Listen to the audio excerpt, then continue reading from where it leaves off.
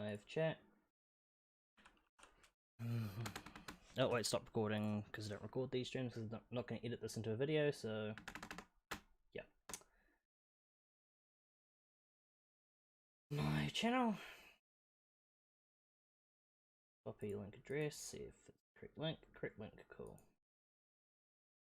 Discord. Oh. Bah. Set a custom status to YouTube. Streamer. No, not 2 T's, 1 T. Streamer man. Don't click. Save. Cool. Open back up to YouTube. Back into game.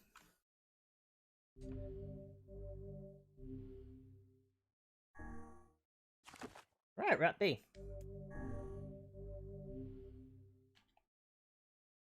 Just untangle this fucking cable. How does... I don't know how this USB cable keeps getting fucking tangled so much. Whenever I interacted with Kaine, I was reminded about something from my past. Maybe my mind has been confusing her with my sister this whole time.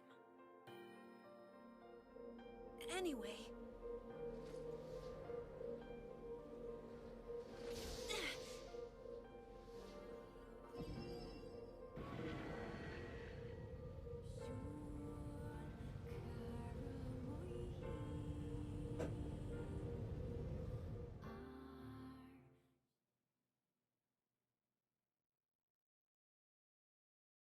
Kaine's dreams, discrimination.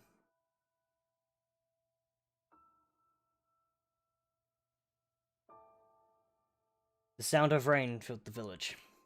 The steep cliffs that surrounded the area magnified sound, causing even the slightest drizzle to rattle like a thunderstorm. Thin wisps of smoke streamed from huts as the villagers huddled in their homes and waited out the rain. A single child, however, had braved the downpour, and was now wandering slowly toward the wooden hawk-shaped weather vane at the centre of town. The wanderer reached the vane, which had existed for as long as any could remember, and stared. The child's face was simultaneously delicate and fierce, like a teacup that had survived the shipwreck. Those traits combined with the pale white skin to give the face an almost sexless quality. If the beak turns east, I go home. If it stays west, then I... The child blinked. Rain slowly dripped down the young one's short hair and began its long descent to the ground. Come on. Come on! The child felt a slight breeze and watched as the vein slowly creaked to life. Spinning this way and that for a moment, it finally settled with the beak pointing firmly toward the east. East? Really? Before the vein could move again, a jagged rock came spinning and tumbling through the air, striking home against the child's head. The force of the blow dropped the child to the ground as a hail of stones began to fall all around. Oh no, they found me. A heartbreaking smile crept across the child's face as the stones continued their assault. Through the rain, the sound of multiple footsteps grew louder before a voice rang out. Yoo-hoo! Kaine! The voice belonged to Demo, worst of all the bullies in the Eyrie. As Kaine struggled to stand, a final stone came skittering through the mud and bounced against her foot.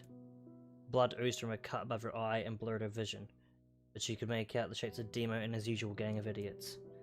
The boy seemed taken aback from it by Kaine's seeming indifference to the blood dripping from her face, but quickly regained his bravado.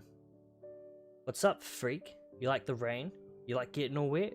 Or did you finally decide to run away from home? Though she knew it was futile, Kaine turned to leave. Before she could get more than a few steps, the other children scrambled to surround her, cruelty burning in their eyes.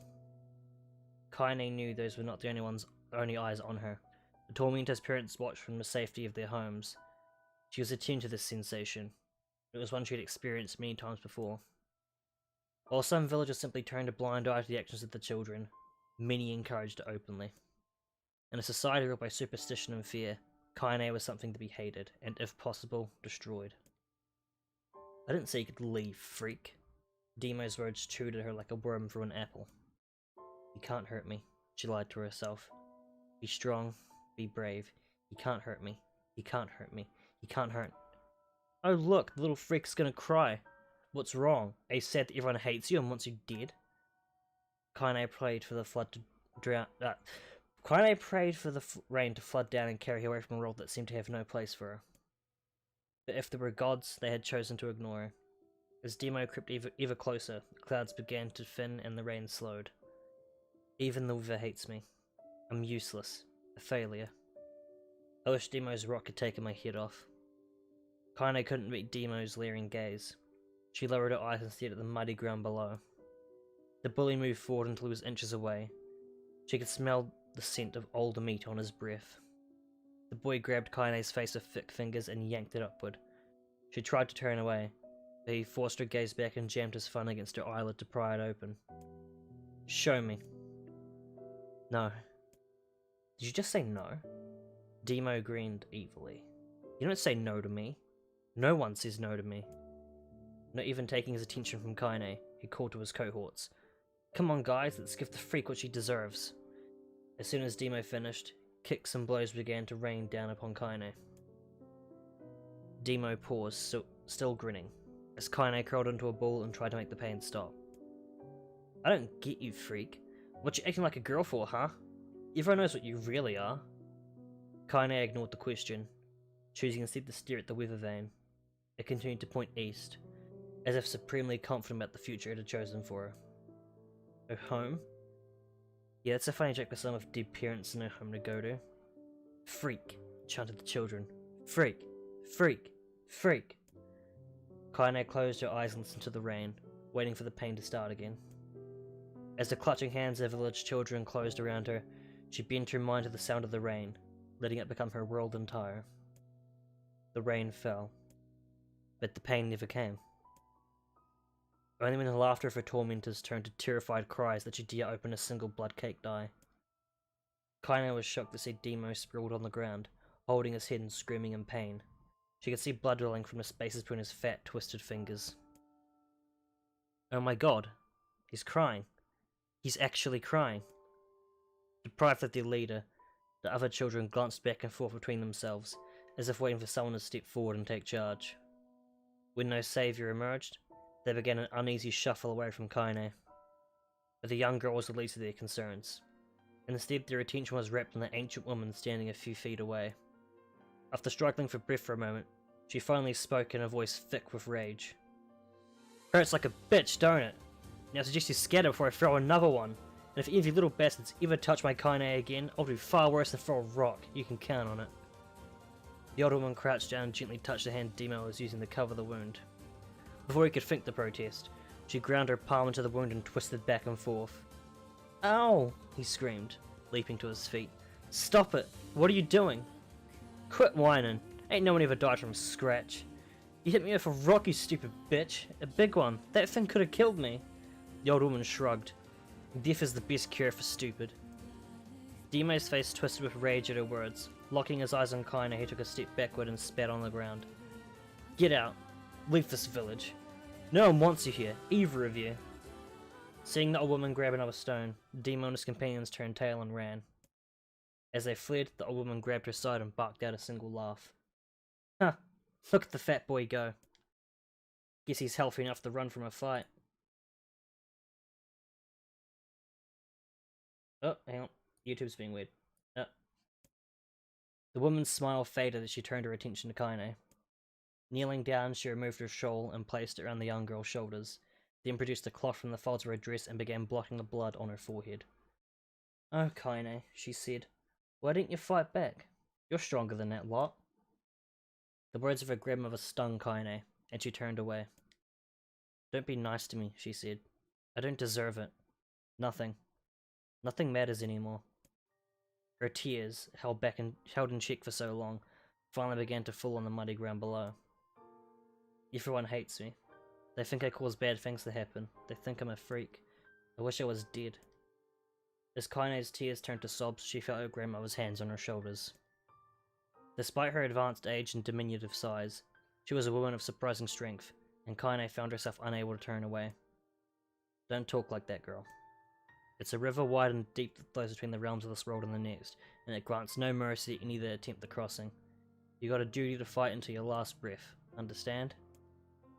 The old woman tightened her grip and tried to still the tremor in her voice.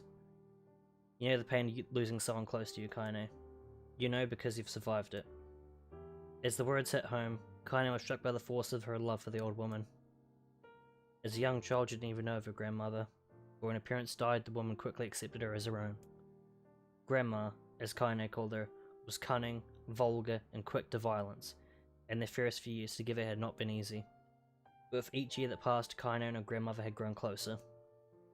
However, it was only now, sitting in the mud with tears and blood caking her face, that Kaine truly understood the depths of her affection. Here was a woman who had seen hard times, who had seen death, who had fought through all these things and somehow emerged on the other side. If anyone could understand Kaine's pain and loneliness, it was her. Do I make you sick, Grandma? Of course not. Don't be an ass. Kaine drew her grandmother's muff-eaten shawl around her body and shuddered. But my body, it's not normal. If I was normal, then Mum and Dad wouldn't— Hush, interrupted Grandma. I'll not hear another word of this nonsense. You're my granddaughter and I love you, and if folks have a problem with that, they can just go to hell. With that, the old woman reached out and placed a wreath of dried flowers in Kaine's hair. The skill it took to bend the flowers without breaking the stems or losing a single petal was remarkable, and the beauty of it made Kaine want to cry all over again. Oh my god, these are lunar tears. Grandma, you made this for me? Lunar tears were legendary flowers. Most people could live their entire lives without ever seeing one, and yet her grandmother had somehow collected a dozen or more. Kaine reached up and touched the wreath as if she couldn't believe it was real. Where did you find these? Just stumbled on when I was out doing the shopping. The old woman turned away as she spoke, leading Kaine to suspect the search had been more difficult than she was letting on. The pain she took to construct the ornament, let alone track down the flowers using its construction, made Kaine's heart hurt. She reached up and gently adjusted the wreath, admiring the way it felt between her fingers. Didn't quite turn out right, said her grandmother as she squinted at it. These old hands have trouble with delicate work, but it sure looks good on a pretty girl like you. Kaine blushed and turned away. You think I'm pretty? Of course you are. What a fool thing to say. Thank you, Grandma. Her grandmother smiled. We're gonna be fine, you and me, she said. Long as we've got each other, we'll be just fine. Kaine took her grandmother's hand in hers, and the two of them struggled to their feet. As they began the long walk home, Kaine gripped the hand with all her might, as if trying to stop smoke from drifting away on the wind. The rain had stopped. Kaine stood beneath the weather vane, watching it spin in laser circles, no longer caring about the direction it faced when it stopped. I don't need to escape. I have a home now. Grandma loves me and that's enough, even if it's us against the world. Kaine let her gaze drift up past the vane into the cloudy sky. The last faint hints of a rainbow were slowly fading. As she turned and headed for home, the light scattered into a million particles and vanished, seemingly taken away on the breeze. Need to adjust that. There we go. In the distance, Kaine heard the steady sounds of an axe striking wood. The noise had a purposeful quality to it, as if she was hearing a master woodsman go about his work. The firewood being produced, however, was as far from work of art as could be. Pieces of every shape and size were being flung about a barren yard of wild abandon. Anyone trying to stack such would probably die of frustration before the job was through. Stupid piece of shit axe! Kaine's grandmother flared away with the axe, filling the air with splinters of wood and words that make the most hardened sailor blush. Grandma, called Kaine. That you, Kaine? Yelled the old woman, taking her eyes off the wood for a moment. Don't get too close, I won't take your goddamn foot off by mistake. She brought the axe down on a piece of wood, sending chips flying in every direction. One spun past Kaine close enough to hear the whistle, at which point she decided to step back. Once she'd scuttled to a safe distance, she cupped her hands around her mouth and shouted, Grandma, do you need help? I can get you water or lunch or a new axe or something? The axe, for which to strike another wobbly blow, paused in midair. The old woman considered her granddaughter's offer for a moment, then smiled. Tell you what, since I'm doing such a piss poor job of chopping, why don't you come here and take over so I can go get the water? Shade's been restless lately and I don't want you running into one of them bastards. Relinquishing the axe, her grandma picked up a long pole with wooden buckets on either end. Gathering the water was by far the most difficult of the two jobs, but Kaine knew better than to complain. Once Grandma's mind was set, there was no changing it. Kaine did her best to help with chores, but Grandma took every task that required travel to the village. Though she had a long list of plausible excuses, Kaine knew the real reason she didn't want her granddaughter to be taunted by knew the real reason. She didn't want her granddaughter to be taunted and harassed by the villagers. Once Kaine moved in, Grandma decided to take up residence a good distance from the Eyrie. Out of sight, out of mind seemed to be the best policy when it came to the villagers and her granddaughter. And rare were the days when any but the two of them could be found on the rocky acre of land they called home. Kaine enjoyed the solitude, but harboured a secret resentment that her grandmother was forced to spend her golden years in such a place. After watching her grandmother leave, Kaine turned her attention to the task at hand. She had never chopped wood before in her life, and soon discovered why the old woman hated the chore. Swing after swing of the axe produced only a tiny crack in the wood, and when she finally managed to connect the solid stroke, the tool embedded itself into the log and refused to budge. Frustrated, Kaine swung the axe around her head and threw it, log and all, across the yard. Damn it, crap. She suddenly understood the joy her grandmother felt in a good curse. Happier now, she picked up the axe, forced it from the wood, and resumed chopping. She had a natural skill for blade, but the task was challenging, and blisters soon began to form on her small pink hands. This is tough, and my logs are all weird sizes. Spitting on her palms and ignoring the pain, Kaine redoubled her efforts. Just as she was developing a rhythm, Grandma returned from the village. Sitting down her buckets of a small size, she took one look at the logs and coughed out a wheezy laugh. Pretty clumsy, girl. You better practice if you... Her grandmother suddenly collapsed to her knees, causing one of the buckets to wobble precariously. Eyes wide, Kaine dropped the axe and ran to her grandmother's side. Grandma! The old woman shook her head and pointed a trembling finger at the bucket. Get the bucket. Can't let it spill. Kaine steadied the bucket for foot as she knelt by her grandmother. A small bit of water sloshed over the side and made a new home in the hem of her dress. But Kaine didn't notice. Grandma? Grandma, what's happening? Crazed with panic, she grabbed her grandma by the shoulders and shook. After a moment, the woman lifted her arms and battered Kaine away.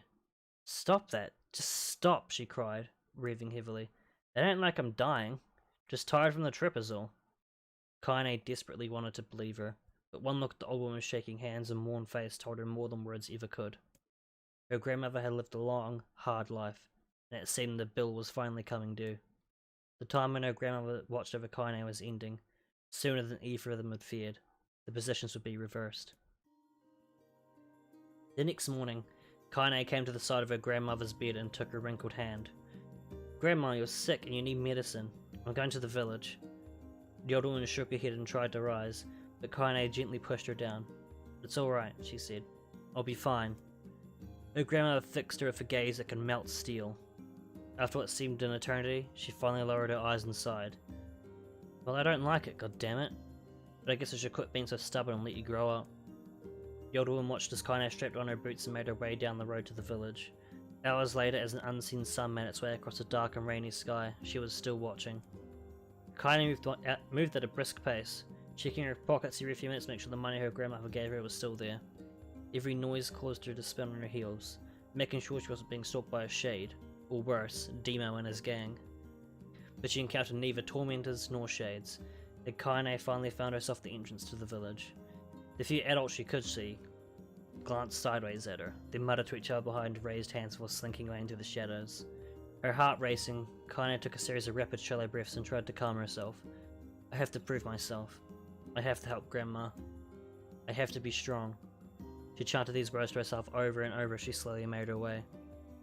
Finally, her eyes settled on a rotund older woman who was angrily waving her arms in the air, telling anyone to listen exactly what she thought of Kaine's presence. Hey lady, said Kaine for bravado she did not feel. Where's the apothecary? The woman's flabby cheeks shook in bewildered anger. How dare this thing speak to me, they seemed to say. But Kaine saw that her eyes held a different emotion. Fear. Yeah, we're both scared, lady. Trust me on this one. Which way? Kaine repeated. The woman pointed to the small building to her right before hitching up her dress and stumbling off in the other direction. Kaine cringed, expecting a stone to come flying from the assembled crowd, but none came. Her mind was filled with a strange sense of pride as she made her way to the apothecary. The new emotion had little time to take root, for as soon as she opened the door, she noticed the familiar customer at the counter. It was Demo. It had clearly been sent here on some kind of family errand, because his gang of followers was nowhere to be found. Oh my god, he sputtered. What are you doing here, freak? The insult was delivered without force, and Kaine happily ignored it. Stretching on tiptoes to see over the counter, she asked the shopkeeper for the medication. Ha! Barked Demo. Did old bitch finally keel over? Go to hell, Demo. The boy's eyes grew so wide they seemed ready to fall out of his head. But before he could let fly a comeback, or worse, a punch, the apothecary told him to knock it off before he kicked him out of the store. Demo slunk out of the shop, cursing Kaine under his breath. Once he was gone, she allowed herself to breathe once more, taking a brief tour of the shop while the owner prepared her medication. Countless tiny bottles filled the cramped store, each with a label written in some indecipherable language. An ocean of aromas assaulted her nose, creating a scent that was exotic, but not altogether unpleasant. Seeing such a variety of supplies gave Kaine a sense of peace. Surely, in a world so vast, there would be a place that she could call home. On the far wall behind the counter rested the portrait of a stunning young girl. The picture had once contained bright, vibrant colours, but time had worked its cruel magic and they were beginning to fade. The beauty of the work, however, remained undiminished. You like that picture? Kaine turned to find the apothecary with a small vial of medicine in his hand. His eyes were gentle but sad, and he seemed to stare through her and into nothing as he spoke. That's my daughter. I sketched it when she was just a little girl. She's been dead a long time now. Kaine didn't know how to respond. She just stared at the portrait and tried to come up with the right words. Pictures are wonderful things, continued the shopkeeper. They let the ones closest to you live on forever. He shook his head slightly, and looked down at Kaine and smiled. Handing her the medicine, he reached into his sizable green apron and produced a handful of old wax crayons. You should have these. There's no one left that I wish to draw. Kaine took an instinctive step back, causing the shopkeeper's face to darken. Yes, I've heard the rumours about you, he said. It's a small village and word travels quickly. Between you and me, I'm not sure which of them to believe, but I also don't think they matter much. I know your grandmother, Callie, and I think she would... Carly? I'll go with Carly. And I think the way she was driven out of this town was just deplorable. Grandma's name... Wait, no, probably Kaylee, actually. Yeah, never mind. Grandma's name is Kaylee, thought Kaine suddenly. Suddenly.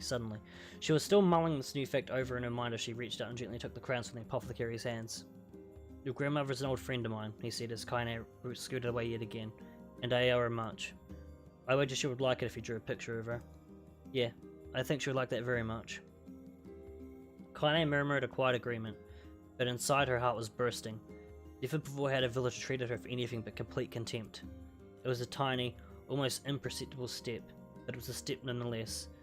And with enough tiny steps, she might one day discover the rest of the world. When Kaine returned home, she found her grandmother asleep in her bed. Her feet were blackened and raw, and even bleeding in places, leading Kaine to think that she'd been pacing around the room until exhaustion finally caught up with her. She placed the medicine by her grandmother's pillow and turned to leave, but found the old woman's hand clasped around her arm. Back already, are you? Asked her grandmother with a yawn. Come here, let me have a look at you. Grandma sat up and examined Kaine from head to toe. Finally satisfied that nothing terrible had befallen her grandchild, she leaned back and allowed herself to relax. Well, how was it? Those bastards give you any trouble? It was kind of fun, said Kaine with a small smile. No, seriously, it was. Fun, eh? Asked her grandmother in a voice which implied she believed anything but. Uh-huh. So anytime you need me to run an errand, just let me know. As she spoke, Kaine removed the crayons from her pocket. After a brief explanation of their source, she informed her grandmother that she was going to sketch her portrait. A portrait of me? Ridiculous. No one wants to stare at a wrinkled old crone. But Grandma, it'll make you live forever. Poor shit, said her grandmother, throwing back the sheet from her bed. Living forever would just piss me off. Now put those crayons away and help with dinner. But Kaine would not relent, and in the end, Grandma found herself leaning against the wall of her house as if posing for a master artist. Kaine took the crayons, eyed her subject carefully, and set to work. Just as her grandmother was about to nod off, Kaine finished the piece. After staring at it for a bit, she released it from her grip and let it slowly drift to the floor. It's terrible. It doesn't look like you at all. I'm sorry, Grandma. I thought these crayons would, make drawing easy or something. The old woman's eyes narrowed at her granddaughter's disappointment. Let me be the judge of that, she said, ignoring the pain on her back and reaching for the paper. The sketch could have been a person's face, but also could have been a boulder, a lump of clay, or an incredibly misshapen loaf of bread, all rendered in a chaotic array of colours. The old woman stared at the picture for a long time, then slowly wheezed out a laugh. Oh, Kaine, she said between laughter, you truly are my blood. You're as clumsy as me and I love it. But, hush, I won't hear any more bull about how ugly you think it is. It came from the heart and I'll treasure it always. True to her word, the old woman gave the picture a place of honour above the kitchen table. In the days that followed, Kaine would often catch her staring at the portrait with a strange smile on her face, an action she interpreted as silent mocking laughter. A week later, Kaine could stand no more and asked her grandmother to take the artwork down. "Posh," said the old woman. "I'll take this down when they roll me in my shroud." She pondered this for a bit, and turned to Kaine and dropped to one knee. "Listen to me, girl. Seeing this picture makes me happy in a way I've never felt before. And it makes me want to go on, so that someday you can feel the same happiness." It was a moment that burned itself into Kaine's memory, a perfect blend of pride and love and joy that came to give the form a lifelong remembrance. She swore to never forget this moment, to never forget the old woman who had made her place in this role possible. Time moves on. People and memories move in and out of a life like ghosts passing through a hall. But this moment will be different, Kaine swore, because I will remember it forever. Forever.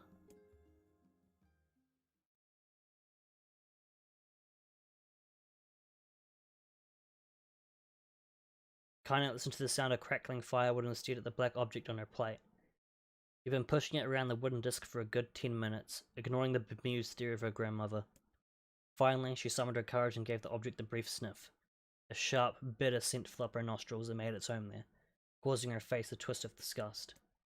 "Grandma, I can't believe you want me to eat a bug." The old woman threw some more wood under the cooking pot and snorted.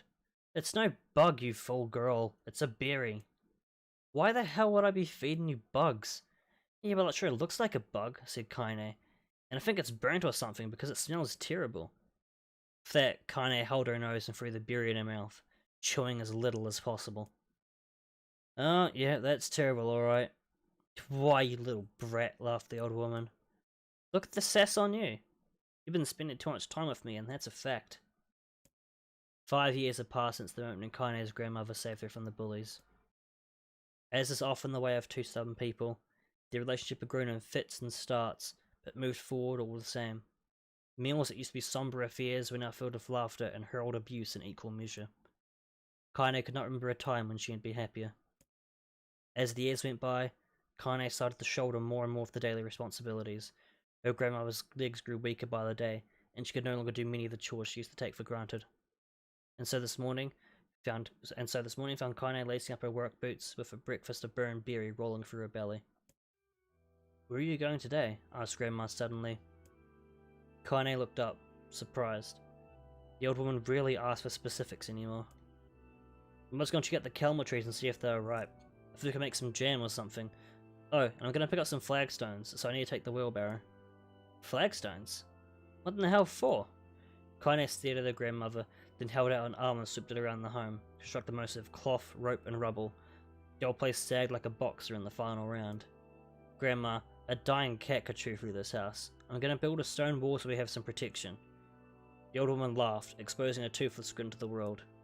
"God damn, girl, if a bunch of thieves want to ransack this old place, let them come. We got nothing worth stealing anyway."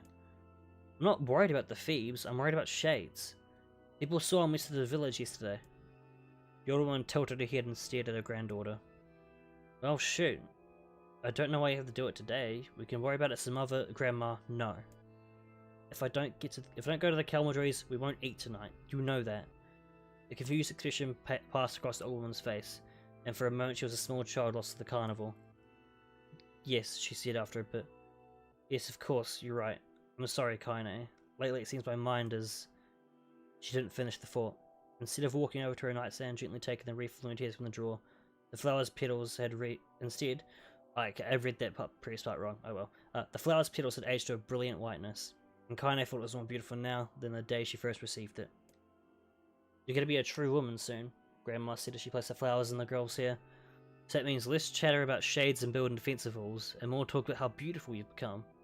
Annoyed, Kaine reached up to remove the garland, but the look on her grandma's face stopped her hand.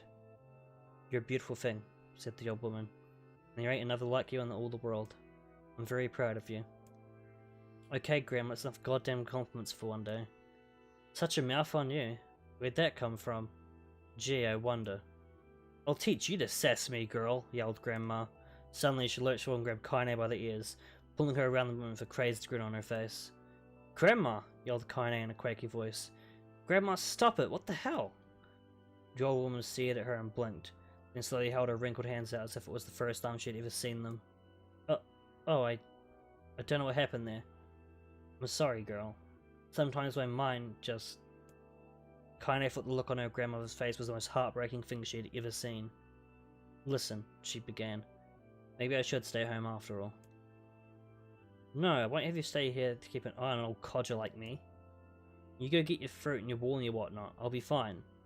And when you come back, I'll have a nice grasshopper dinner waiting for you.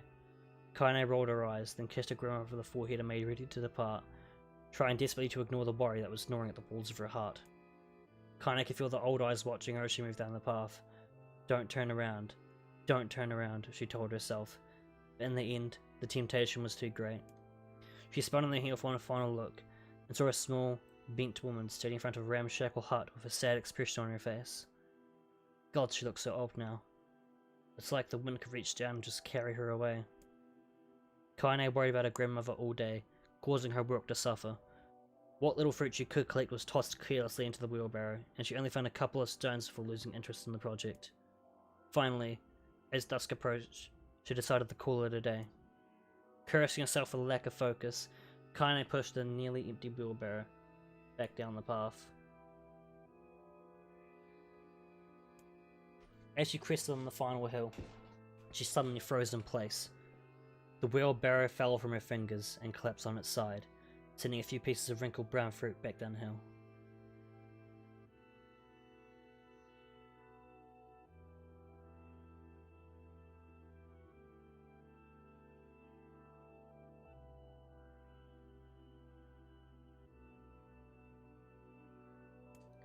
Her gaze was transfixed by a thick, black cloud that hovered just ahead. Tracing its path with a finger, Kaine suddenly felt her stomach knot in on itself. No. Oh gods, no! Her grandmother's house was ablaze, the flames licking up as if trying to touch the sky itself. Grandma? Grandma! Kaine ran then, faster than she'd ever moved in her life. Once she tripped on the stone and went sprawling to the rocky ground, but she leapt to her feet and continued running, unmindful of the blood that spilled from her wounded hands and knees. As she got closer and closer, Kaine's mind began to race in time with her footfalls. It's too dark. It's too dark. Not just fire. Can't be fire. Too much smoke. Gotta save her. Gotta save her. She burst into the front yard and came to a sudden halt. Her worst suspicions confirmed. The smoke from the fire was mingled with the thick, icky blackness of an enormous shade. The massive creature supported itself on 3 twisted feet, and achieved balance through means of a large, armoured tail. Scales, horns, and claws spread from its body in a random, chaotic pattern, giving it the appearance of a lizard designed by some insane god. Seeing Kaine, it let out a roar and flicked its tail, sending small whirlwinds spinning across the yard. For a moment, the creature retreated into a shimmering, inky blackness, as if her mind was able to comprehend that such thing could actually exist. But then the smell hit her. A blend of rotted meat and excrement, and the horror became real once more. The creature bellowed again, and this time Kaine responded with a scream of her own. Alright, you bastard, she thought as the scream echoed off the high cliffs around them. It's you and me. Let's go. The shade eyed Kaine with bemused interest. Then it began looking from her to the house and back again, as if urging her to look at the destruction it had so gleefully wrought. With dread building in her heart, Kaine glanced towards the house. Through the smoke and flames, she spotted a small figure struggling to escape the ruins. Grandma! At the sound of her voice, the old woman began waving frantically. She's alive, thought Kaine. Alive! Kaine's legs sprang to life as she raced across the yard toward the flame wreck to the house. Before she could advance more than a few steps, the shade opened its mouth and uttered a roar powerful enough to uproot trees and send them flying. The blast sent Kaine trembling through the air before smashing her against the rocky earth. Stars danced in front of her eyes as she tried to remember how her legs worked. Get up! Get up! Get up! Get up! Get up! Get up! Get up now! As Kaine struggled to her feet, the shade stomped toward the house and pinned her grandmother to the ground with the tip of a claw. The old woman struggled to move the claw from her stomach, but she might as well have been pushing a mountain. She coughed briefly, sending a small spray of blood into the air, then collapsed to the ground, her energy spent. Kaine lurched to her feet only to fall back into the earth with a gasp. Her ankles were on fire, One or both of them was surely broken. Ignoring the pain that screamed through her body, she began dragging herself across the ground, leaving a drunken trail of dust and blood in her wake. Grandma, hold on. Just a little longer. Her grandmother's face was turning blue, her eyes rolling back to only the whites were exposed.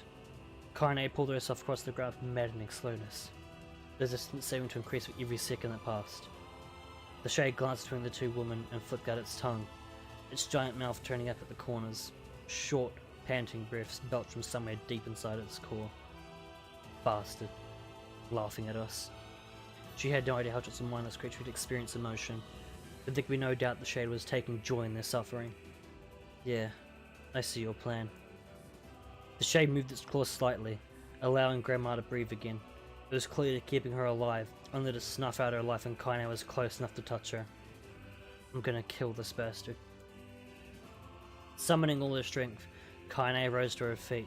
There was a sickening snap from her right ankle as her foot twisted backwards, but she forced it from her mind and began to hobble toward the monster.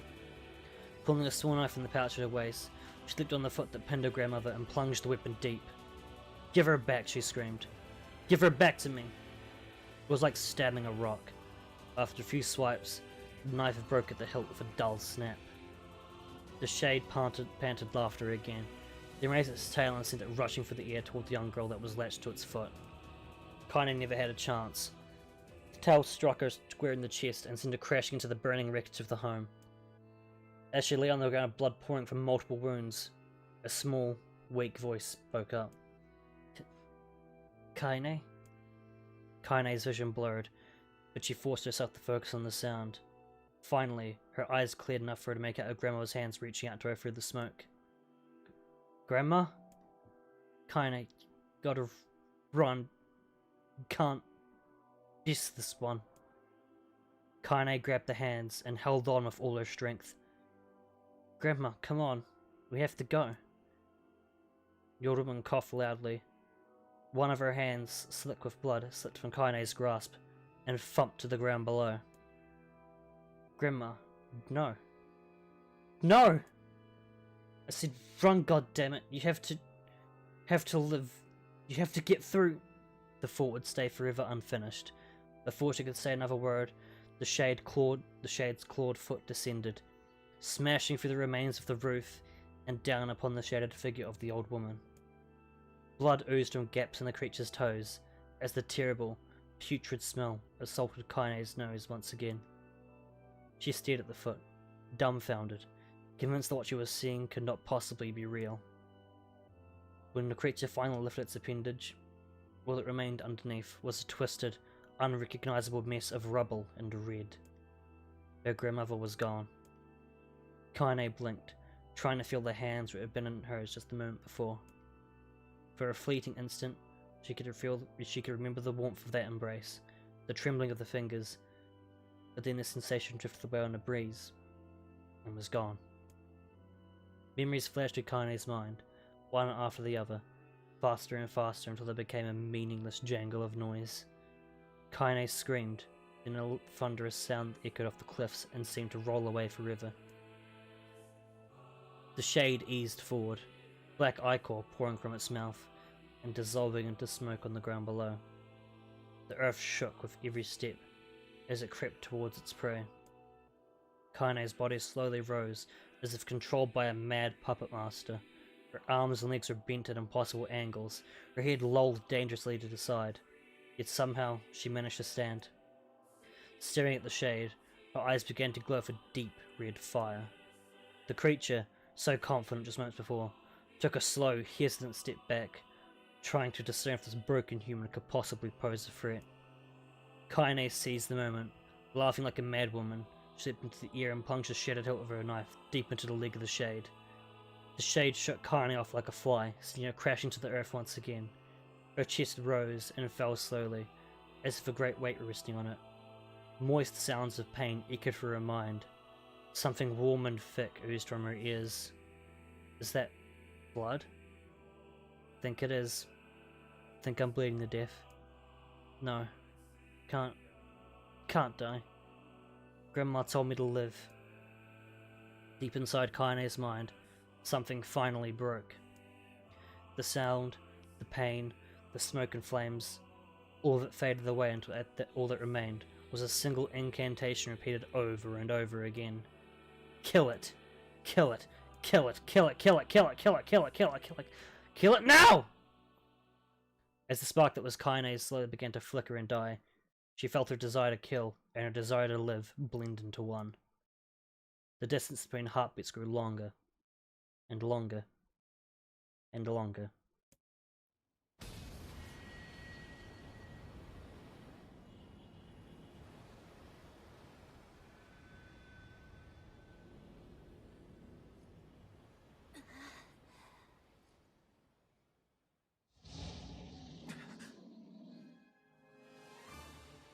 The beast approaches. Oh, I know.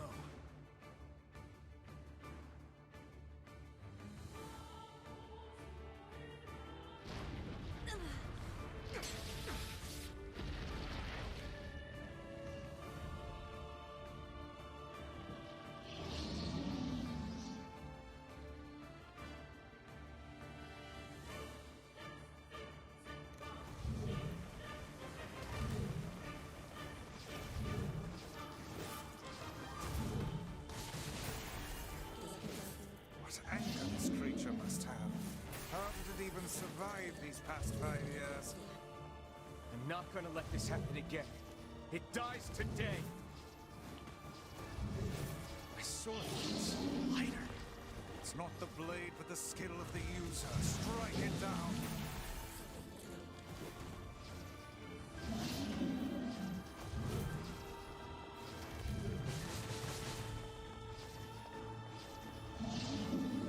Dylan, come over in the fucking bookcase so I can hit you, please. Thank you.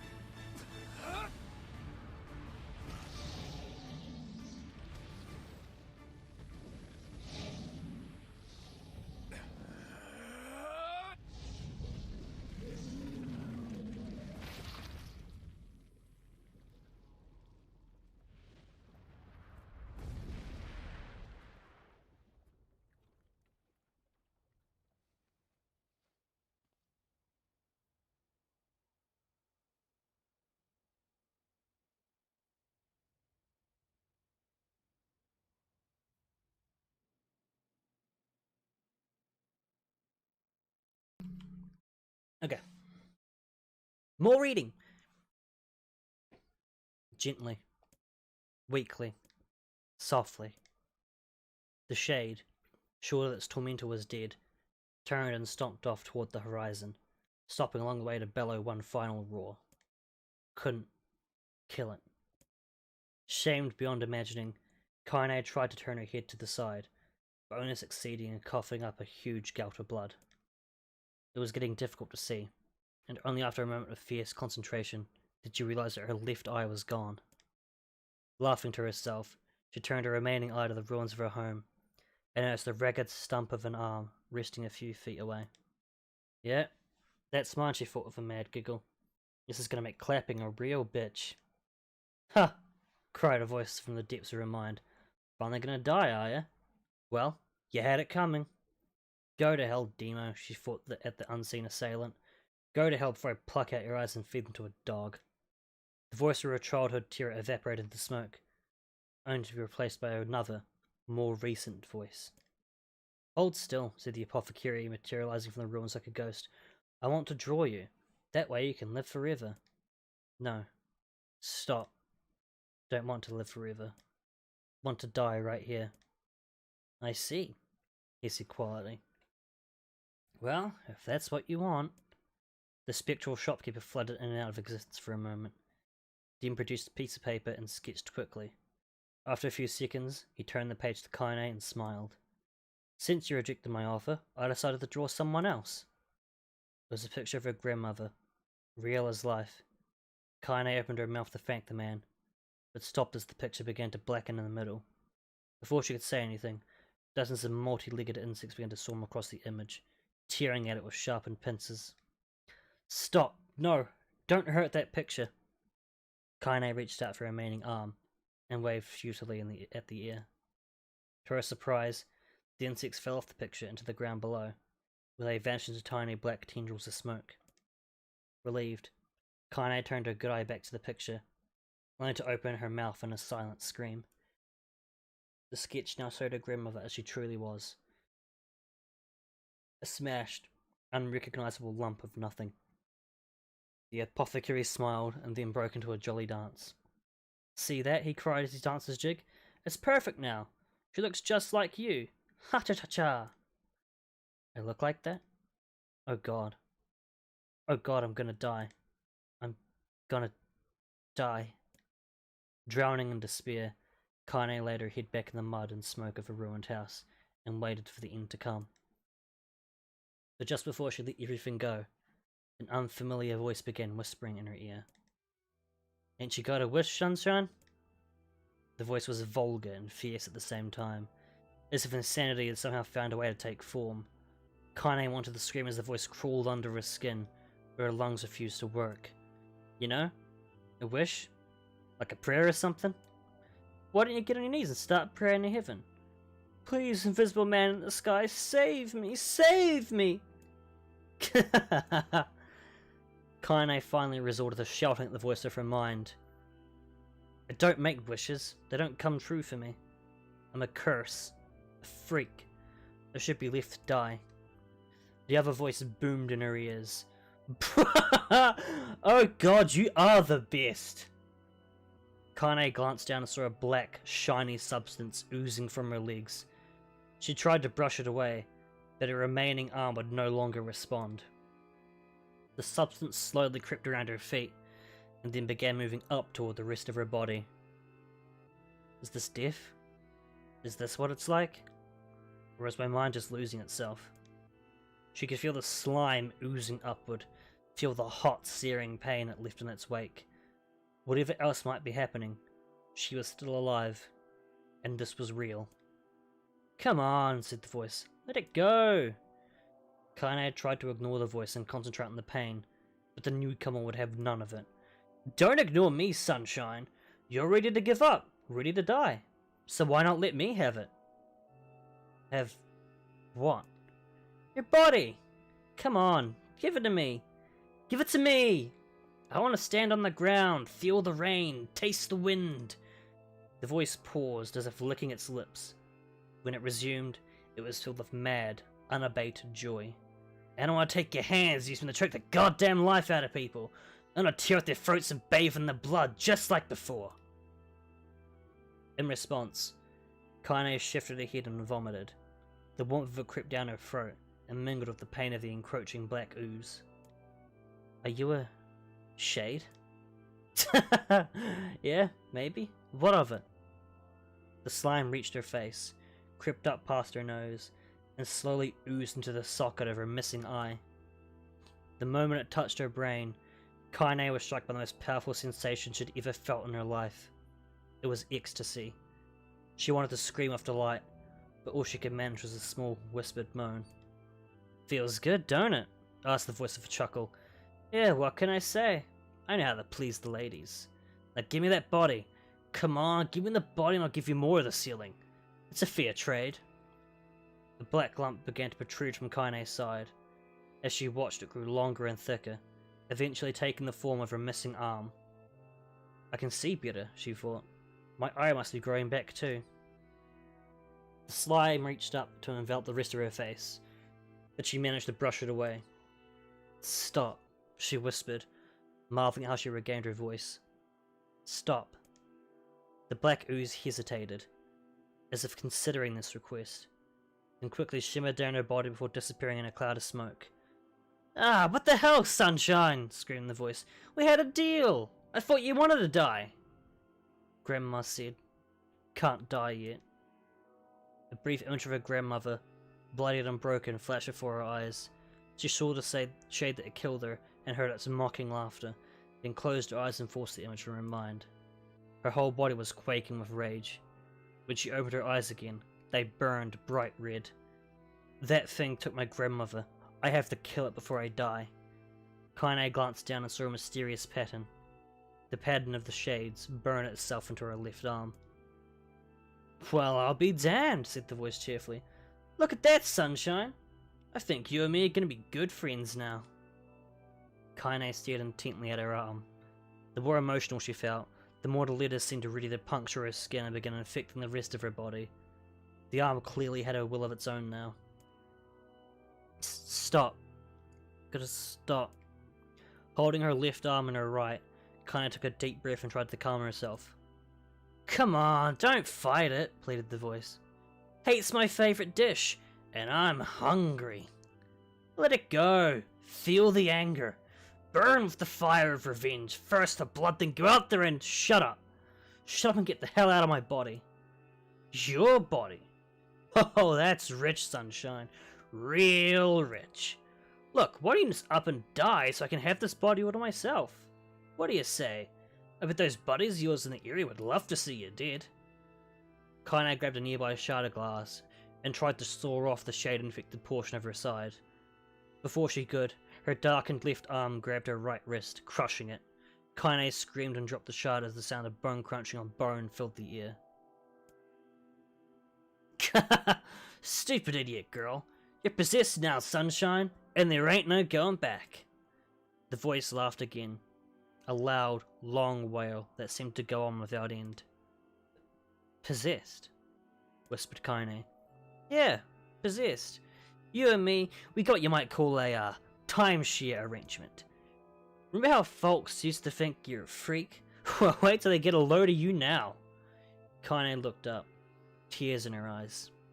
The sky seemed smaller somehow. Darker. Is this because of that shade? Is this how they see the world? So, listen, purred the voice. I know this whole possession thing seems a bit sudden, but it ain't all bad. There's plenty of it in it for you too. I'm a very powerful creature, sunshine, and now that power belongs to you. You got enemies? People you want to kill?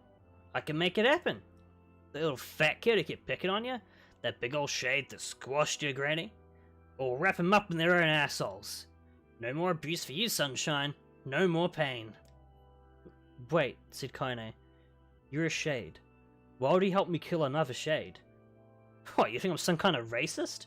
Some killing snob? I don't give a good goddamn who you murder, honey pants.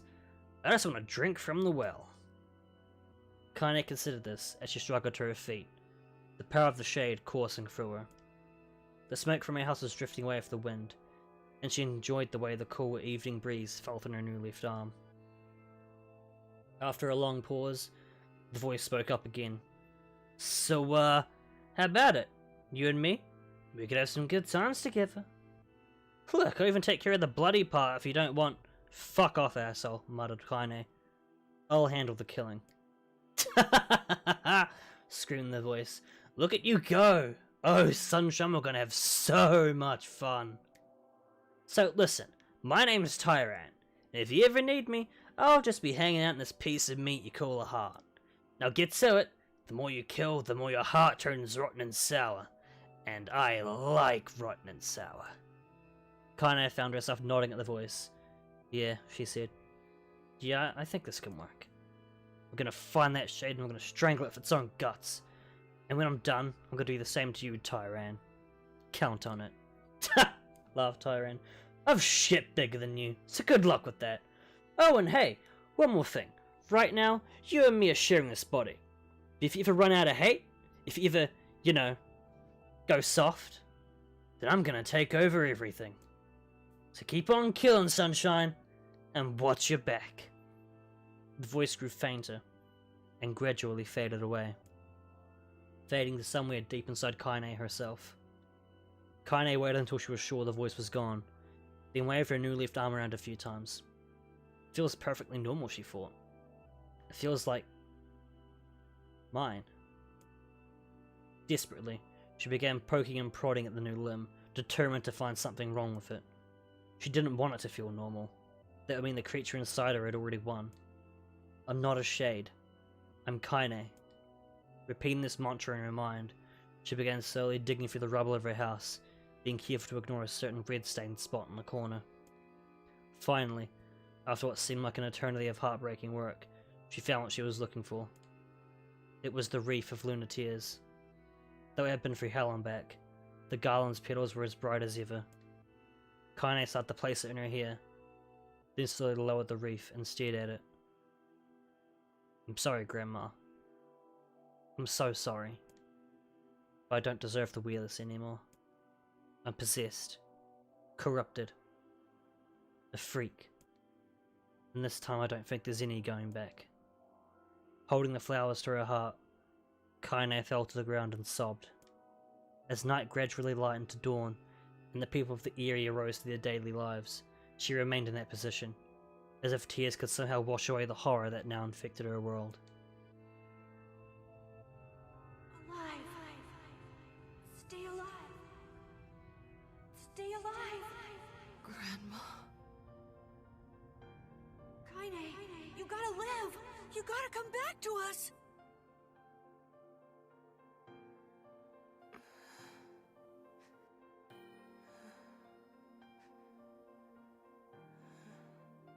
Oh, hey.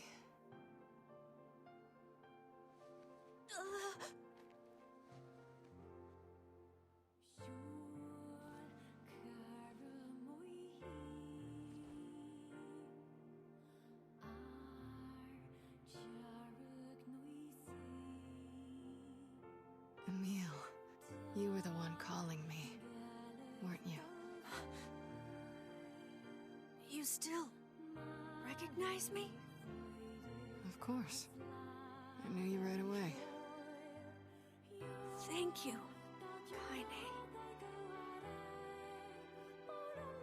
Welcome back, Kaine. Wow, you grew up. So, how long has it been? 5 years.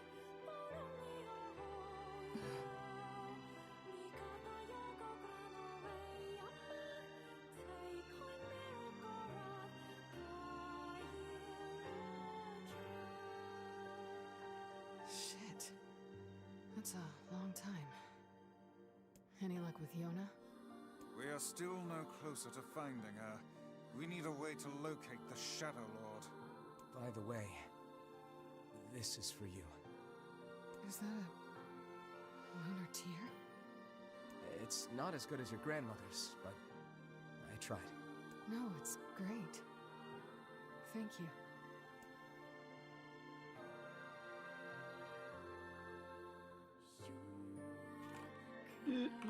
Kaine waking from her long petrified sleep.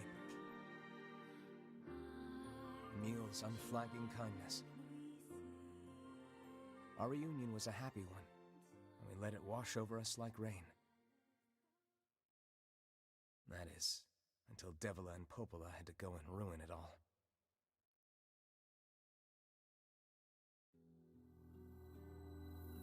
Are you kidding me? You can't be serious! Please, try to understand.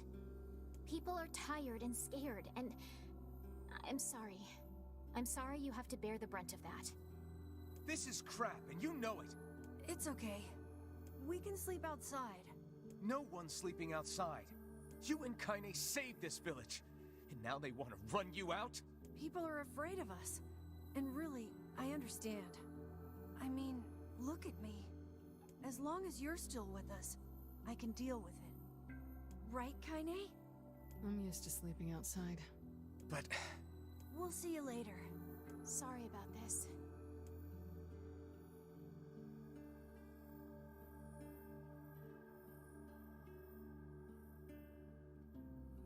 What is the matter? Kaine always sleeps outside. I never thought about that until just now. Never even occurred to me. Damn it. We should turn in.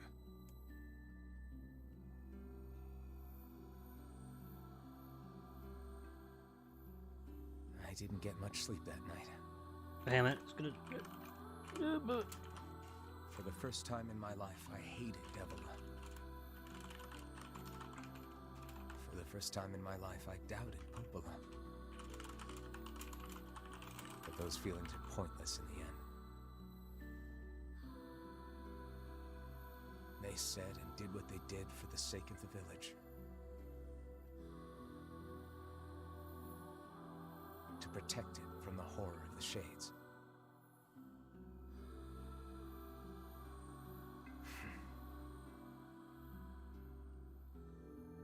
Really, how can I blame Devila and Popola? In the end, I'm just as bad.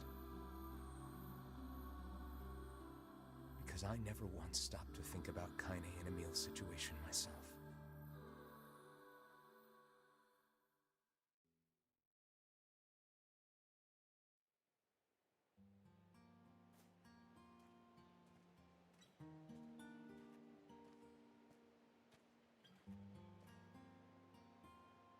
I should apologize to Kaine and Emil.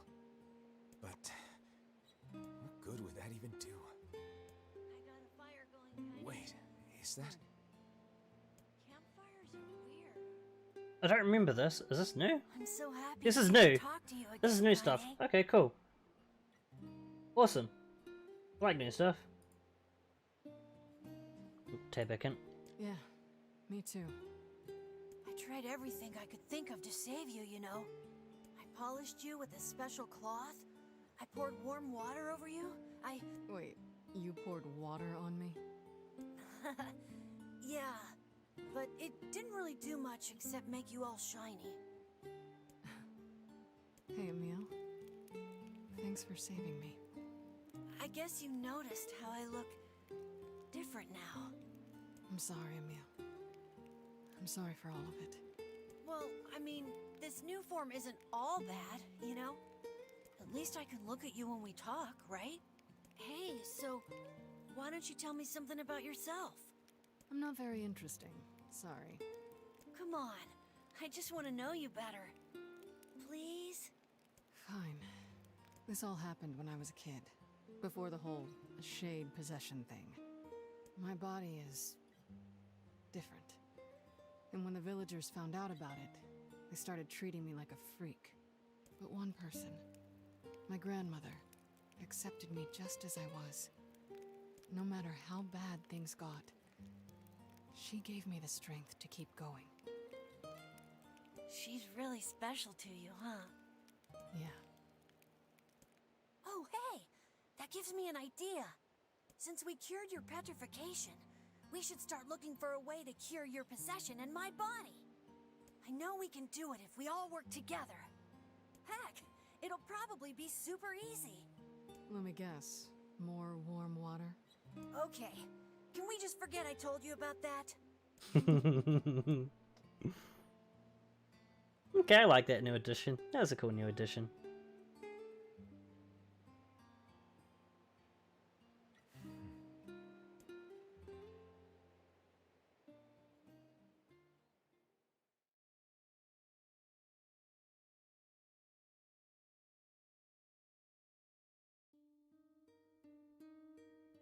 Sleep well? Sure. And yet your red eyes tell a different tale. Don't be so hard on yourself, lad. I need to go see Devila and Popola. Very well. And if anyone is curious about what she means by body is different, she has both genitals. She has both genitals. She is intersex. What might that... It's Mom's diary. Oh, this is the DLC. I've not heard you speak much about your mother. She got the black scrawl and died when I was little. My apologies for bringing it up. It's all right. I can barely remember her face anymore. This is the only thing I have left of her. Reading it helps remind me of when we were still a family. I see. But the final entries get a little strange. In what way? Well, here, take a look.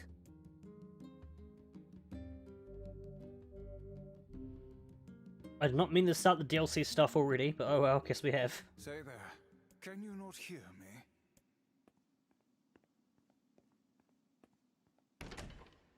Huh? Wait, whoa, whoa, whoa, whoa, whoa, whoa, whoa, whoa, whoa! Why are you standing about like a slack-jawed ninny? Sorry. Felt like I was dreaming or something. Sleeping on one's feet is quite the talent indeed. Come now, there's the door. Hang on a fucking minute! Let's go. Why am I playing as Father Nier? Why am I playing as the father?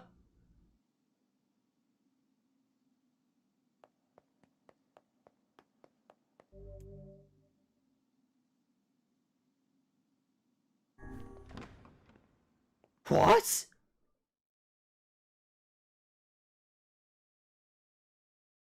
Ah, I went to screenshot that. What? This is the world of the recycled vessel, created to avoid the destruction of all. What?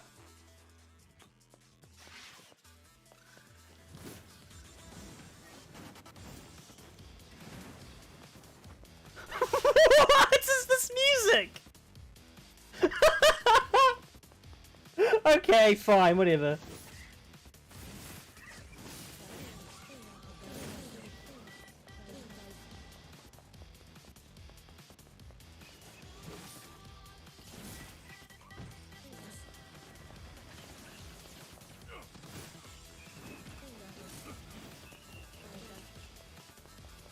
Fuck it, whatever, whatever, who cares? Yep, okay.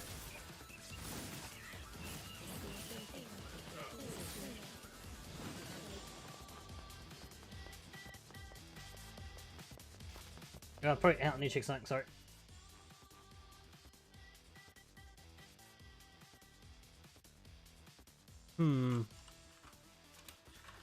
Hang on.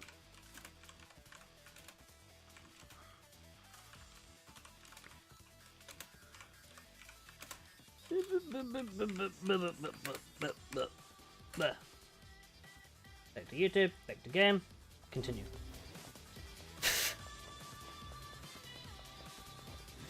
Wait, this is a meal. This is a version of a meal song. Interesting. Emil sacrifice techno mix. Let's go, shall we?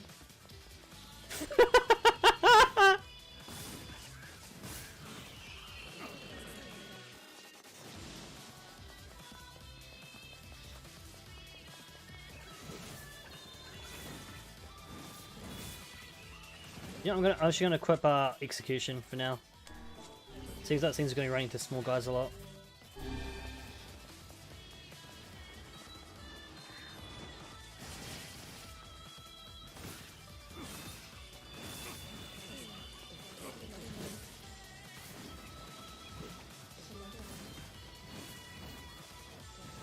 Actually, what might be better is actually Whirlwind.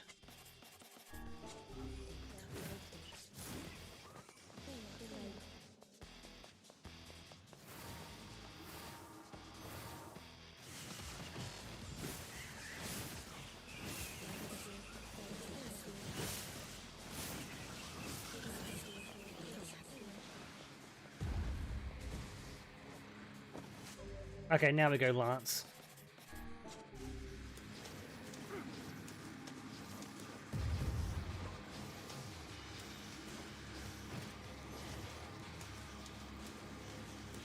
Lock on, please. Lock on. Here we go.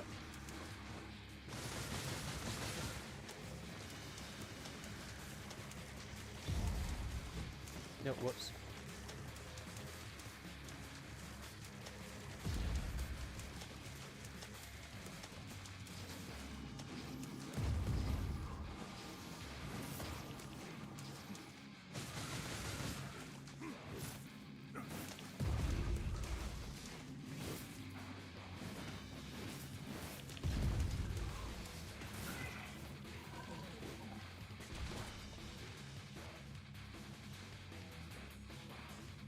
Interesting. Free medicinal herbs. Fantastic.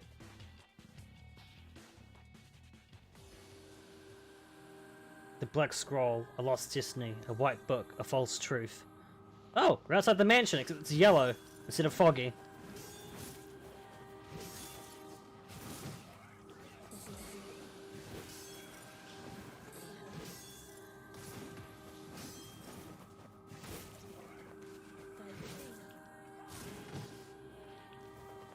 Try it, I dare.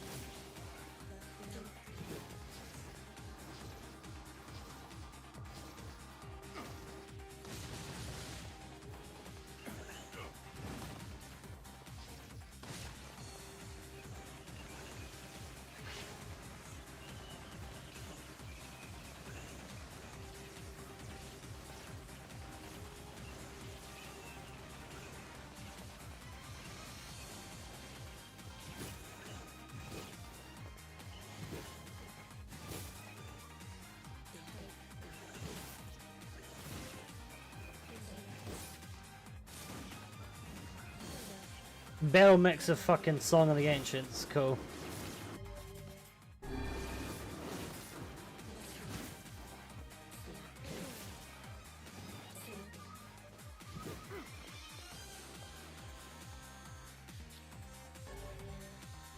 Medicinal herbs instead of... okay. I guess then it's like top yourself up after each round is all it's meant to be. There is 9% Soldiers of Salt calling forth White Death. They are Legion. Those who plunge the world into darkness. Oh, that's stuff that takes place before the beginning of Nier. After Drakengard's E ending, before the beginning of Nier. Wait, these guys can teleport now. Interesting.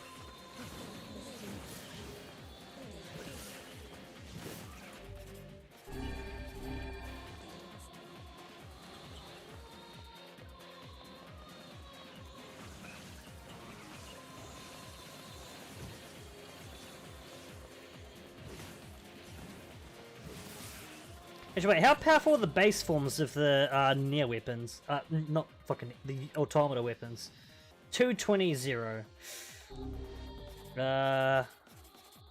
300 0. Oh, wrong one.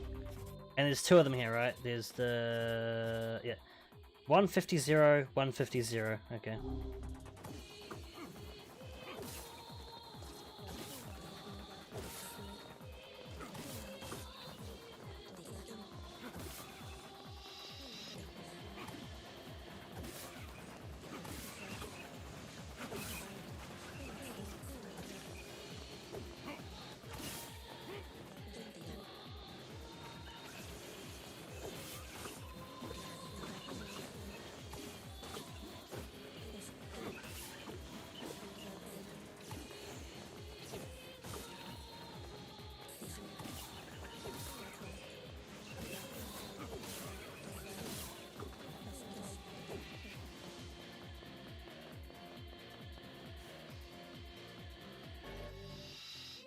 Fool's Embrace.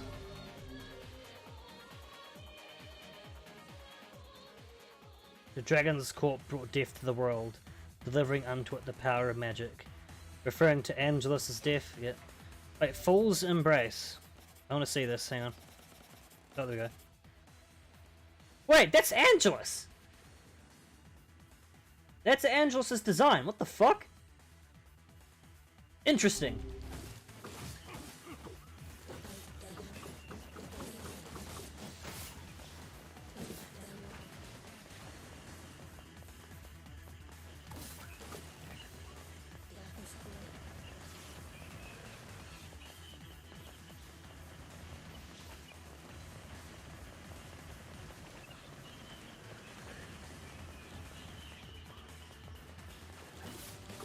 Feels like a fucking Devil May Cry 4 battle track.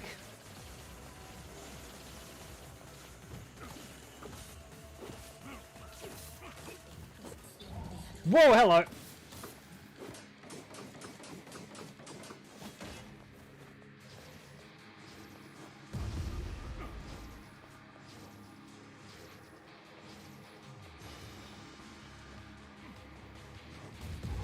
That hit me. Okay.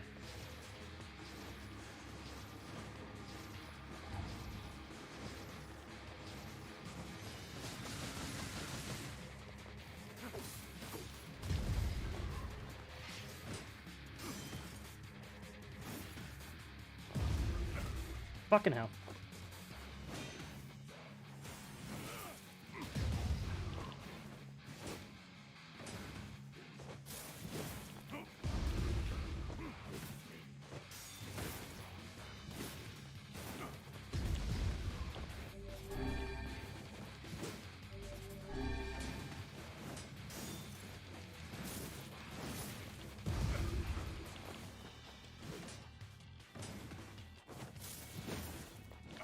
I fucking hate this specific fucking shade type.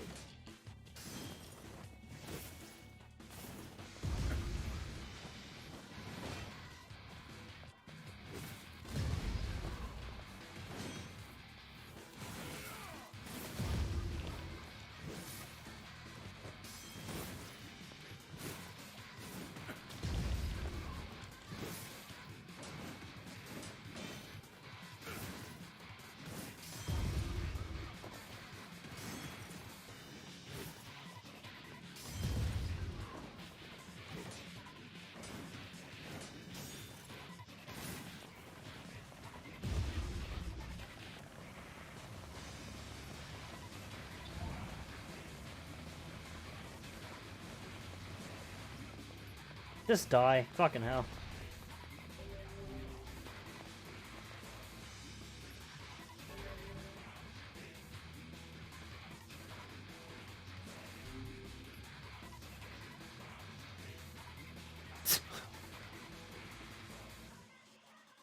The black sickness stains the future. The journey to return to soulless vessels.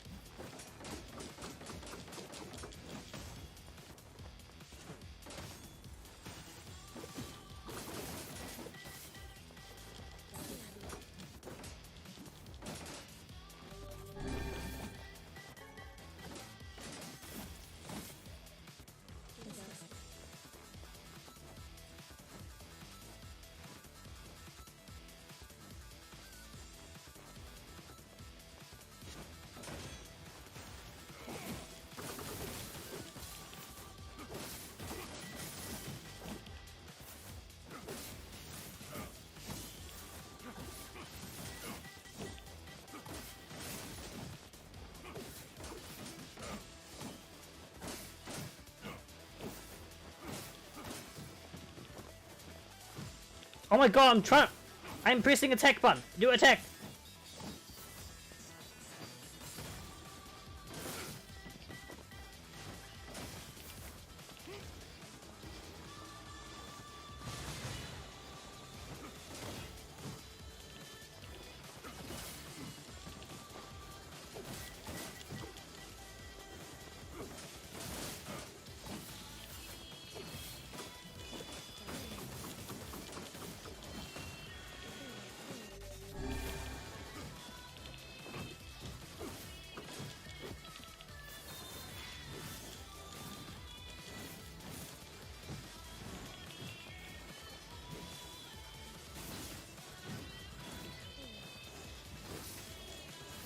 Dark Execution might have been a better idea here.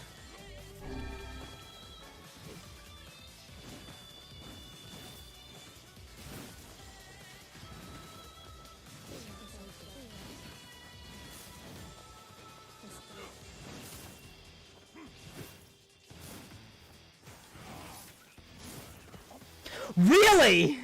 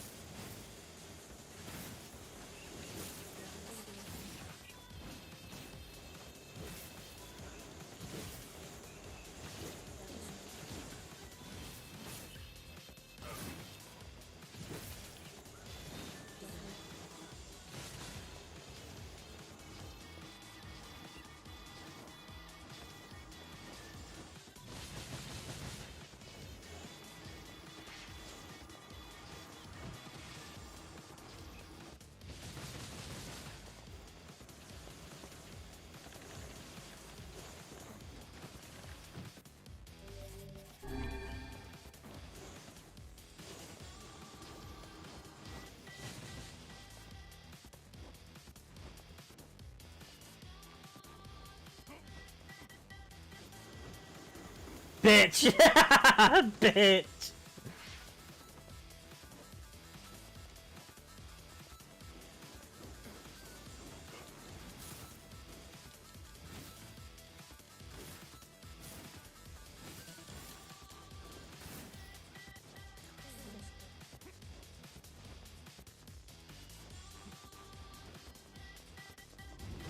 Oh, okay.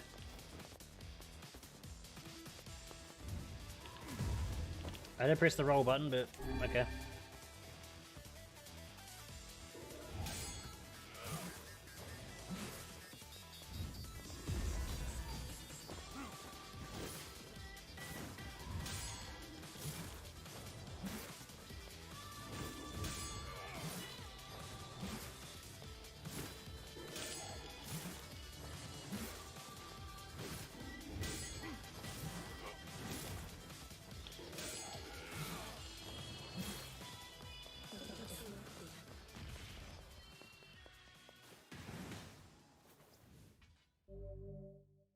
kabuki outfit. You earned only 1,000. You need to enter Route B to get this stuff. I'm gonna give you 1,000 EXP. Okay.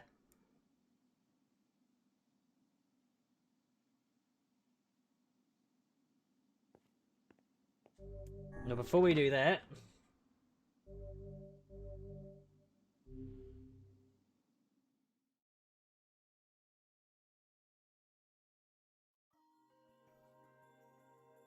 My word.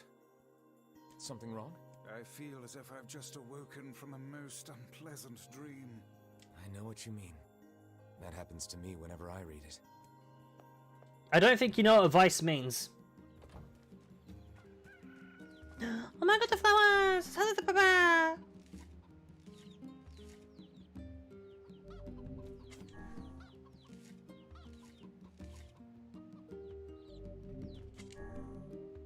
Oh, okay.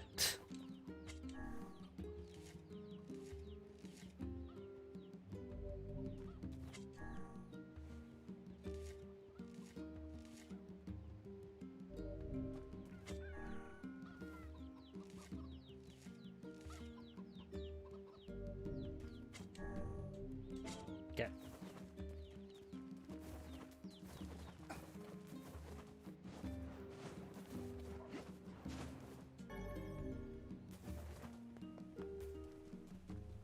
Hello. Hey, Oh, hi. I kinda thought you'd never talk to us again. I understand you're doing this for the village, and that you don't have a choice. Pretty much, yeah. But look, why don't you go talk to Popola? I think she wanted to discuss the Shadow Lord with you. I'm headed there next. Oh, and Devila, Yeah? sorry about yesterday. I shouldn't have lost my temper like that. You don't need to apologize. Anyone would be upset when their friends are hurting. Let Emil and Kaine know that we're sorry, alright? All right.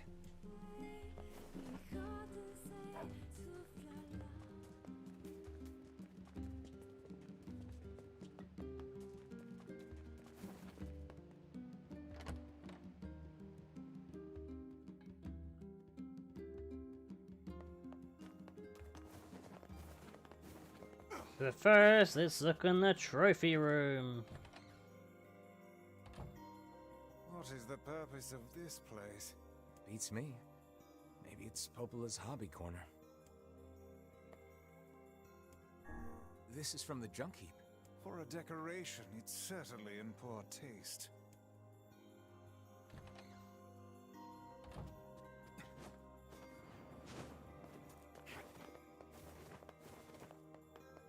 Oh wait, no, I mean to go to the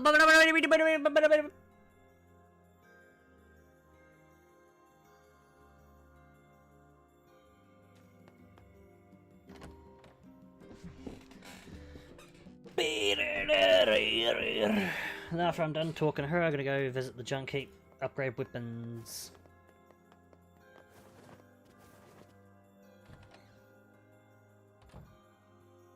Popola? Oh. Hello. Look, I want to apologize for yet. Stop. You didn't do anything wrong. Yeah, but neither did you. You're just trying to protect the villagers. And I jumped down your throat for it. It's very kind of you to say so. Regardless, please don't let it trouble you. Ahem. I believe there was something you wished to discuss with us. Oh, right. Yes, about that. You know about the lost shrine, right? The temple where I was first discovered. That's it. Well, it seems that the Shadow Lord's lair is connected to it somehow. Oh ho. It was right under our pages the whole time. But the bridge that leads there is unusable. So, take a boat. A boat? Yes. The canal's finally been repaired. It took a lot longer than expected. What with the shades and all. I also asked them to provide a boat at the path to the Lost Shrine's back entrance. The ferryman will let you use it free of charge. That should make it easier for you to move from town to town. Thanks, Popola. I feel like you've done so much for me. I'm really grateful. All right, I'll see you around. And for the love of everything, be careful.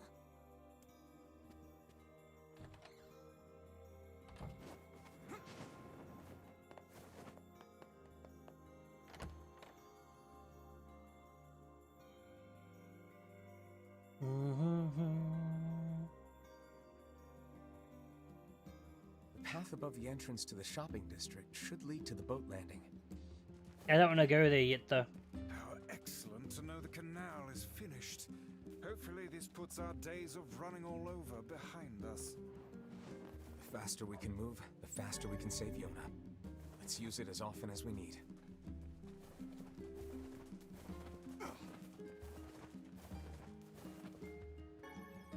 Baby, baby, baby, baby, baby, baby, baby, baby, baby.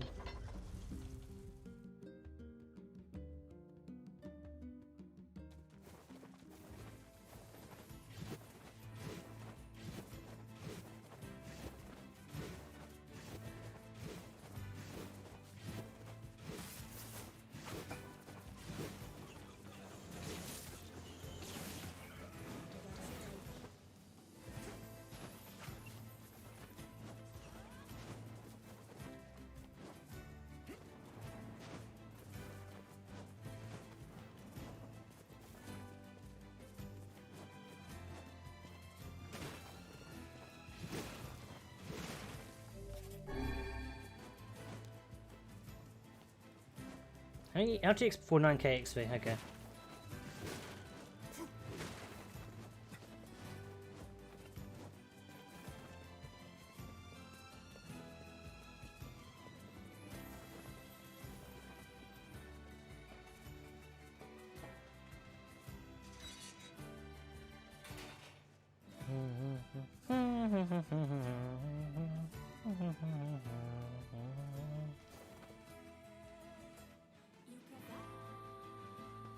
They appear to be... No!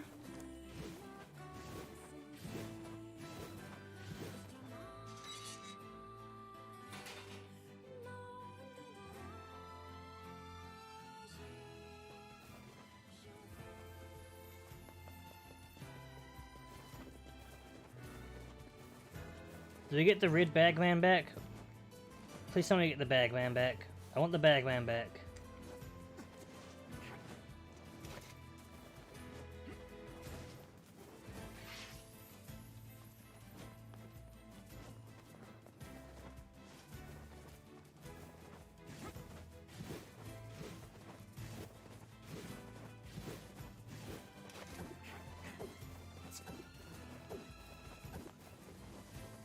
Yes, it's him! Hello! I missed you! I missed you so much! Hey, look who it is. Remember me? That red bag. My pages. You're the slovenly half of that couple who refused to stop arguing. Hey, it's been a while. Sure has. I've been in charge of this canal since we last talked. Apparently I did a pretty good job with it because they decided to make me the permanent ferryman. Oh yeah, huh? Congrats. Thanks. Still, it's not all puppies and unicorns. The old ball and chain is always harping on me now about how much I work. Anyway, if you got a place to be, just let me know and I'll take you there. Just across the river, like down around that way. Then yeah.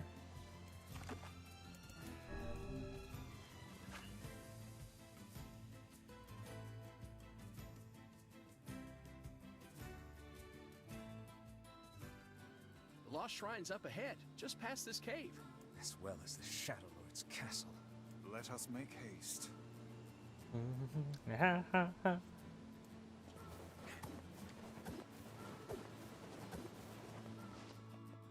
Meow.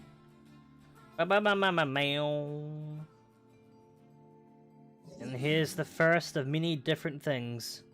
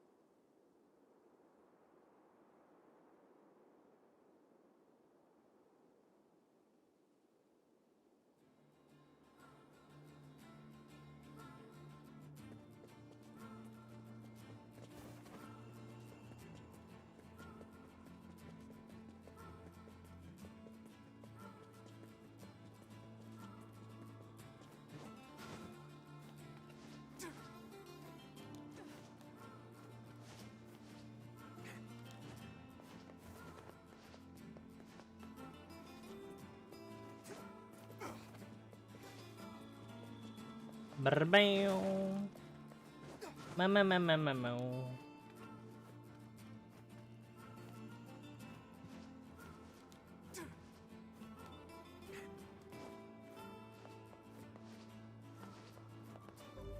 Hang on a minute.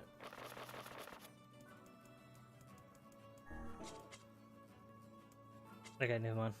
Wait, what? Oh wait, yeah, okay.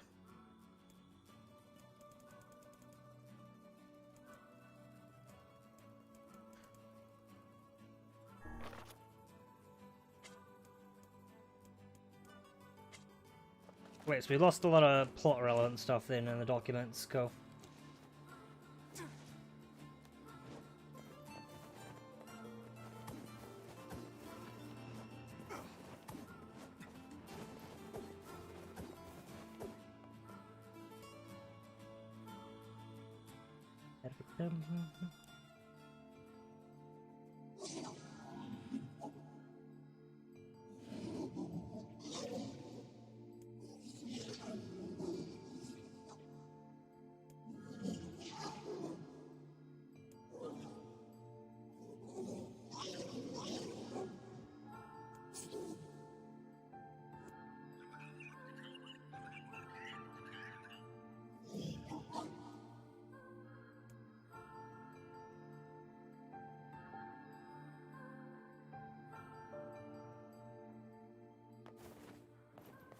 Ain't you excited, sunshine?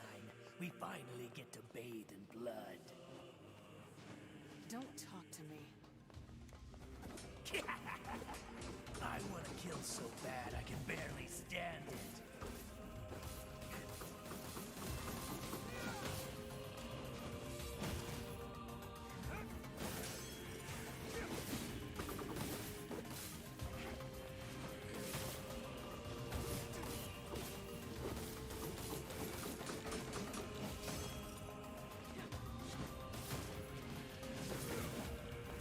So yeah, now because fucking Route B, we hear things from Kaine's perspective, which means we can hear conversations with Tyran, and also can understand what the Shades are saying, because she's possessed by a Shade.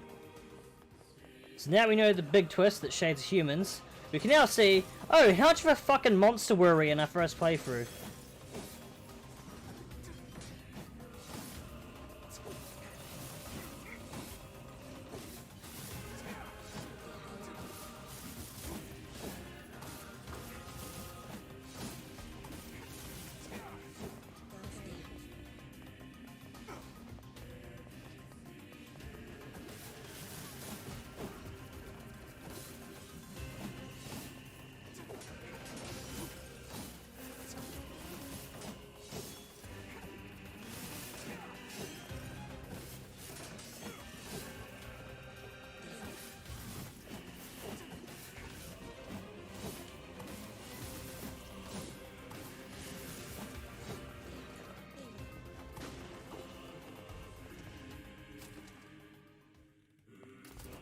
Oh, we gotta do this shit again, okay.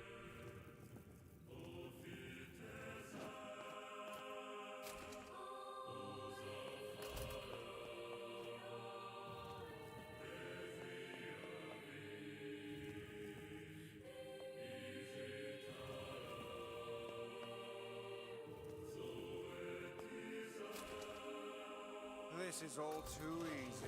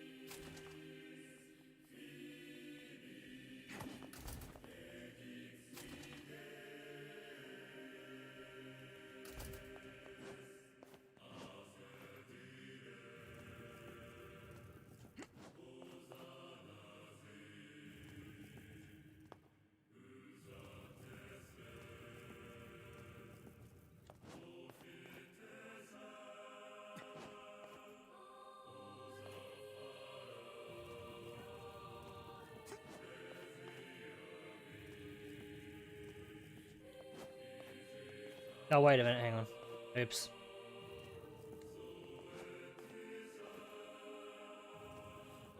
There we go.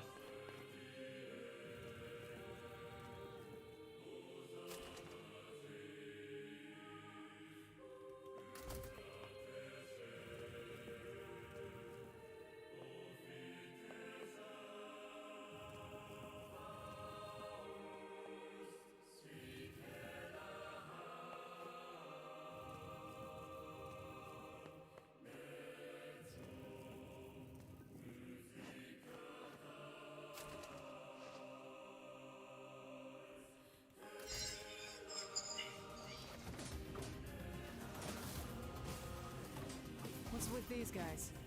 Certainly not your garden variety, Shades. Their bodies aren't fully functional. Say, I've heard of this. A cursed area where incomplete shades gather.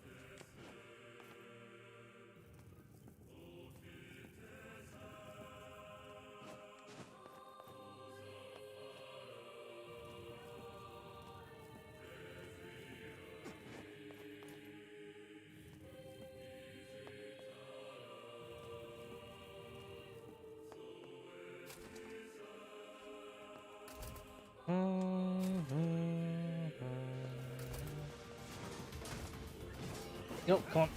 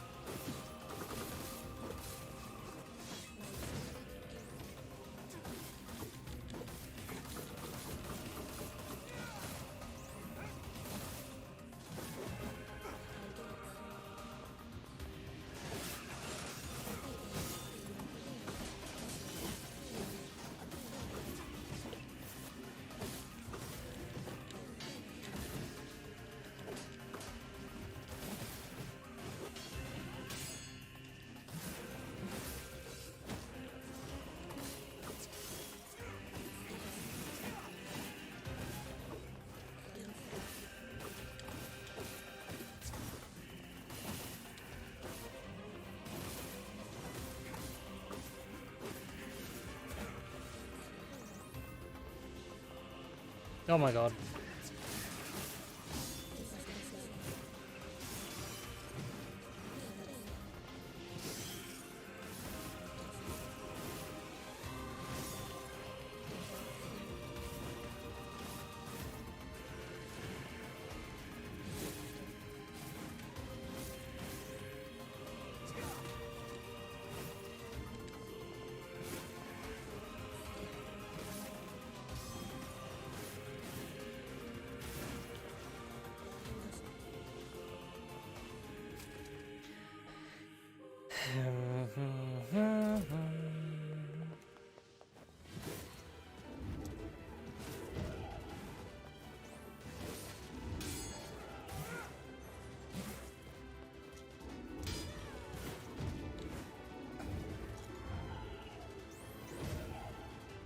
Thanks, Kaine, I couldn't see.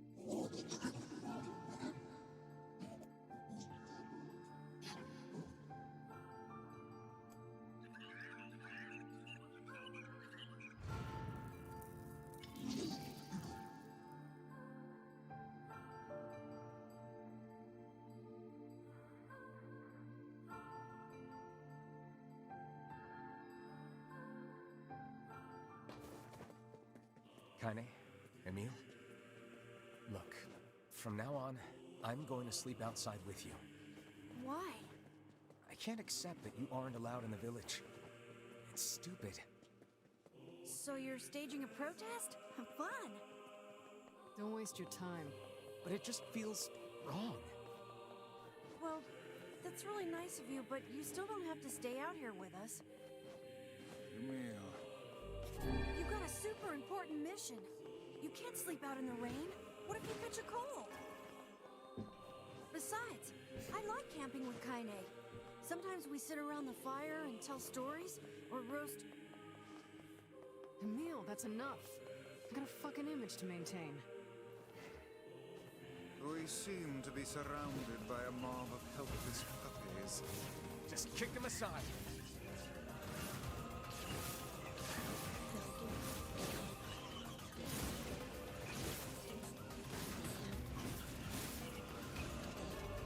Lugza.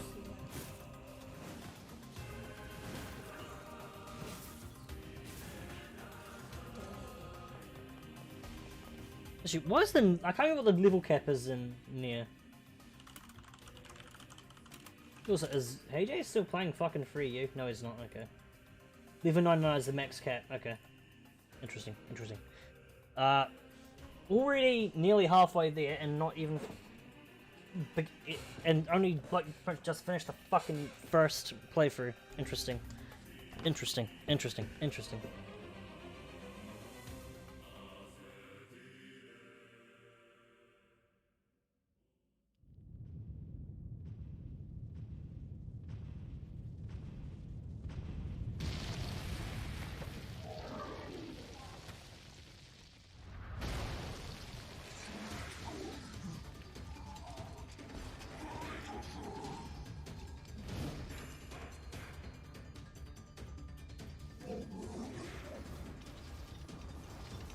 What's going on? There's dozens of them!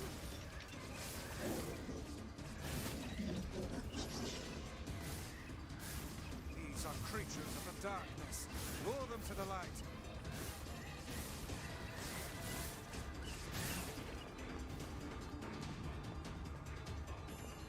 Pathetic to the end, I see. Aim for that statue. It's the leader.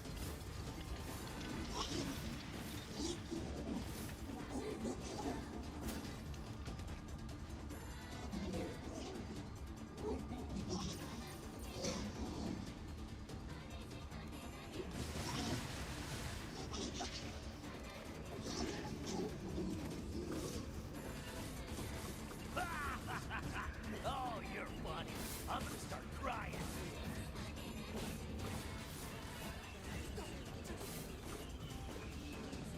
Foolish creatures. You cannot hope to best me. These little bastards just keep coming. These creatures cannot abide the sun. Lure them into the light.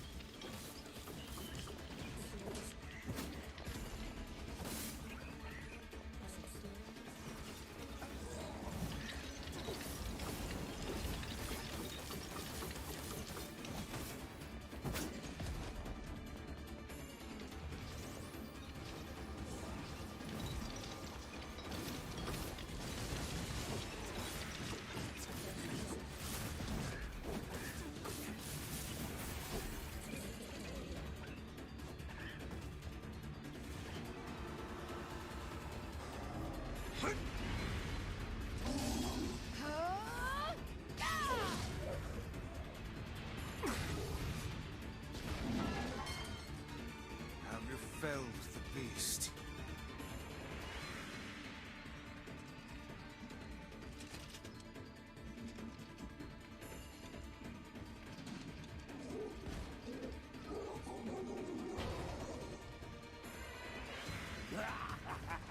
This is one stubborn son of a bitch. Damn it, damn it, damn it! Hey there, sunshine. You ain't feeling bad this week, are ya? Ain't no turning back now. You gotta lust for blood. Embrace the slaughter. All we know is the thrill of battle. Ain't that right, Kaine?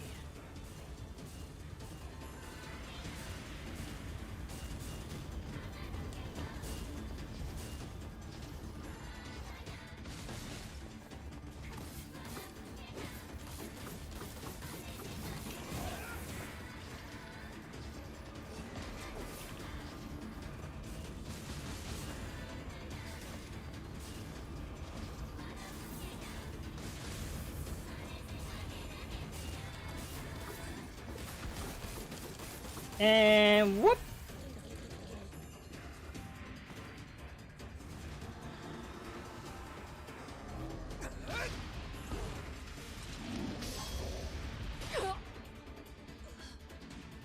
Kaine!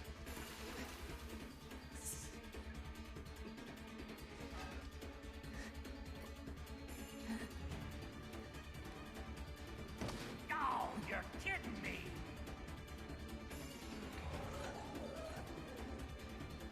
Kaine!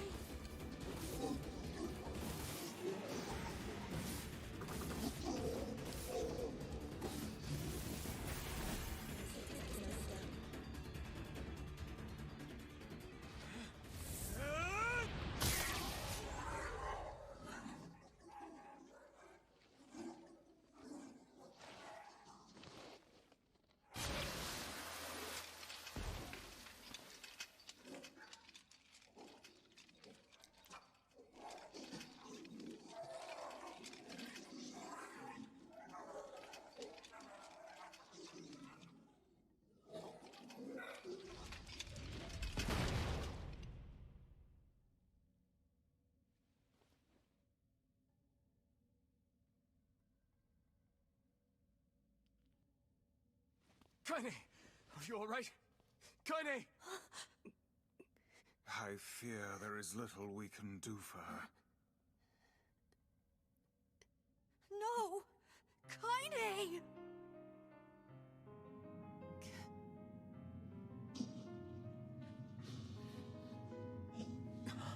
What is happening? It's all over for you, sunshine. Kaine! Kaine!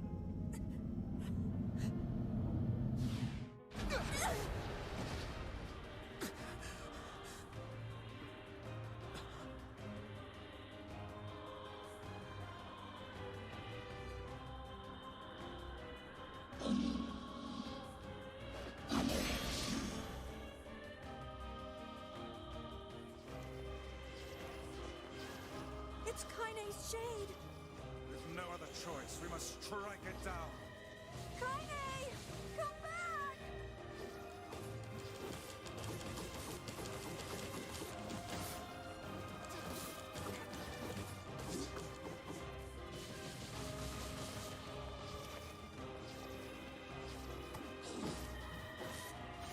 Now, pin her down.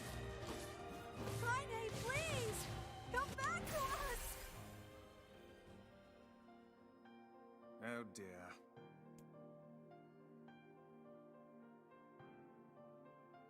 Kaine! Kaine! Kaine! I couldn't hold it back. I can't be with... We're always going to be together, Kaine. If you transform again, we'll just stop it again. As many times as it takes. I don't care how tough it is. We're gonna get you back. I like sleeping outside because I'm with you, Kaine. I'm able to ignore my appearance and keep going because of you. I'm weak, and I'm sad, and I'm lonely. But you make me strong. You're my friend, and I need you. So don't you dare leave me. All right, all right.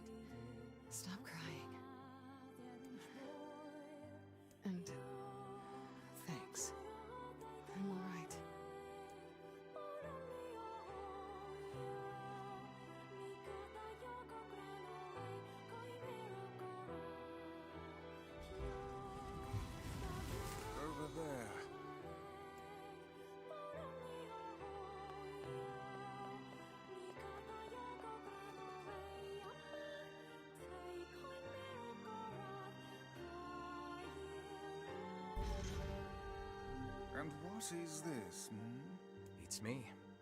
It's got some kind of writing on it, but I don't know what it says. How remarkably useless of you. Well, let's go ask Popola.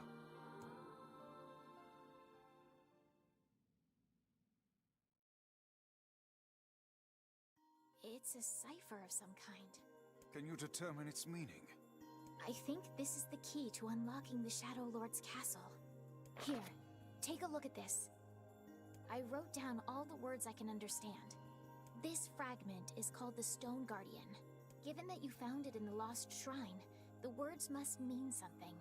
There are spaces here for 4 other fragments as well. Sacrifice, the Law of Robotics, the Memory Tree, Loyal Cerberus. The Law of Robotics probably refers to the Junk Heap, and the Memory Tree might be the Forest of Myth. But as for Sacrifice and Loyal Cerberus, I don't have a clue. Not a problem. Hmm? If we want to fill in the words, we just run around the world killing every big monster we find, right? Oh, splendid. By all means, let us undertake a murderous rampage. They're just shades. Besides, it's the only way to reach the Shadow Lord. It's a dangerous task. Yeah, well, Yona's in even more danger.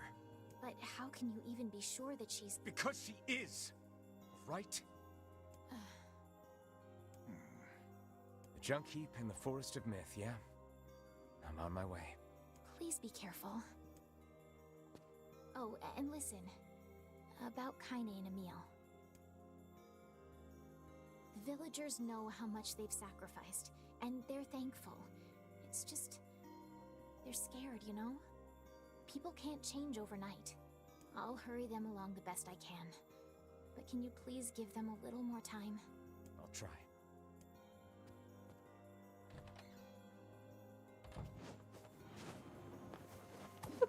Woo!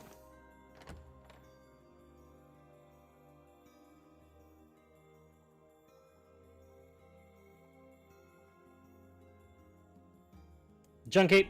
Popola said we might be able to find a key fragment in the Junk Heap. Perhaps we can find a clue at Two Brothers' weaponry. It is time for weapon upgrade.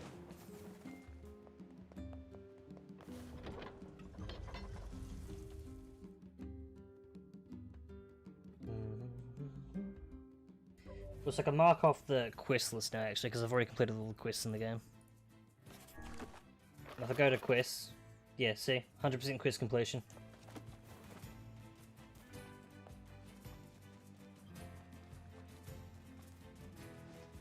If I really wanted to be a grubby cunt about this, I could try and 100% the words. But that's a really fucking dumb thing to try and do. There's a reason there's no achievement for getting all the words done. I think it's like, what, 50% or so? Let me double check.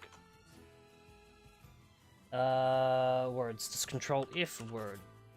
What? Why am I still controlling the game when I'm in the Steam overlay? Okay. So, control F. Words. Word. Word. Words, yeah. Collect 50% of all words. That's the achievement. Not all of them, just some of them. That's how, fuck trying to get them all is.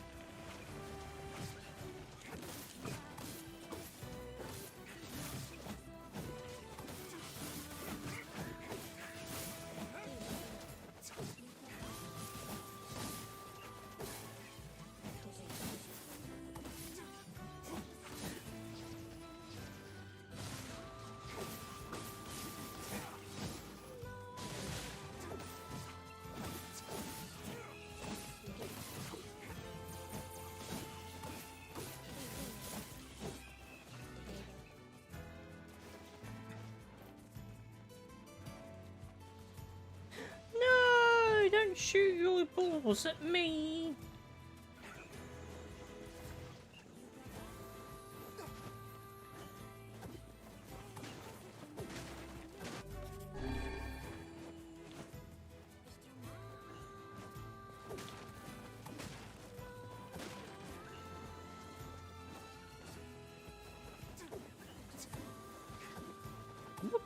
Woo! What?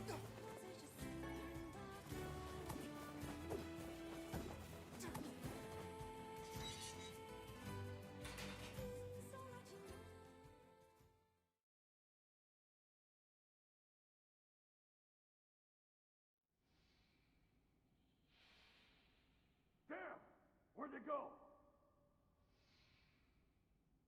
Get him! Don't let him escape!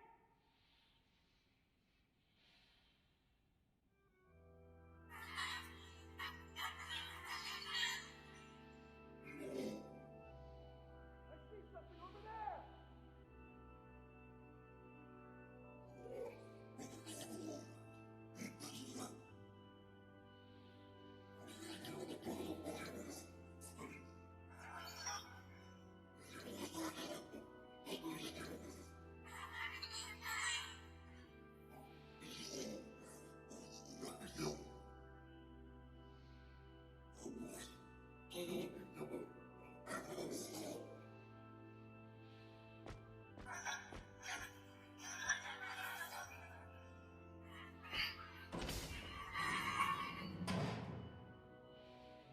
Here! They're in here!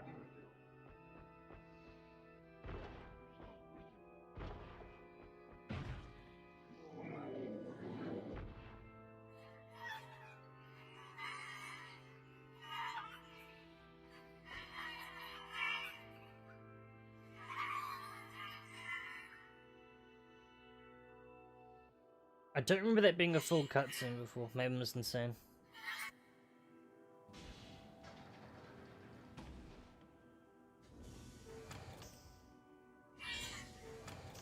Who are you?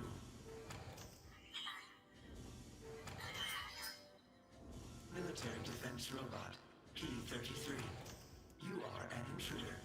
You must be eliminated. Error. There is something leaking from your eyes.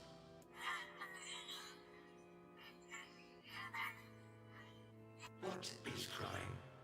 Who is Mom?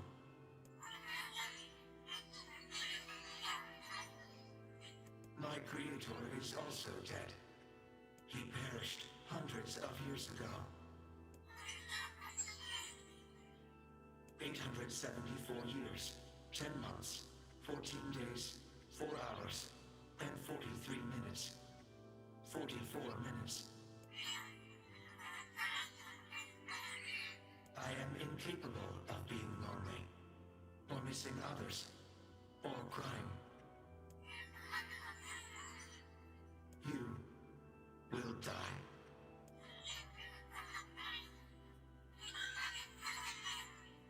Why will they kill you?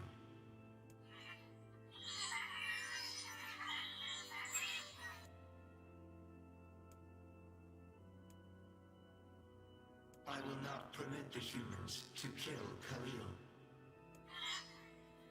Military defense robot P-33 will protect you. P-33 is charged with defending others. P-33 will defend Khalil.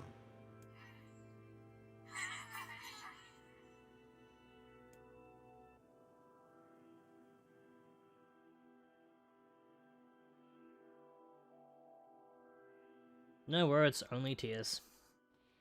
Man, there's gotta be tons of machinery here. Yeah, but I don't know how much we can actually use. Oh, wow. Check this out. It looks brand new. Hey, be careful, all right? This place is dangerous. I'll be fine. Oh no! Huh? Look out! Huh?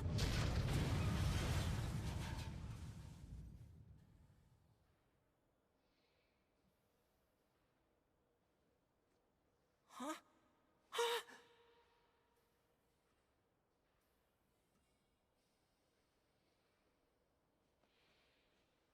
Jacob? Oh God, this can't be happening. Jacob! Jacob! No!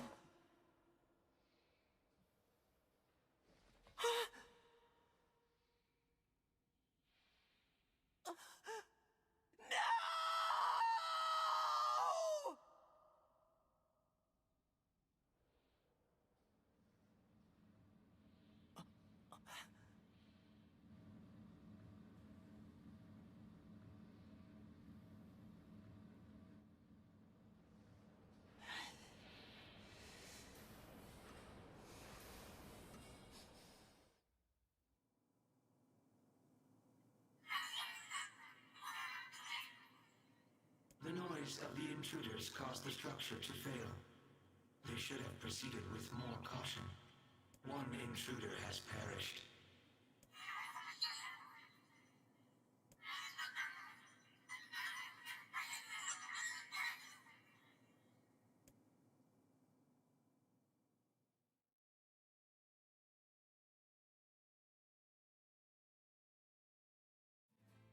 The junk heap. Perhaps we should speak to the brothers. They might know something about this.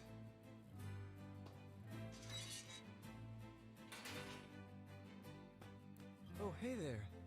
It's been a while. You're the little one, aren't you? You've grown up. How fares your brother? My brother's been dead for 4 years. Oh, I see. Please forgive the question. It's okay. I need to ask you something.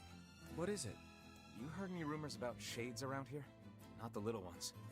I'm looking for one that's unusually big and powerful. No, I haven't heard about anything like that. But I haven't really been listening. All I want is to destroy robots. Just rip them up. Okay. Never mind then. See you later. Wait! Yes. I recently got my hands on a weapon. A very powerful weapon. I thought you might get some use out of it. I've already got it, so yeah. Don't we already have this weapon? Shh. These things happen the second time around. This sword has seen better days. Yeah, it's pretty beat up. I mean, there's potential, but it's fairly powerless right now. Can you repair it? I can repair anything with the proper materials. If you'll fix it, I'll get the parts. I'm so glad I decided not to throw this out. I'm gonna need some memory alloy. Only the real big enemies on the second basement level have them, so watch yourself. Also, here's the passcode to get down there. Use it on the elevator. You got it. I'm gonna need only the real... You got it. By the way, what can I help you with? Strengthening weapons, please. Let's get the materials list so I can keep track once again. What's this untitled thing I have, actually? Oh, never mind. That's not important. Okay, delete that then. Okay, forging. This is... Okay, yeah, so the DLC weapons require Damascus steel. Well, I mean, the original game's DLC weapons require Damascus steel. What does this require? Rusted clump crystals. Rusted clump and... Really? Oh, okay. Well, I'll add another rusted clump then. You should got to add it to the R section. So, Elemental QR rusted clump 1. And, like, where is it? Which was crystal. So, C. A, B, C. Crystal 2. Okay. I don't need to farm these things, because I don't count towards the achievement, but, I mean, I may as well if I have extra time. Oh, it's the exact same materials here as well, huh? Okay. I'll add goat hide here just in case as well. Let's see. A, B, C, D, E, F, G, H, I. Okay, so go here. Goat hide. So far we need 2. So we need another rusted clump. And another 2 crystals. Same for Virtuous Treaty. Same for Virtuous Treaty. Fuck me. Okay. So 3 goat hides, 6 crystals, and 3 rusted clumps. I think I can buy crystals actually. Pretty sure I can buy crystals.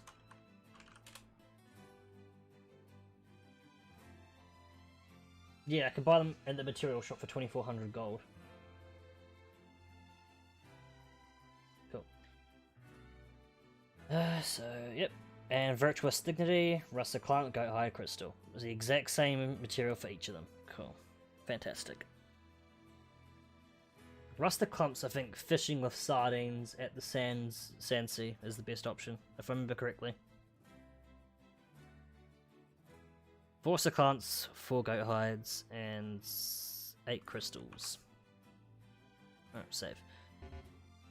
Alright, anyway, let's upgrade the other stuff that we can upgrade then. So, 3 silver ore, 1 pyrite, 3 silver ore,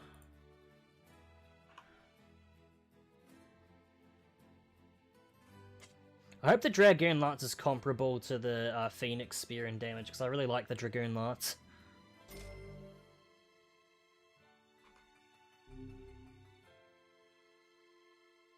Silver ore, pyrite, and a pearl.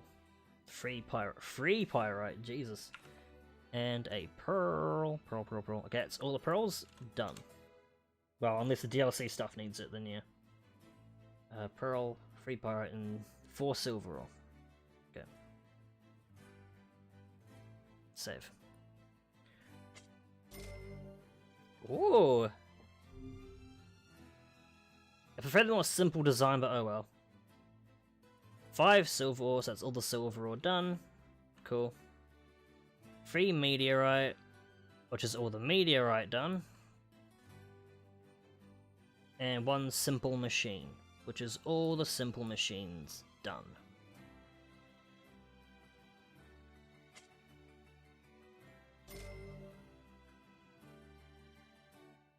Okay, yeah, no, it still looks pretty good. Yeah. Alright, the Phoenix Sword. 2 gold ore and 2 giant eggs.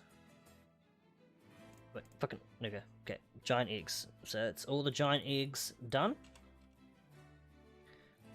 And, yeah, gold ore. Save.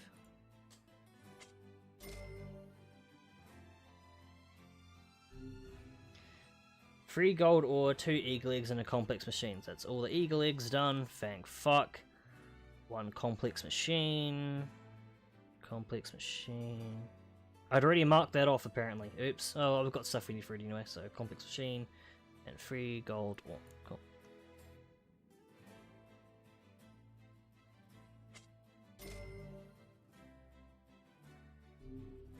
And our last 4 gold ore. Okay, once again I miscounted how much gold ore I needed apparently. 5 black pearls, which means gold ore and black pearls are done. And 1 moldavite, which means moldavite is also done.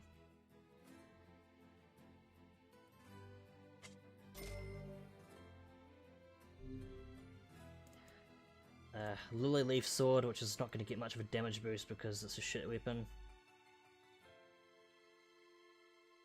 So 2 titanium alloy, which means titanium alloy is done. 2 forlorn necklaces, which means forlorn necklaces are done. And 1 pyrite, which means the pyrite's done.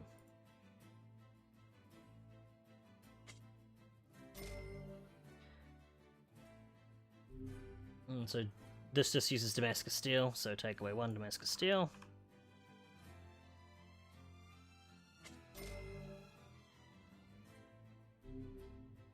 Another Damascus steel. It's just gonna be 1 Damascus steel each, isn't it? So I'll just put it down to 6, because it'll be 1 for each. There'll be 1 for each weapon, no doubt about it.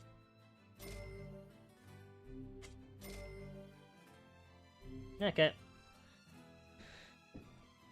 So the only weapons we have left to get, as far as I'm aware, are the other DLC weapons. The other two memory fucking diary weapons. And if they've added any secret weapons to the game, I'll just have to try and find them too. So rusted clump, goat hides, and crystals. They aren't too difficult to find, but Come back. yeah, I'm just gonna go buy the crystals then, and get the goat hides. Okay, I'm pretty sure rusted clump is from fishing. Just gonna double check. Obtained via fishing in the following areas: the northern plains under the bridge, or the desert northeastern sand river.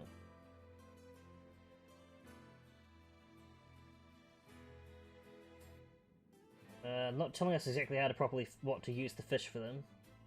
So I'm just gonna go to the fishing page itself. Because I usually tell you the best bait for different things. Other items. Rusted clump. Any bait. Okay, let's see what Reddit says then. Ugh.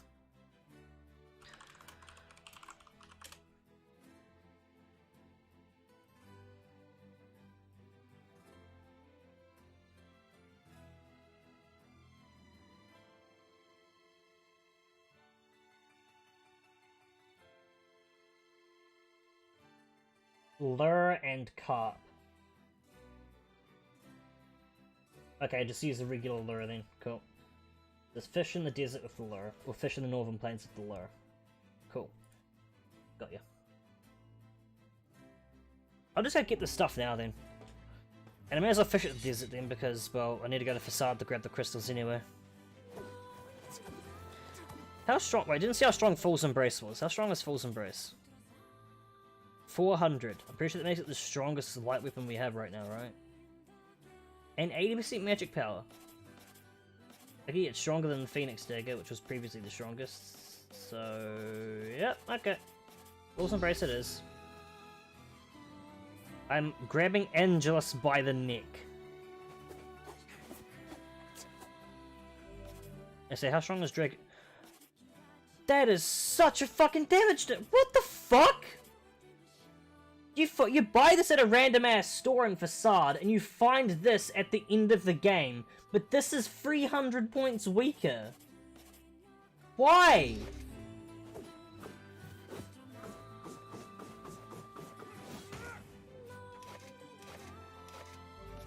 That's so stupid. Also, is the Phoenix Sword stronger? Yeah, most definitely is. Oh, but this is stronger than the Phoenix Sword. It has slightly less magic damage. No, it has more magic damage. Bro. Okay. Awesome.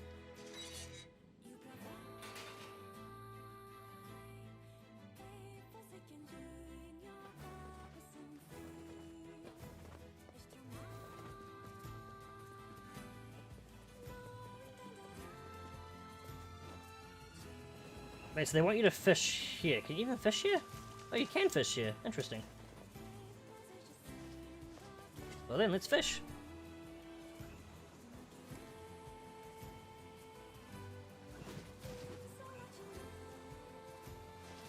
Ah, fuck. I'm used to it being the second time it goes down.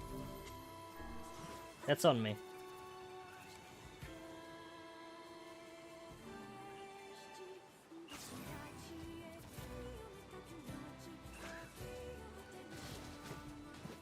That's a sardine, isn't it?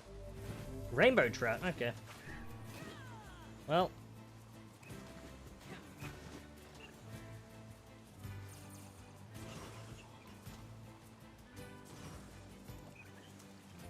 Another trout. Ow.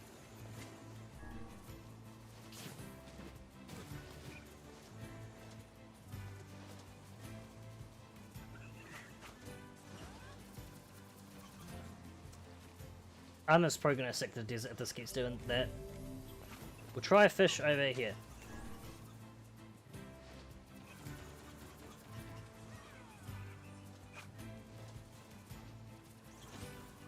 James!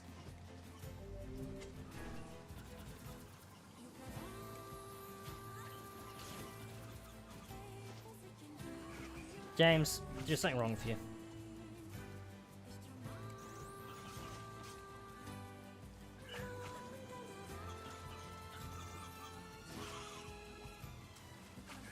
Okay, we're going to the desert.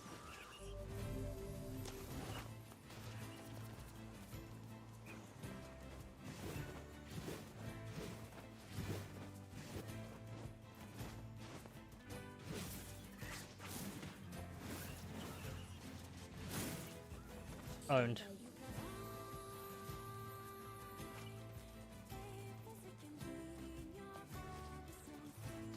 What if I fish over the docks? I can fish here, right? Yeah, I can. Okay, cool. Hello, Redback man.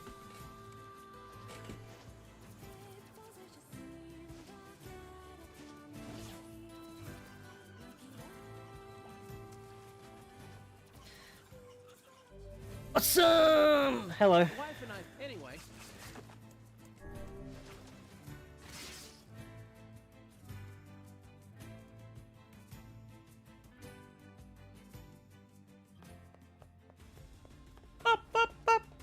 Northeastern it says. Okay. Now, let me just double check.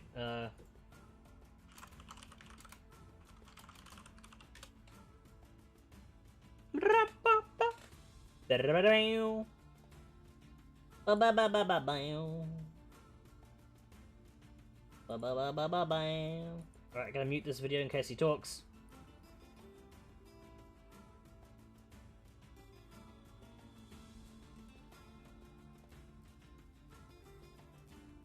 Wait, what did he use? Use the lugworm. And he got a bucket. Use the lugworm.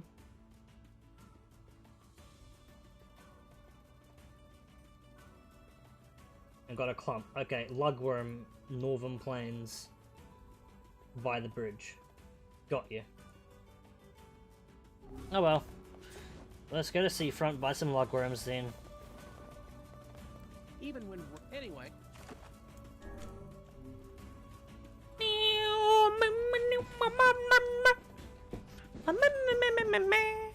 Meow.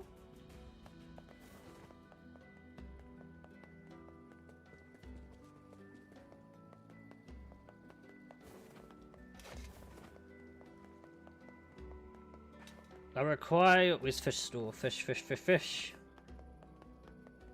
Fish. Hi there. I require the fish. I'll buy 50. Because I'm a kind man. Come back.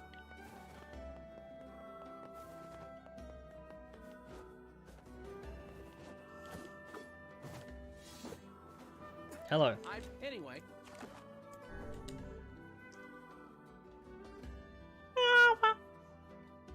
Oh, what I could do actually is I could buy the crystals, then go back to under the bridge, then it's quicker to get back to the junkyard.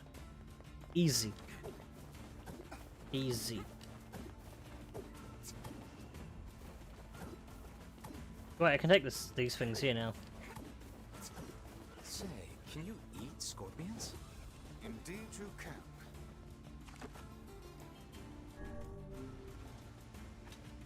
Meow, meow.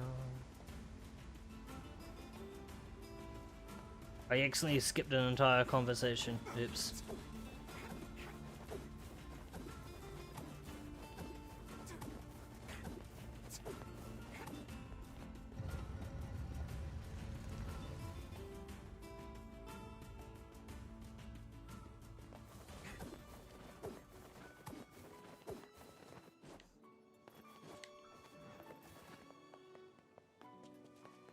That material saw. Is it this one? No, it's item, the weapons.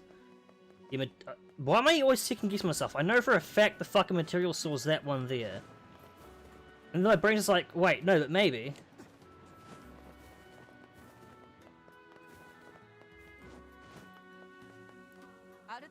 Hello. I wish you buy your finest crystals. Oh, I should have walked to the fucking desert too so I could kill some goats. I am a dumbass. Ura. Ura. Ura.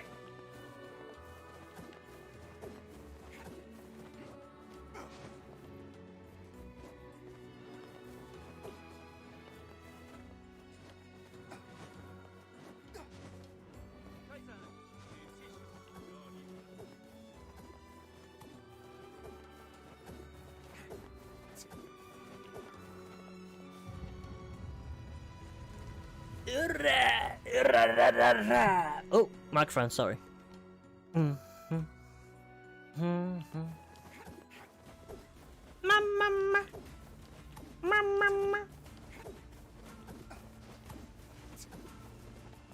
Okay, now then. We are going to, kill goats, then walk back to Northern Plains.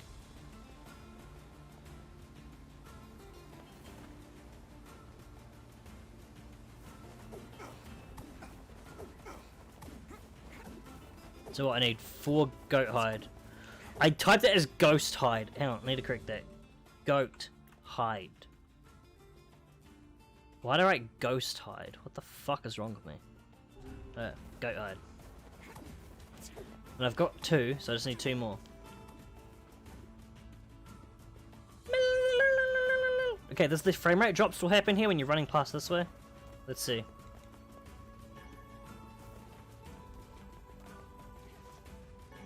No, interesting. Don't know what caused it, but I appear to have fixed it.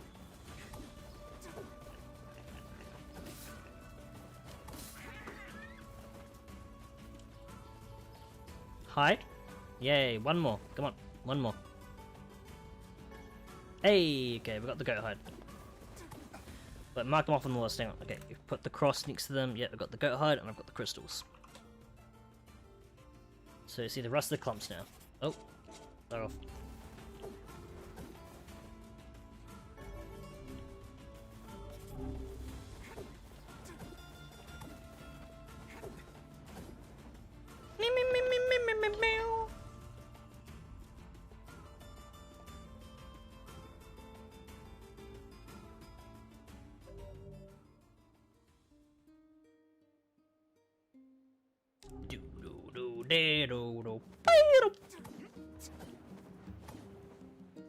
And the flowers have turned to seeds.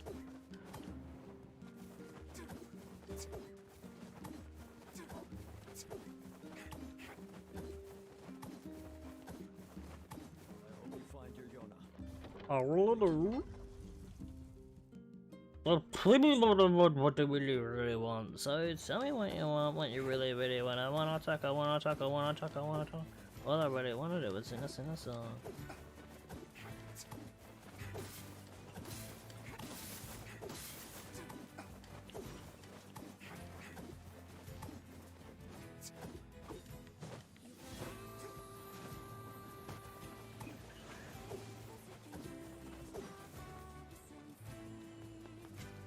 Lugworm.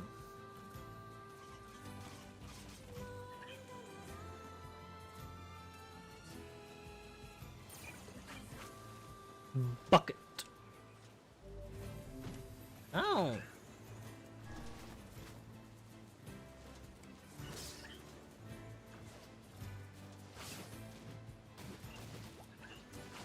A bucket.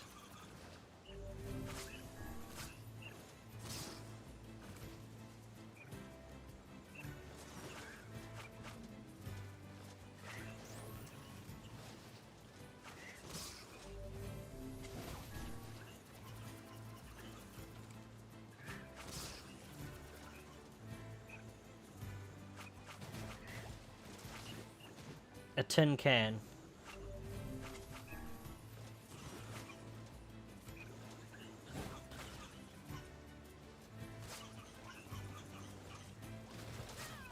Oh, that's a clump. Yep, that's a clump right there. If it takes longer than an instant, it's a clump. No, it's one down.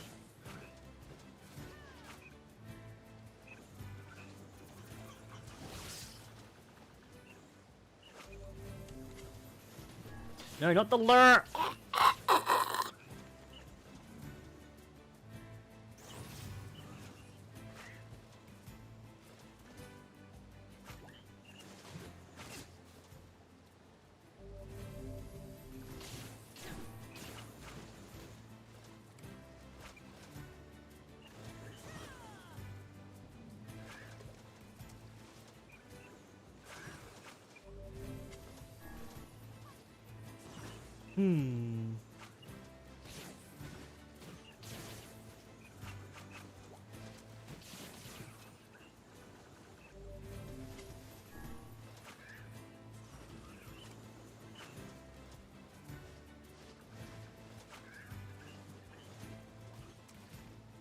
A bucket.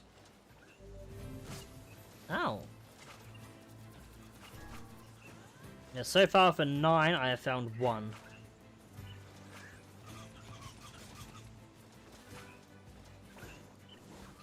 Oh, here we go. Within 10, I found 2.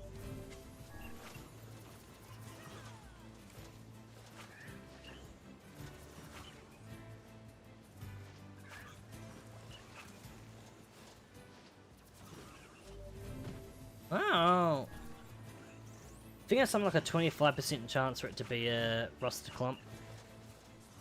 James, you're smart. You are the smartest man alive. Yeehaw.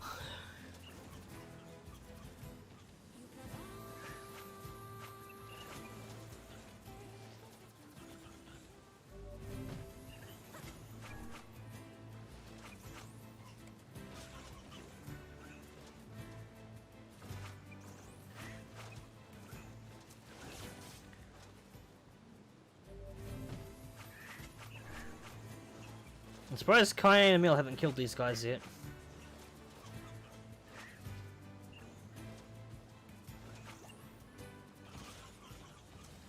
Hey, this is free.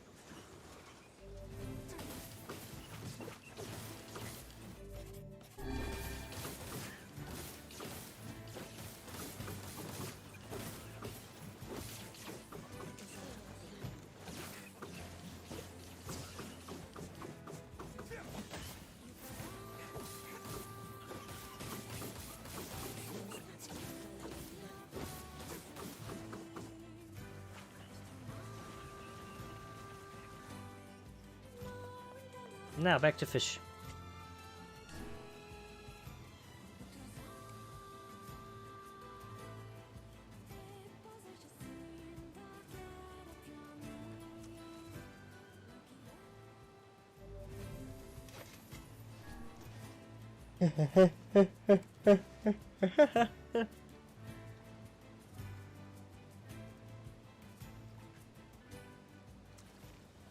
Number 4. You know, let's get one more for good luck, why not?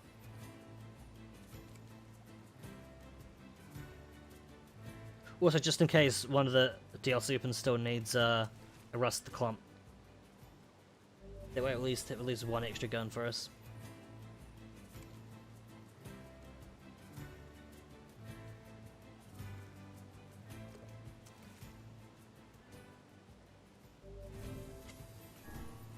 Can a matchbox? No, but a tin can.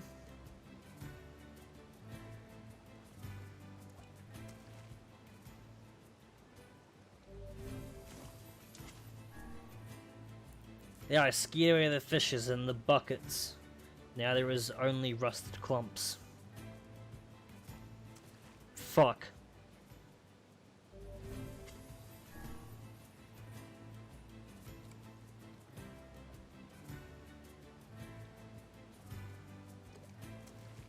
Oh my god. Oh my god. Oh, wow.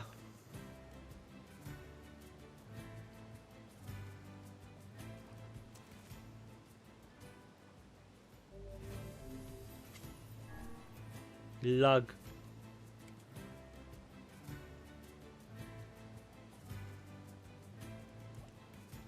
There we go. Here's one more for good luck. Now back to the brother.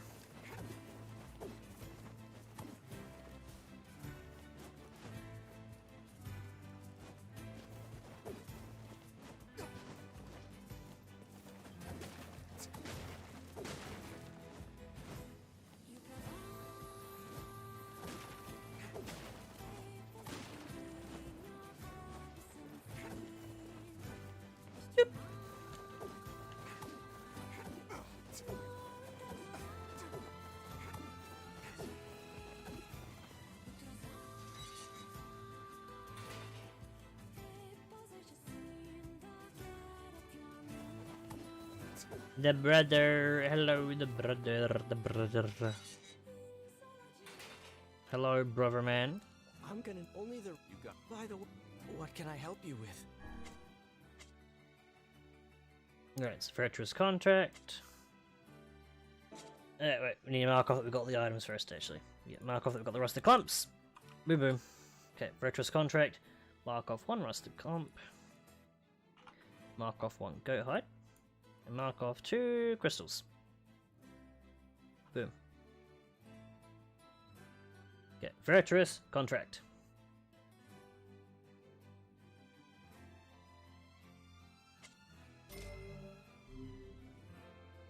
Tinted metal bore, titanium alloy, and 2 amber. Okay, so I already got stuff we need there. Interesting.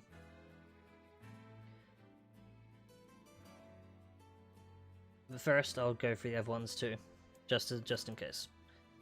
Okay, mark off another rusted clump, mark off another goat hide, and mark off 2 more crystals, please. Thank you. Okay, let's mark them all off now, actually. That'd be a smarter idea, wouldn't it? Just mark them all off. And fuck. Rusted clumps, there. Wait, but apparently I still need a broken arm, broken saw, machine oil, and metal piercings. What weapon am I missing that requires that shit then? Broken sword? Near. Try and avoid spoilers if there's any new weapons. Well, okay, well apparently I don't actually need this broken sword anymore, never mind. Interesting. Proceed forging? Yes, please. Cruel Oath requires more iron ore. Interesting, interesting, interesting, interesting, interesting, interesting, interesting, interesting.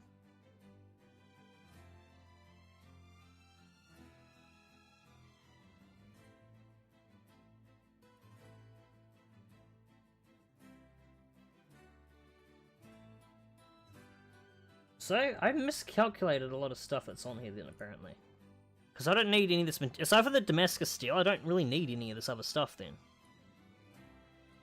Well, I fucked that up, didn't I?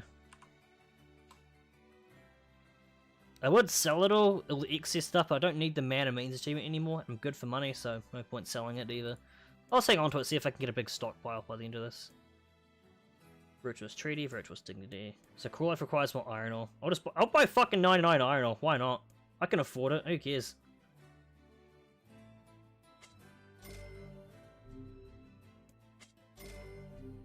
Okay, so 213. They require 213 except for Cruel Oath, which makes sense for Cruel Oath's case because Cruel Oath isn't a 2B weapon, it's an 9S weapon. 840, bruv! It's very light though, which is not good. While it does swing faster, it does shit nothing to armored enemies. Alright, I can afford all this too. 2, 4, 6. Yeah, I can afford that.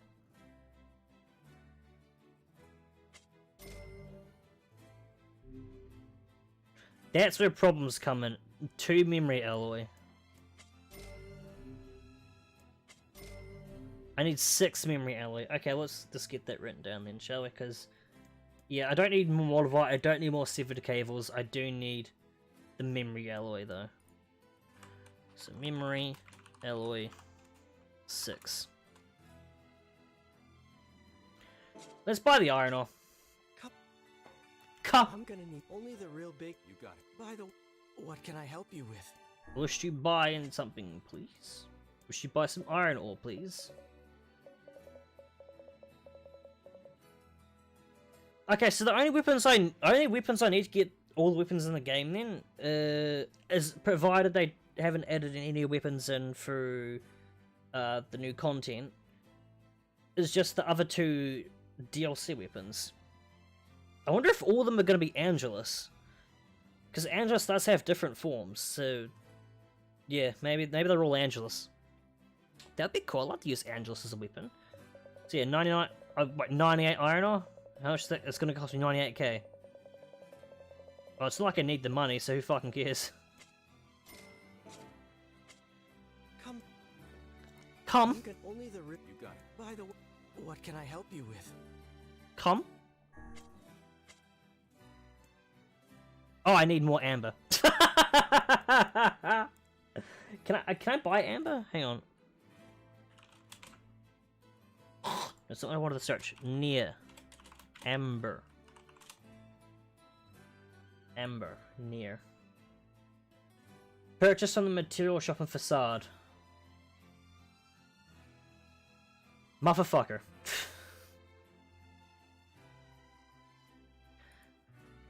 So a total of 2 amber. We're gonna make a detour back to the fucking material shop and facade. I'm just gonna look at what the virtual weapons require for the upgrades. Fuck that, I'm just gonna look at what they require. So Virtuous Treaty, Virtuous Dignity, Virtuous Contract, and Cruel Oath. I'm just gonna look at what they require. Cruel Oath. Oh, that's the Nier Automata version, not the fucking replicant version. Nier... No, not... Why was I searching Nier in the fucking Nier, wiki? Cruel Oath. Cruel Oath. Nier. There we go. And... also need... search... Virtuous Contract.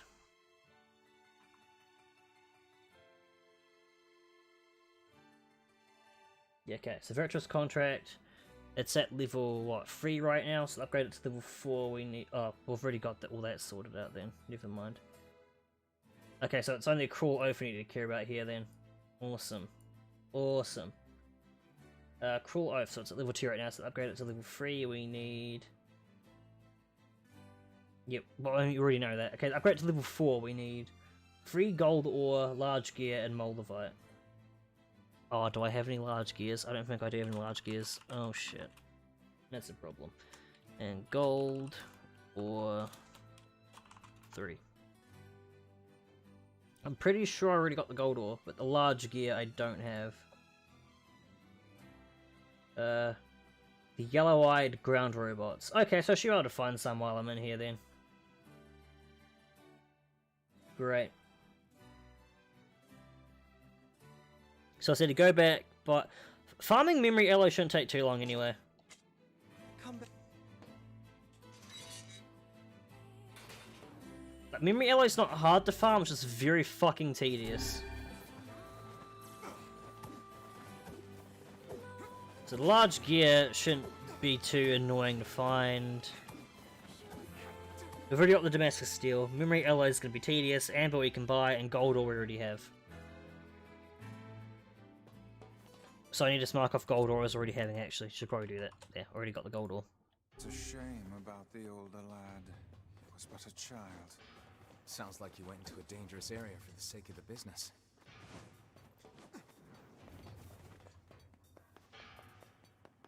Let's start exploring around here first.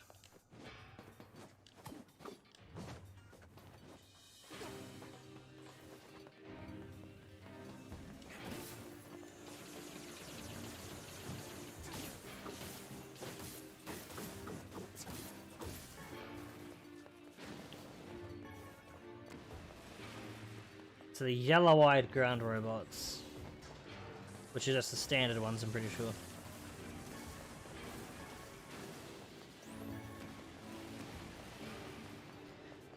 Other than EXP, I don't even really need to kill these guys.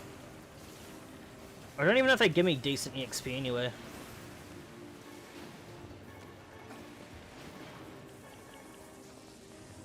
Actually, okay, so 96, 96, 0. Cool. How should they give me if I kill them? Okay, one's dead. Ah! 260 XP.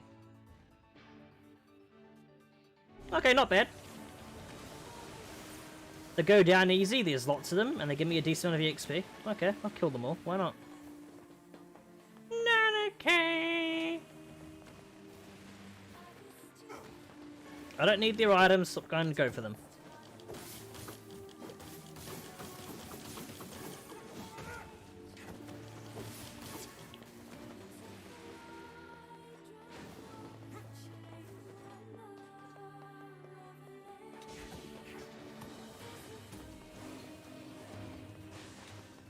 Yeah, these guys here. Give me gear.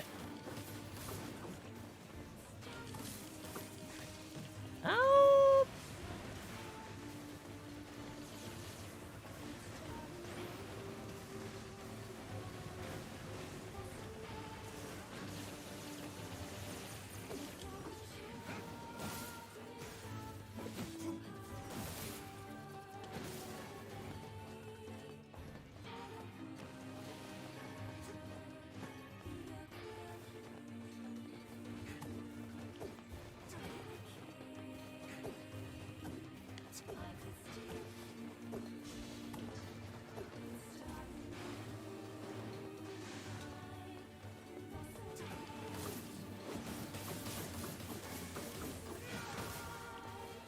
Jesus.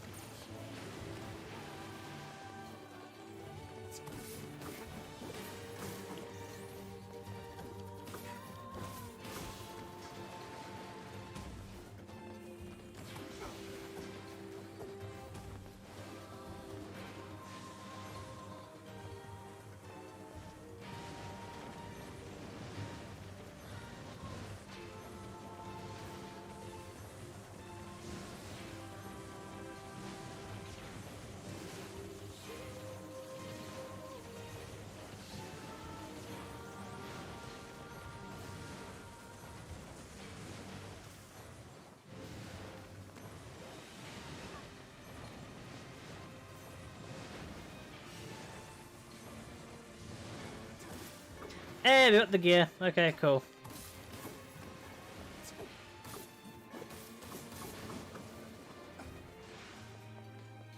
Yeah, let's mark off the gear then.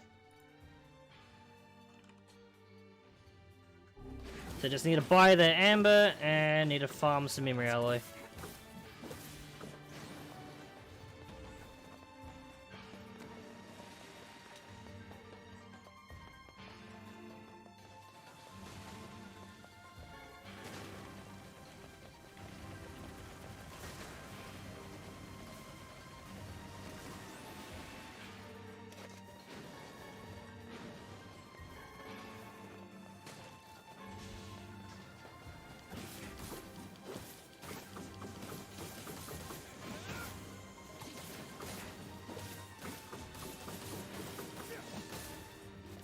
Wait, why do they come in here? I don't need anything in here anymore. You can't get memory alloy from up here. You can only get memory alloy from the fucking big boys.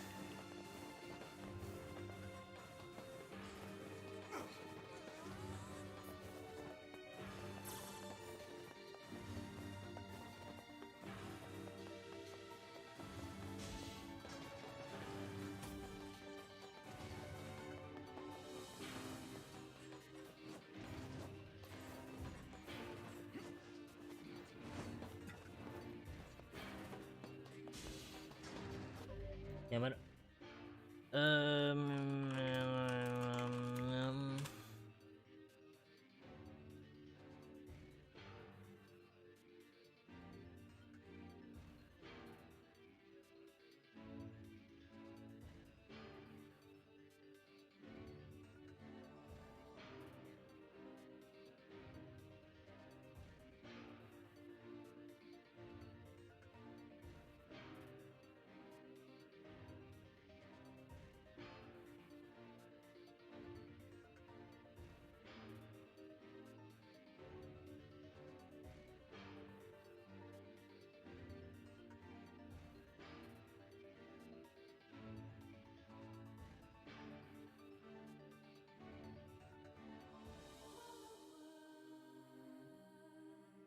me a quill here.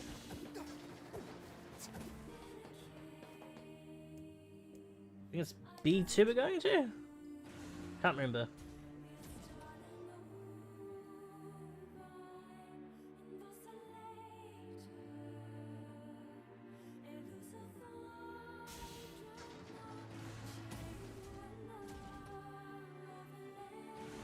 The elder brother postponed his joy for the sake of his sin. Do you think he was ever truly happy? Just making his little brother happy would have been enough. That's what being an older brother is like.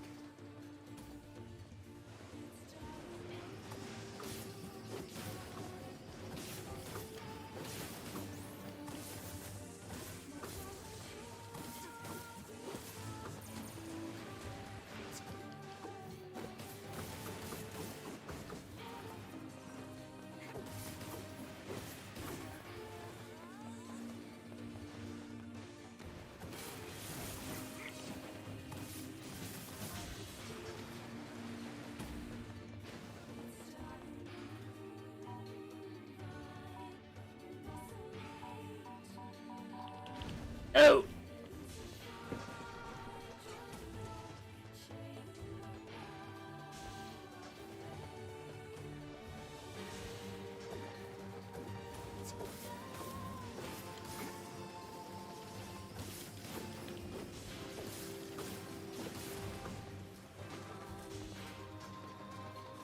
Just hang on a minute, let me double check the map. Do I even get any fucking big guys around this area here? Or do I have to go across the tram? I get a big guy at the very end.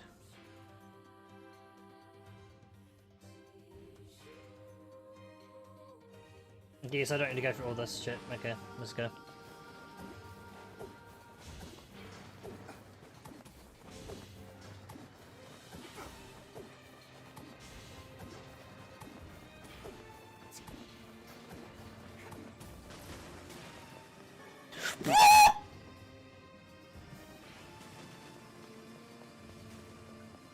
Oh, Damascus steel? No, fluorite, okay.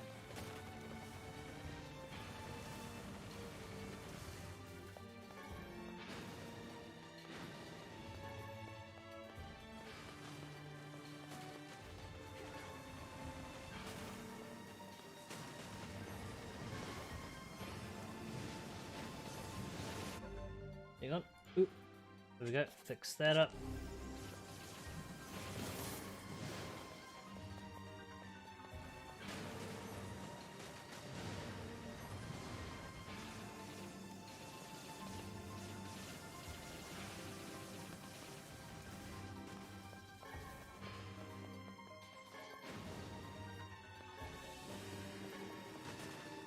Oh, we got more amber. Never mind, we're good. Okay, we're good. We got the amber. Don't need to go back to facade.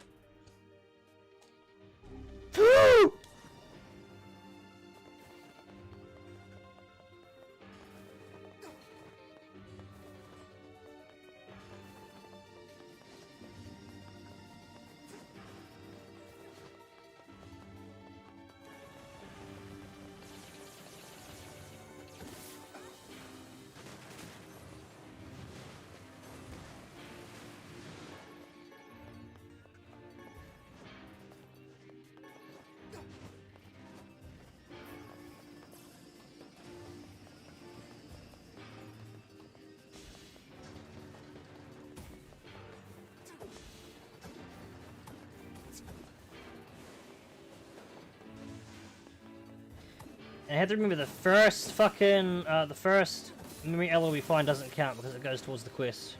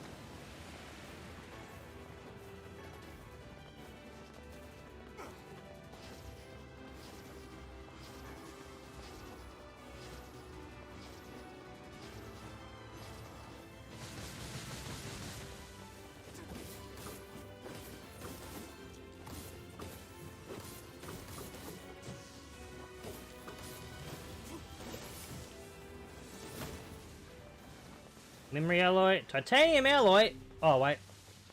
Okay. So the memory alloy we find here is okay. Cool.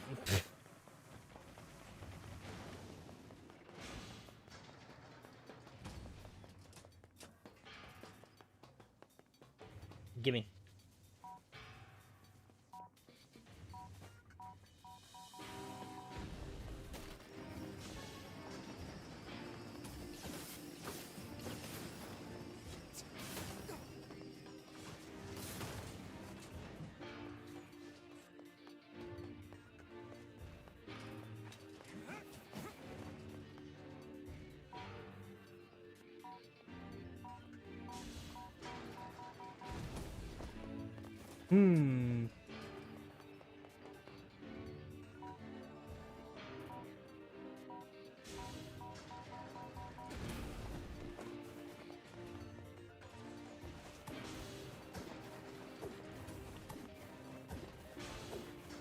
Now we go across the tram.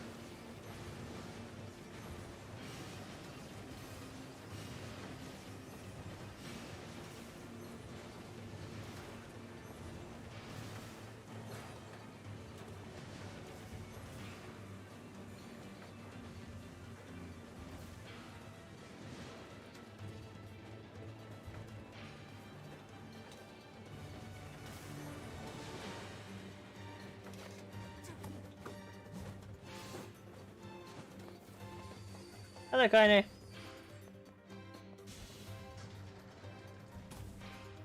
What? What? What? What? What? What? What?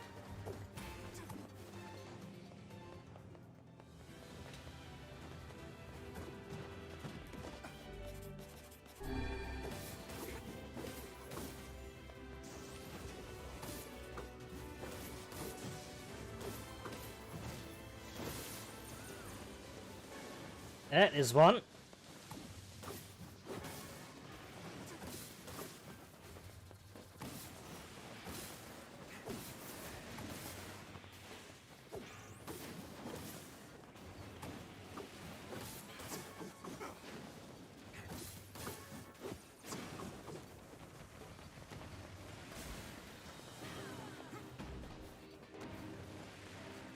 Let me double check the map here. So we're gonna go straight down.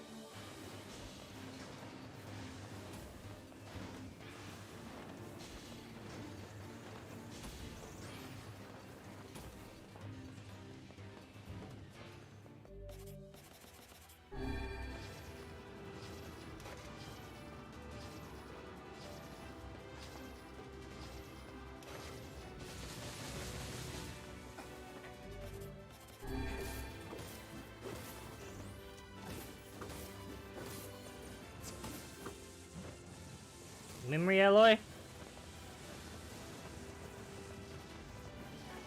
Ah.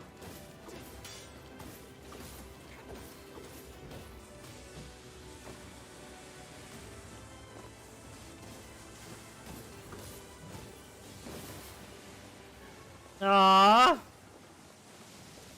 Okay, just kill me. Come on, kill me. Just double check items. Raw. Memory alloy. Memory alloy.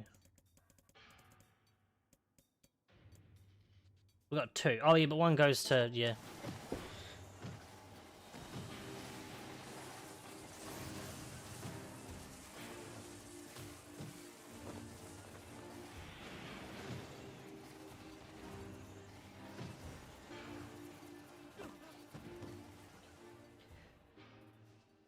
Oh no! Game over! Game over!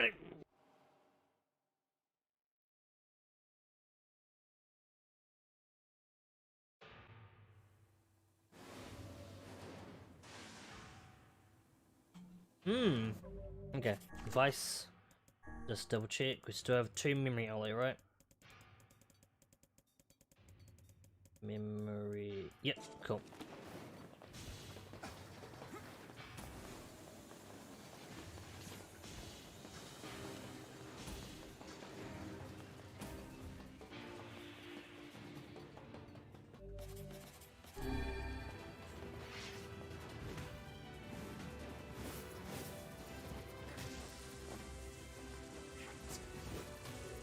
Ow.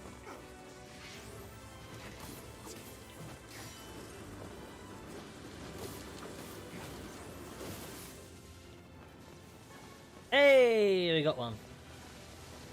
Need 4 more.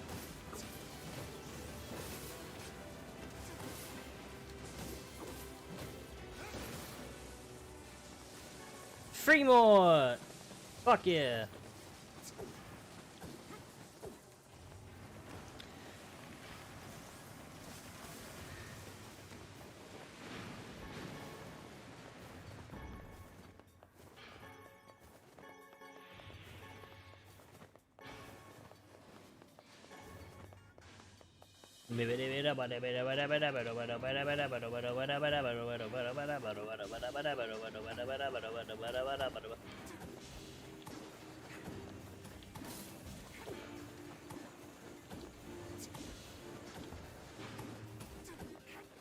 So we have 4 chances for a fucking memory alloy per run.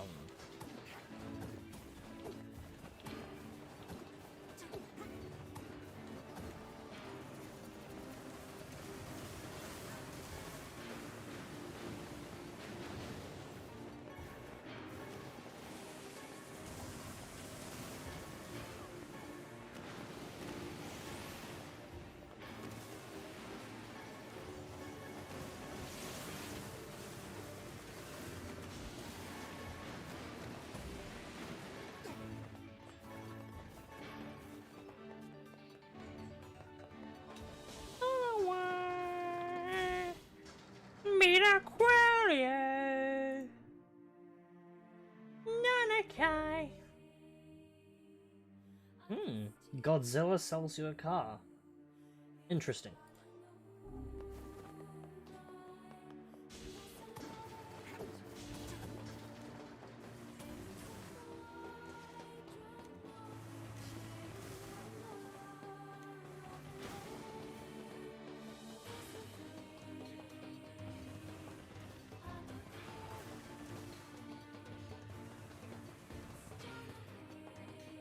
Really, just out of range? Fuck you.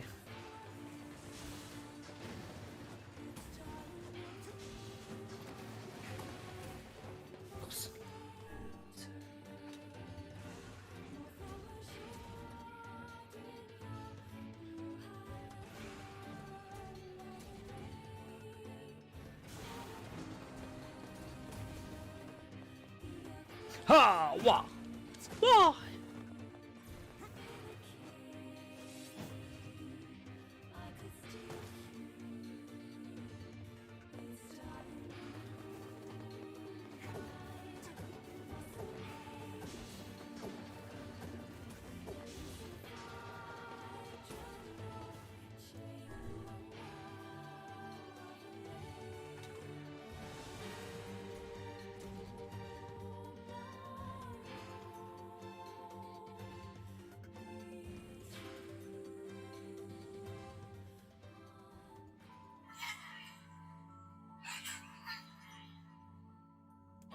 Seagoing vessel that carries freight and passengers over bodies of water.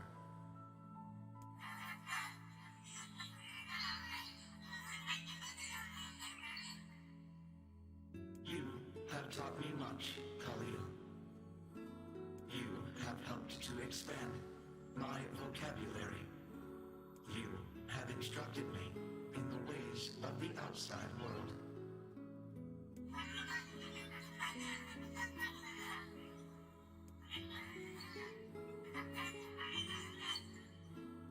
Because we are friends.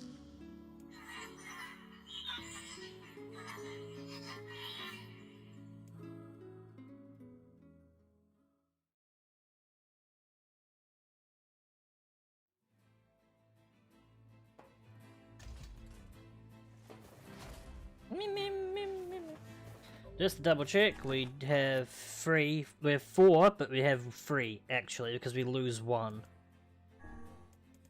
Right? I'll double check and see if we actually lose 1. If we do, that's... If we don't, that's goated. If we do, yeah, that's what I expected. Save you gamer, just in case you.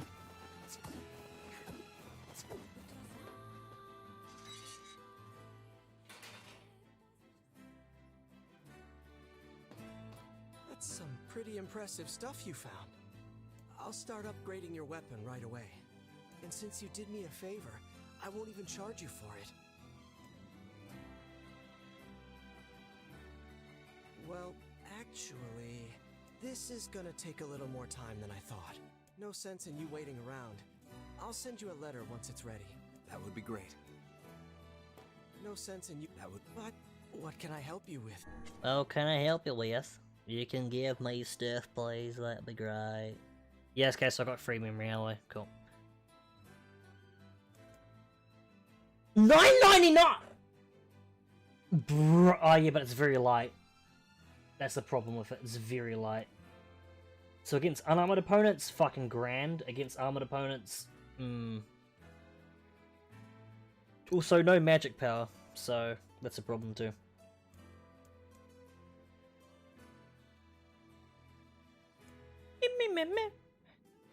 Alright, let's upgrade Cool Life, which means we're gonna take away what? I didn't even have my shit for Cool Life written down. We've got the Amber. We got the Amber. We got the Silver Ore.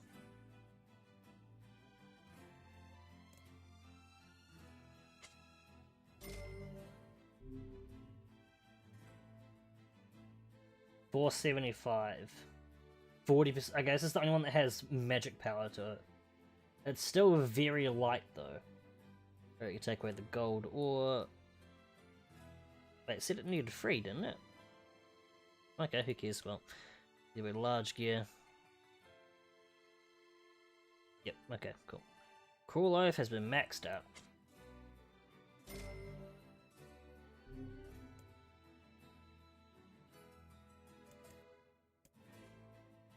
I'll wait until we get the other 3 memory alloys, and then I'll upgrade them all at the same time. Come back.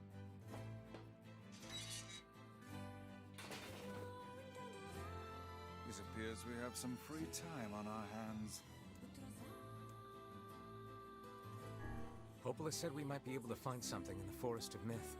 You will forgive me if I seem less than enthusiastic about such a trip.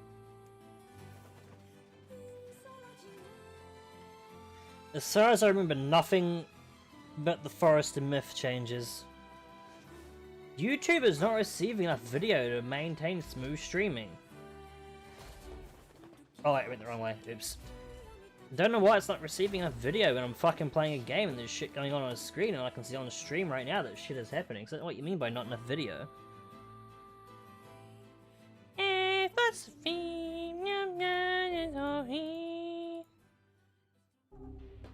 And I'm sending 5,000 fucking kilobytes to the stream, so I don't know what the hell you're on about, YouTube.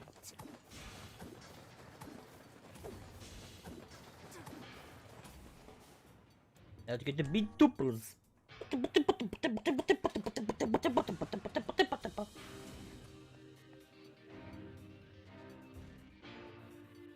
I'm pretty sure weight affects armor damage, so let me just double check.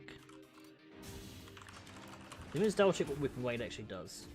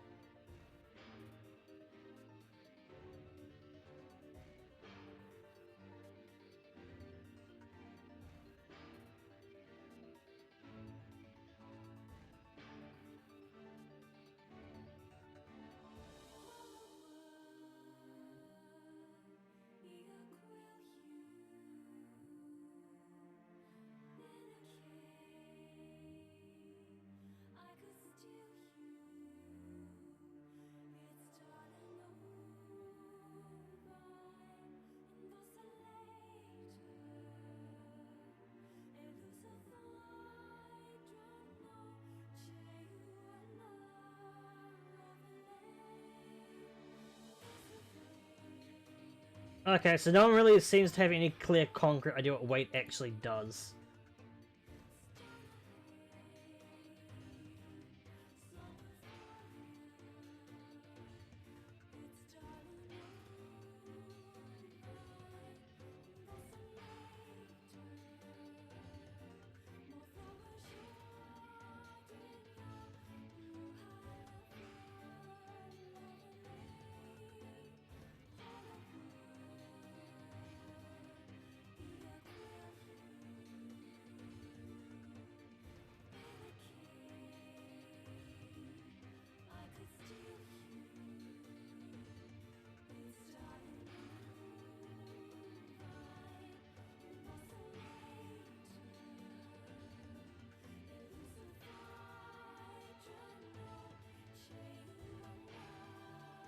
Okay, yeah, so it does help with armored enemies. Okay, so weight is important. You know what? I want to try out... Okay, I'm going to leave Fool's Embrace on because I think Fool's Embrace will probably be pretty damn good. But I want to try out Virtuous Treaty.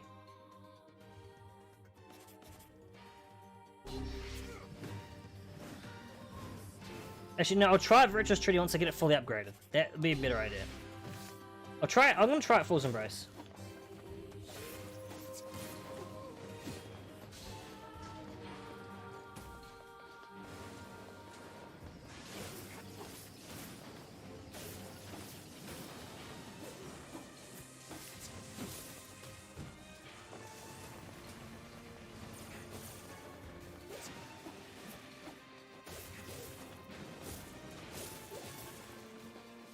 Actually, wait, what's stronger? Okay, no, I'm using this. Never mind. I'm using 9S's sword. Fuck it, why not? I kind of balancing factor for these weapons is supposed to be they have no magic power, but a lot of enemies have some resistance to magic anyway, so what the fuck's the point? Wait, I need bomb, because we need to grab the memory alloy from over here.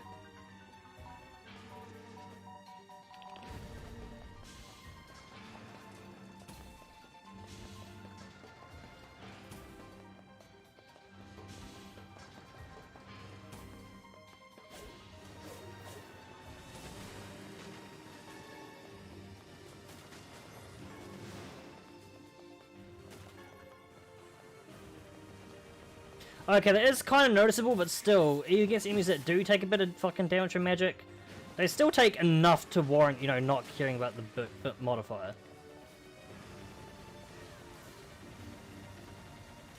Yeah, it is noticeably slower using magic attacks. Not as much as I thought it would be, though. Not as much as I thought it would be by a fucking long shot.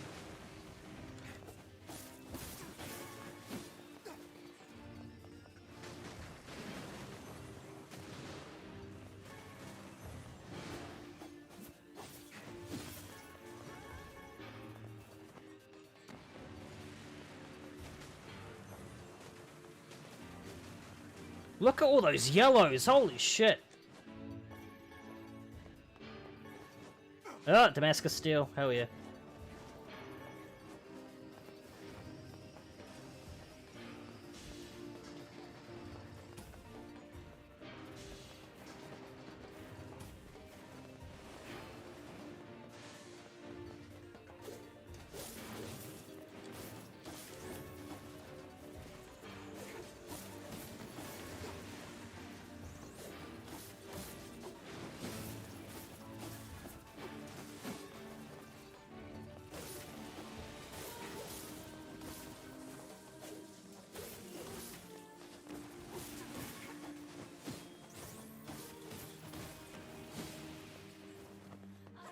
It's been a while since I've seen the fucking one-handed sword moveset. Okay. Yeah, these guys still go down like nothing.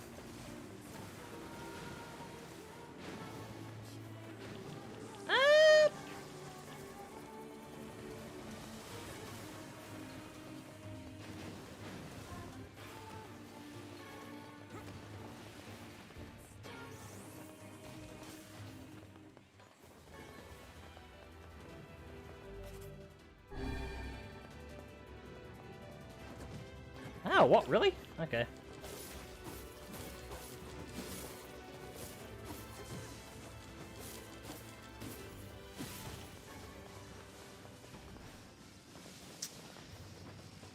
Okay, if I get killed by this thing, will it reset me? Let's see.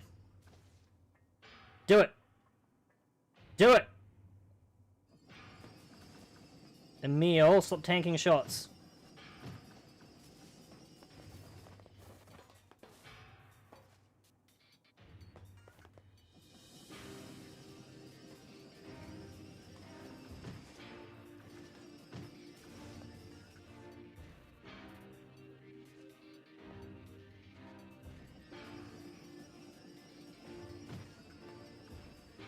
Okay, will it reset me to before the room?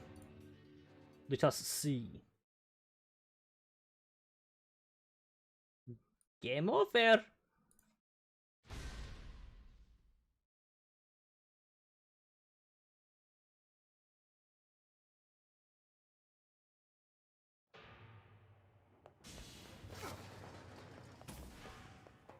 And it does! Hell yes!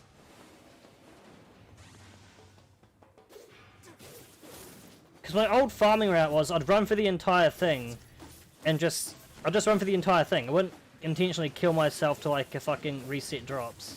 But now that I know it's actually a thing you can do, that is so much more efficient.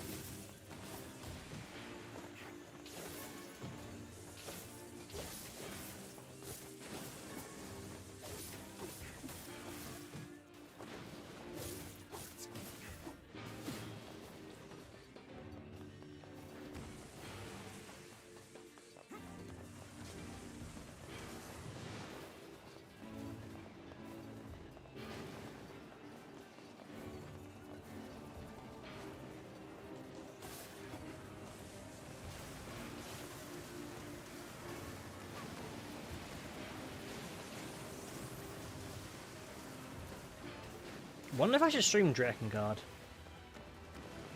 I don't think stream Drakengard's a great idea, but it's something I can do if I feel like it.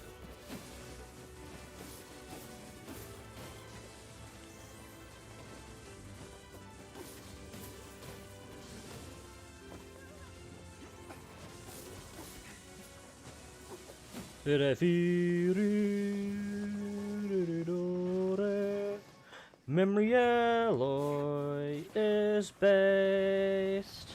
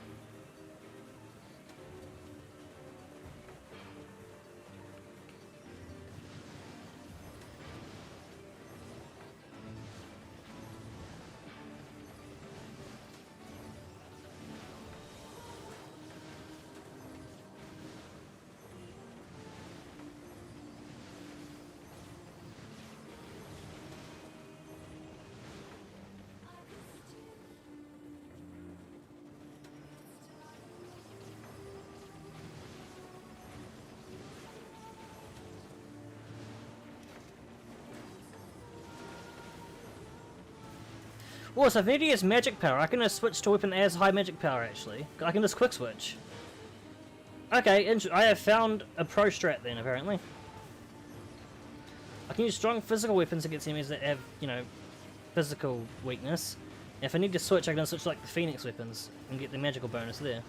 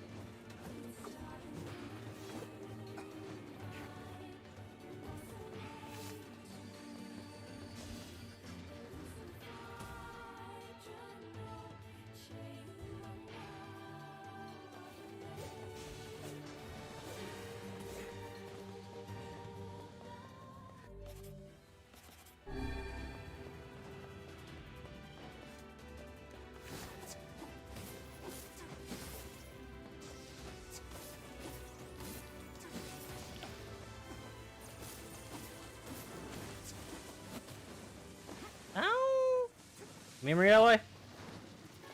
No, okay. Kill me!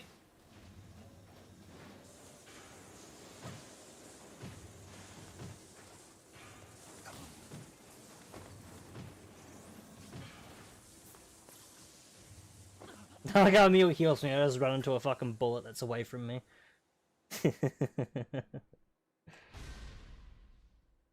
Pepsi Cola. Pepsi Cola. Pepsi Cola. Do I lose my item if I do this, by the way? No, I don't. Interesting.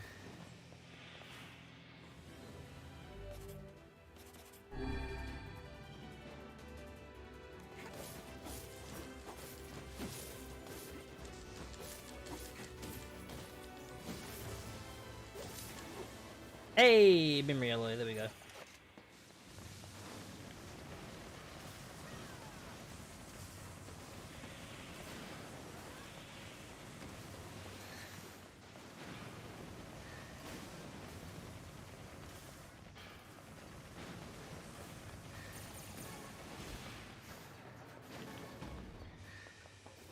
Biddy biddy bada biddy biddy biddy bada biddy biddy biddy bada.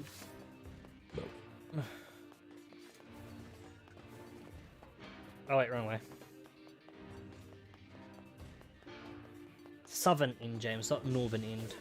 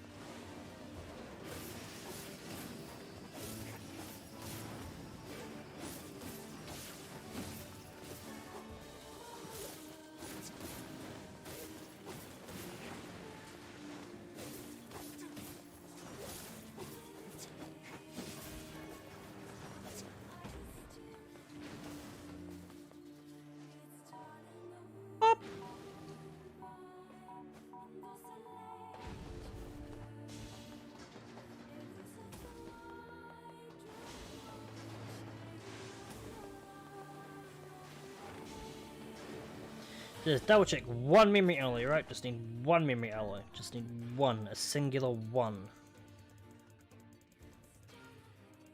Yep, just one. Okay.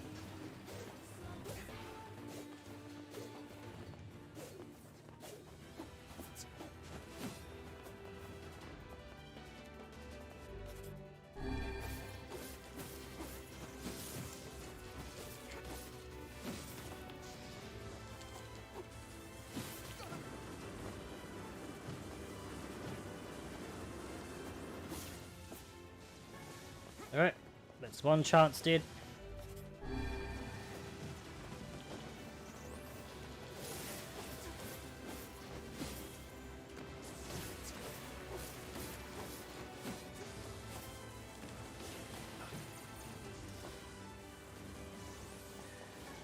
Okay, kill me!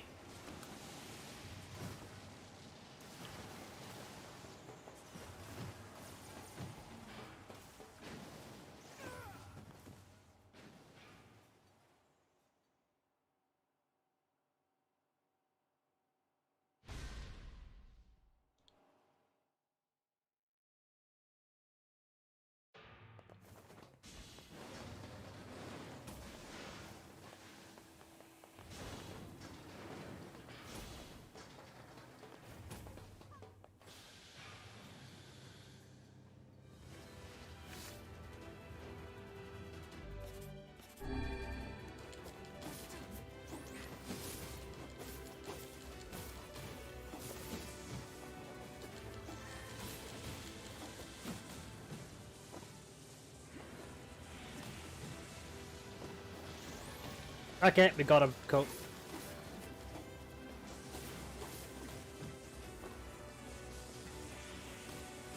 No!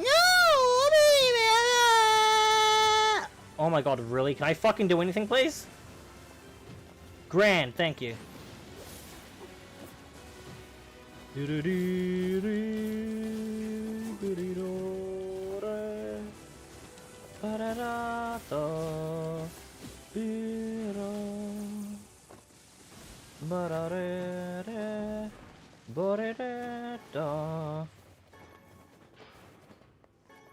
Imagine if that was 2 memory alloys.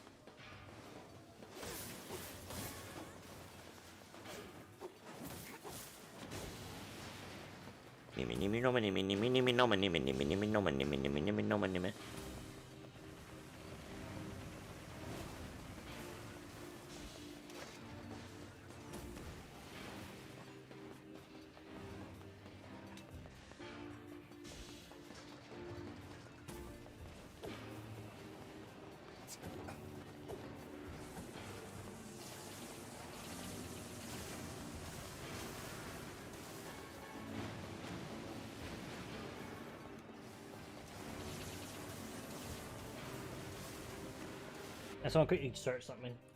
Sorry.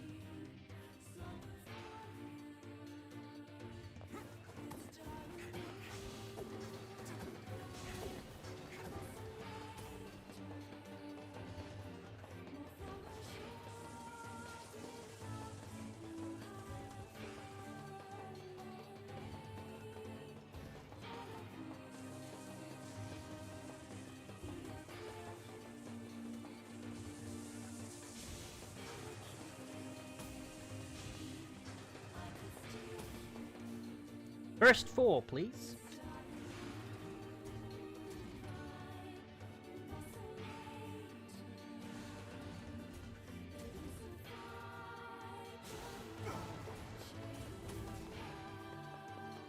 Oh. Woo!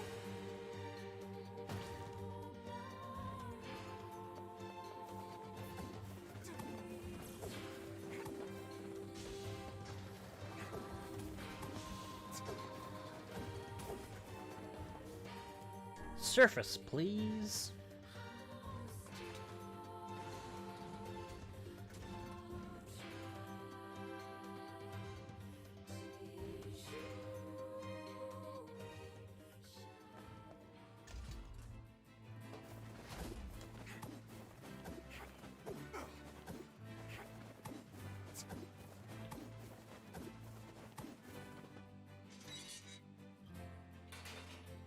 Hola.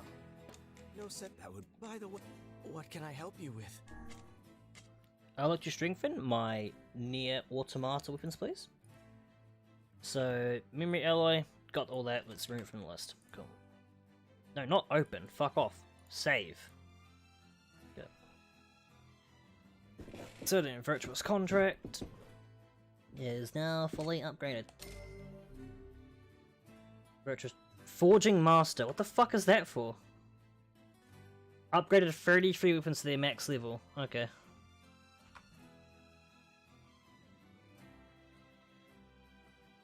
Wait, hang on, so how many... Wait, so there's 4 DLC weapons, and it took 2 of them to get to... Okay, so if I had ignored these and gone for the Mother's Diary weapons instead, that would have been 33 weapons, okay. Oh well, I just accidentally cheapskated my way out of it. I mean, I had to get materials for the other weapons, just haven't unlocked them yet. 999 and 836. Come. No, I don't want it! That's a lot stronger. But I'll stick with my, yeah.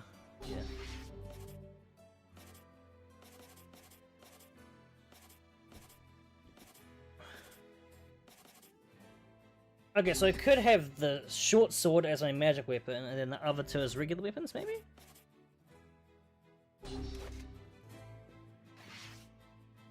No, I like the Phoenix Spear, it's iconic, so I'll just leave that as is. I'm leaving the Great Sword as fucking... because 999, max damage number.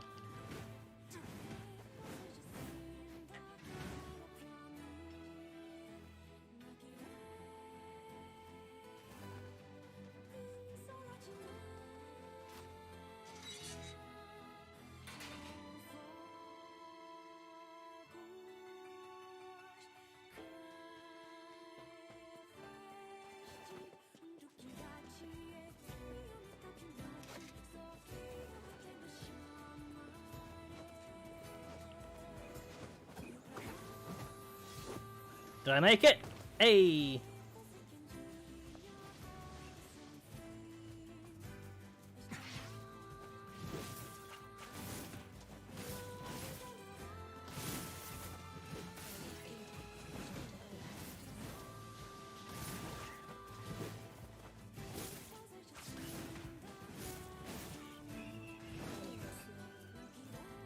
Jesus Christ.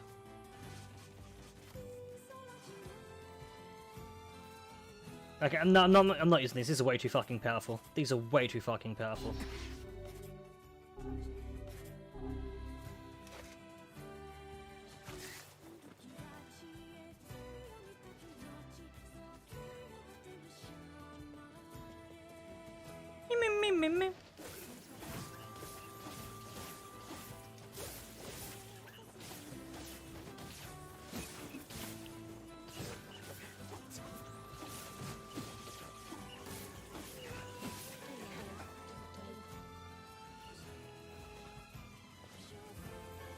Clay.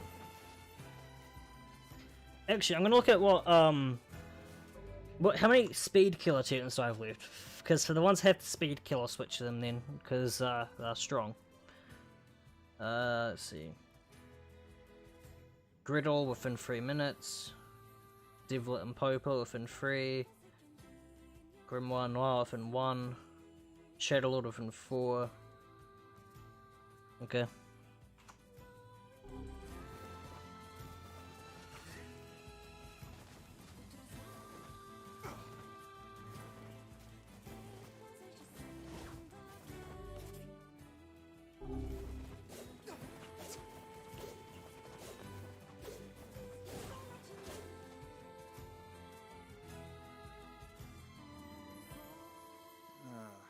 The home of that blasted dream.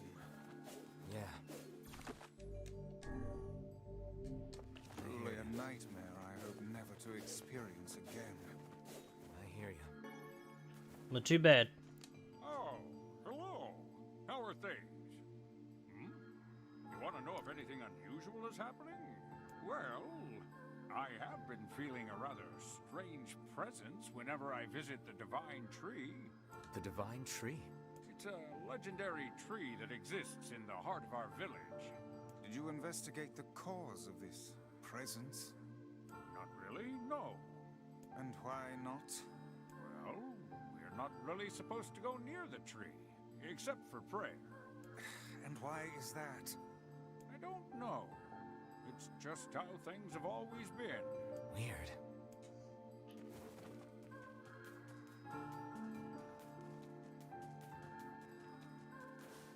We are the grass, the trees, the woods. Why do we seem to encounter nothing but odd people lately? You should talk, Vice. As if Grimoire Vice is capable of spouting such nonsense. Hang on. I don't think it's done. Is the dark entity that governs all memories. May the words form themselves to your liking. Does that mean it'll tell us what we want to know? That'd be nice. Black, pure darkness, painted over everything. Words, scattered here and there across the blackness. Kind words, difficult words, amorous words, all sparkling in the dark like jewels. The words are few now, but time was shorter. Grabbing the words in desperation, the tree turned to the sky. "This is wrong," whispered the tree in the voice of wind through the leaves. "This is not how it was supposed to be. The plan has failed." Once, long ago, the tree had remembered everything about the world. This was its task, its function, its purpose. It shivered with something approaching joy as it collected its memories of mankind. This was no accident.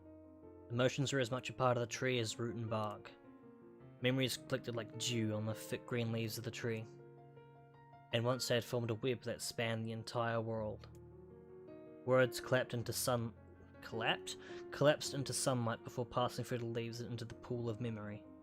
From the pool, the words joined together to form colonies.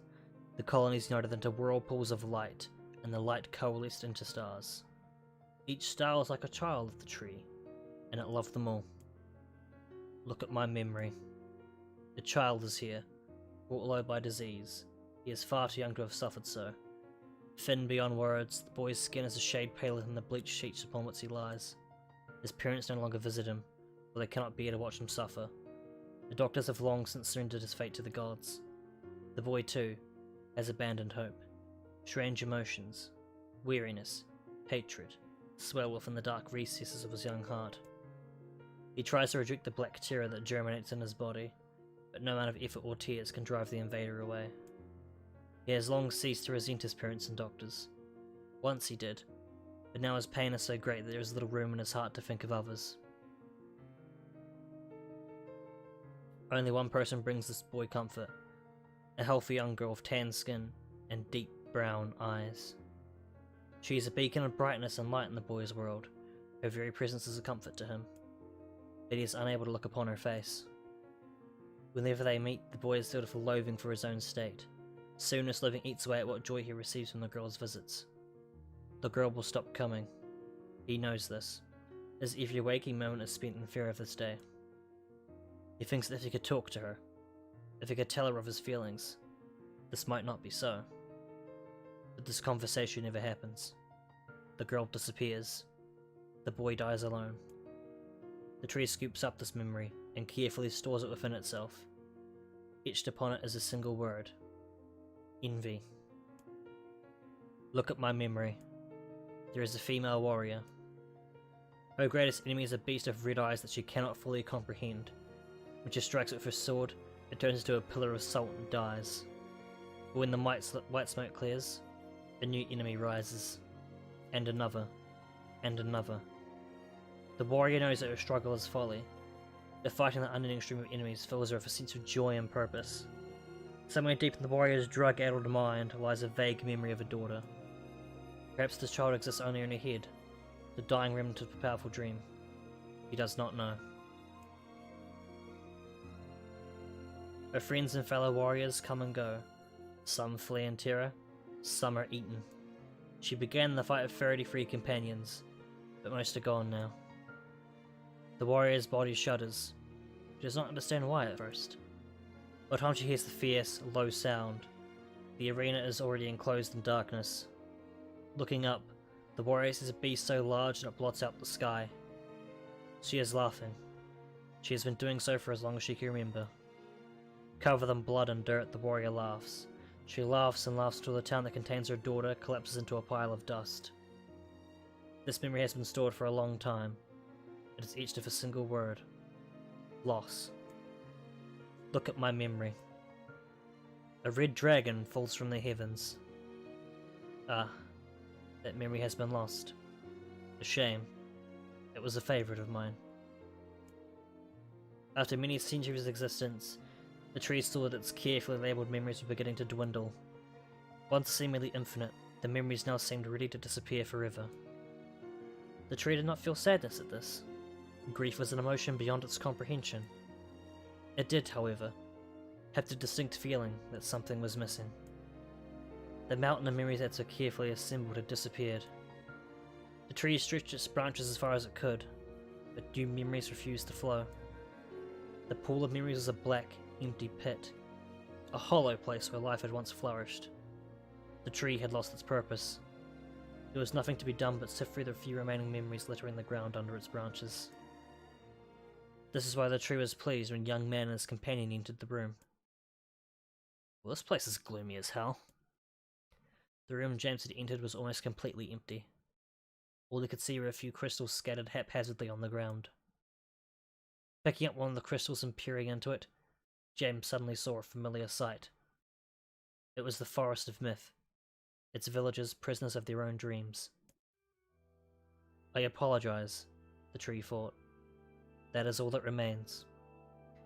As James stared at the jewel, bewildered, a voice suddenly called out from the depths of his mind. The voice implored them to listen. It was an order. Following it was mandatory. Abruptly, the pair realized they must listen. Let's... Look there. A small, shadowy presence appeared from beneath the floor. It appeared to be a shade. The shade grasped several jewels in its hand. More jewels tumbled out of its mouth like shards of broken teeth. Sights and sounds tinkling from each one, before vanishing forever. The creature was abusing the memories, treating the precious objects like a collection of cheap playroom toys. The shade appears to be consuming the memories. These things eat memories? The tree extended the branch toward James. Without a second thought, James brought his blade down on the shade, tearing its stomach wide open. Jewels burst from the shade and poured across the chamber floor. Look, thought the tree. There is the conviction memory I had lost, and satisfaction, and many others as well. Yes, this is good. The tree opened its mouth and attempted to speak, but no sound emerged. A millennium of silence and solitude had caused the tree to forget certain things, but rather than be upset, it greeted the development with good cheer. Focusing all its power on the riddle of speech, the tree formed a kind of makeshift vocal cord, and tried again. I implore... It spat out a glimmering green jewel. One more time. I implore you. Here we are. What was the colour of the lost envy? It spoke. This shade has intelligence and emotion. Who cares? James brushed Vice's comment aside as the sword sliced through the shade's right arm. The shade extended its remaining arm to James. I must touch him. I must make contact. The moment its fingers brushed against James, the tree felt a warm sensation begin to burn. Something hot coursed through its fingers, up its arm and out to its entire body. It was emotion, more than the entity had felt in centuries. The tree cried out in surprise and joy. 1,000 years alone. 1,000 years in quiet contemplation. The tree felt like it was going to break apart. For long centuries the tree had been alone, its heart sealed with heavy chains, but no more. New, powerful emotions began to take hold, causing its heart to lighten. This was more than the simple emotions it had been designed to feel. It was the beginnings of a soul, and the young man was the key. This was the promise made long ago. This was how it would be released. The tree's stomach began to throb in pain, a new and unpleasant sensation. But the time was not yet right. I implore you. How many were lost by the warrior who fought the red-eyed beasts? Okay, for the time is over. I'm going to kill this stupid shade once and for all. Something round and shiny fell from the open stomach and clattered to the floor. The key! Cried the book. Secure the key! The man's sword slowed. Time began to dilate around them, stretching and slowing. Time is essential. The next word must be heard. The words exploded. It became difficult to discern their the portal of memory began to crack as infinite blackness burrowed its way into the wall. This world is falling apart. How can a world leaders, I implore, most important thing, world?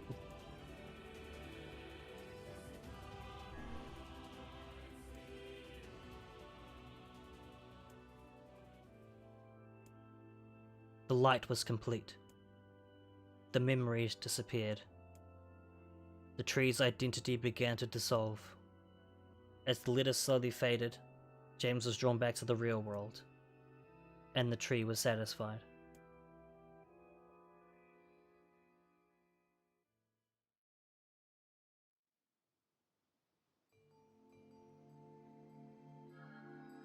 What in the... I never realized shades were capable of rational thought. I don't care if they can tap dance and play the fiddle. I just want to kill them without all this hassle. With the tree defeated, we no longer have to worry about being buried in its world of letters. Unless, of course, time itself begins to rewind.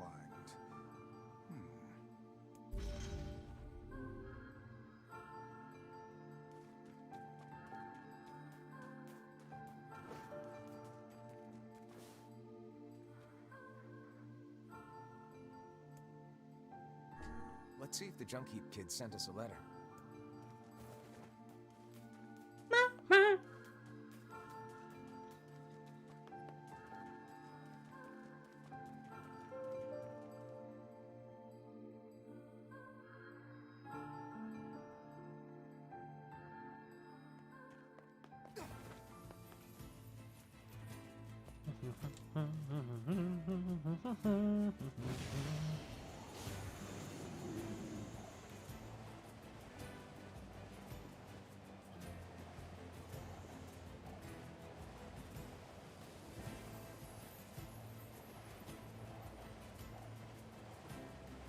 Hello.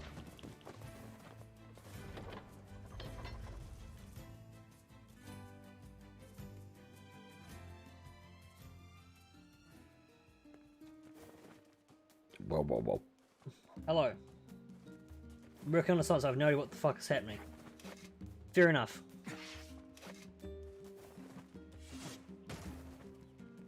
Before checking later, I am going to play the diary missions again. Oh, item.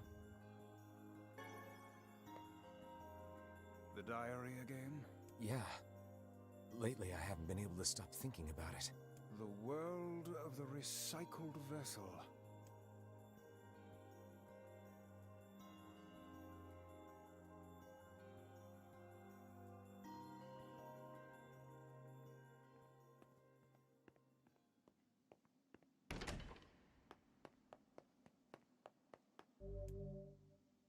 Yes.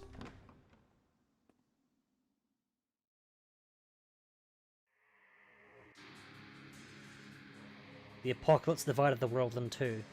One that knows not day, and one which has never seen the night.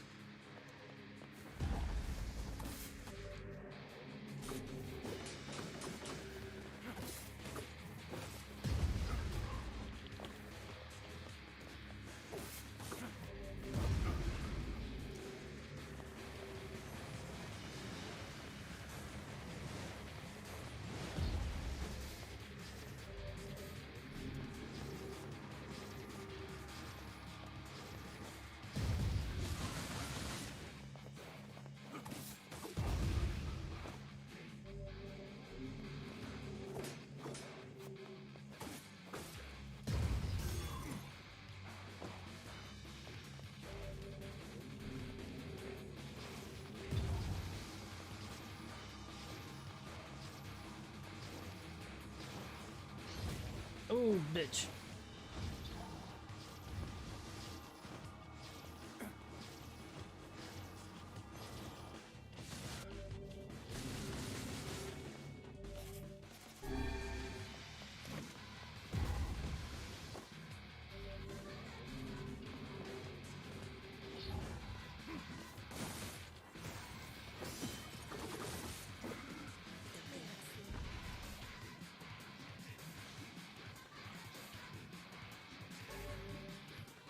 5 medicinal herbs. Interesting, interesting, interesting.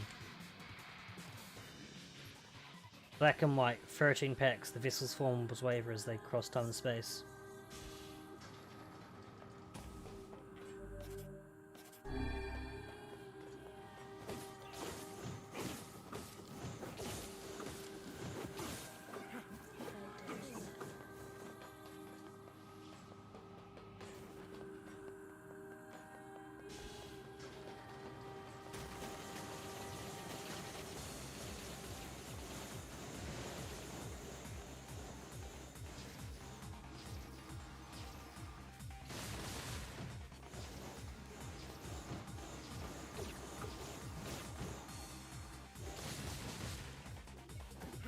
Oh, fuck.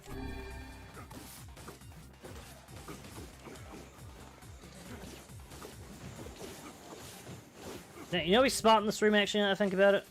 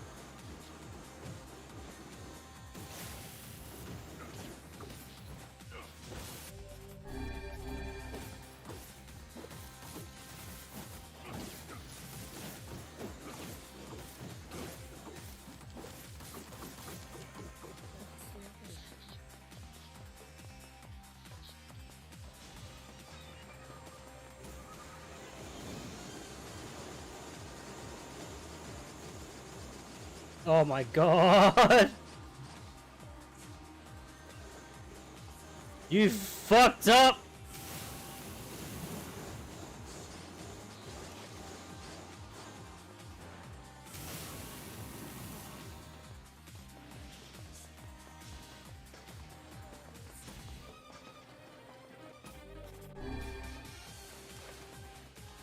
It seems we have been shut in.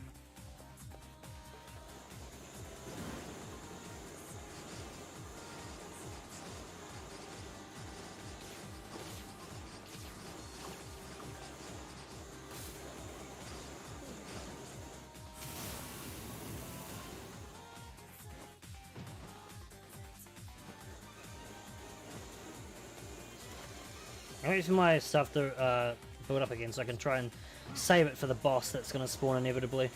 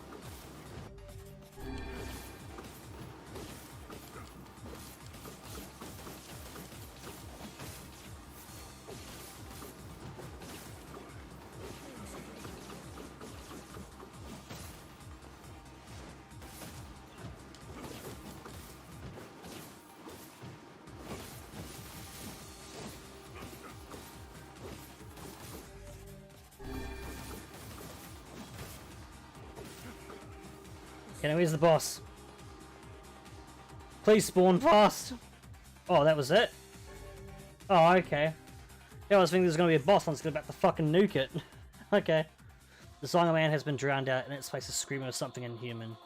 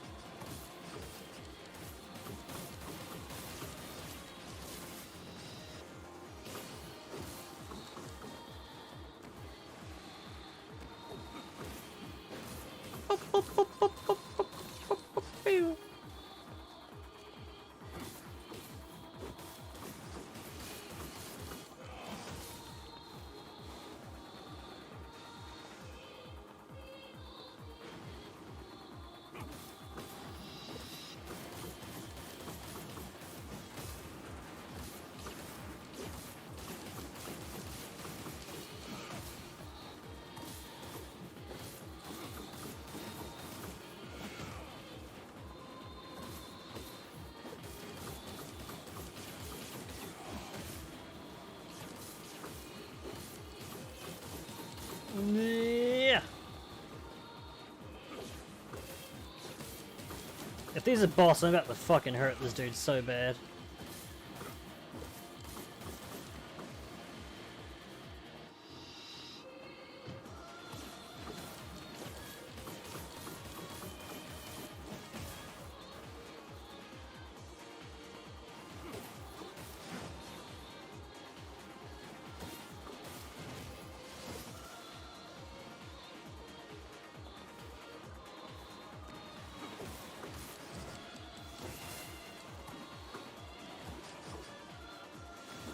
Please hit it! Oh my god, hit the fucking thing! Oh, I can still hold it even if I'm out of magic. Okay, interesting. Yeah, just won't suck up any magic if I'm out of mana. Okay, never mind. I thought it automatically cancelled it if I ran out.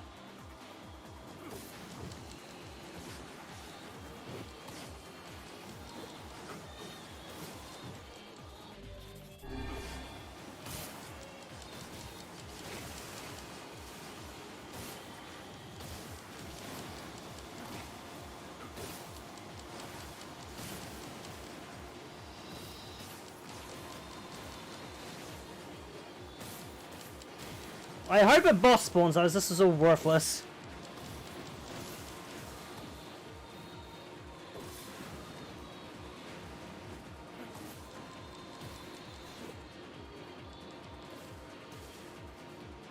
Please tell me a boss is gonna spawn. Please. Ah! We obtained a two-handed sword, Fool's Lament.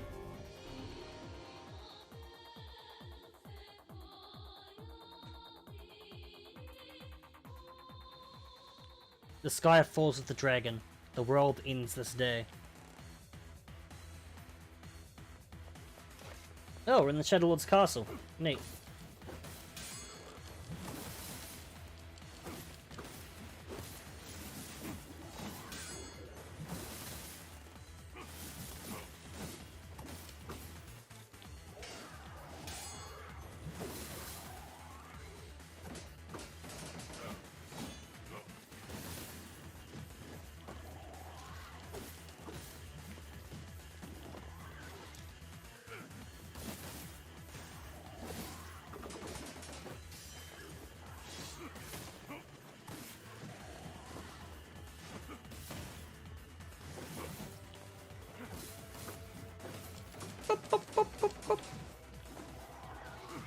Oh my god.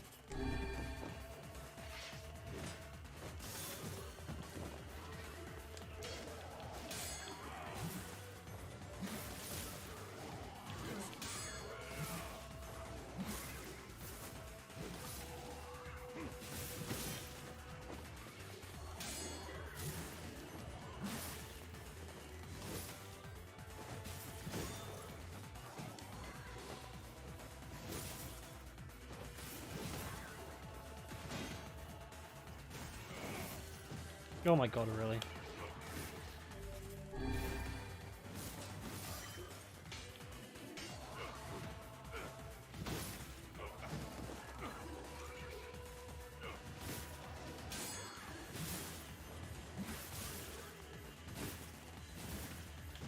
Oh my god, fuck off.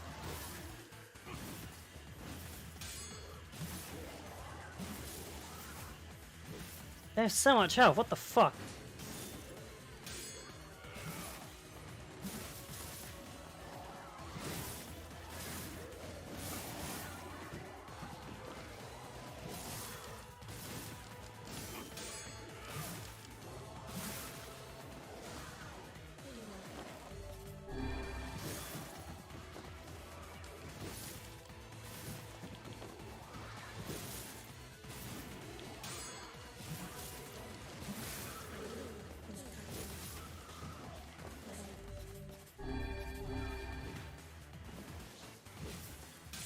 No, fuck you.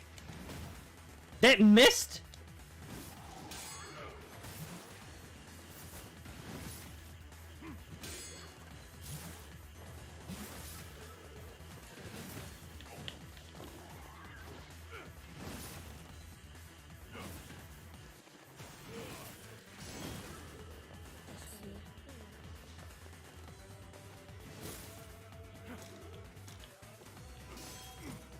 Whoa, okay. Oh, wrong spell.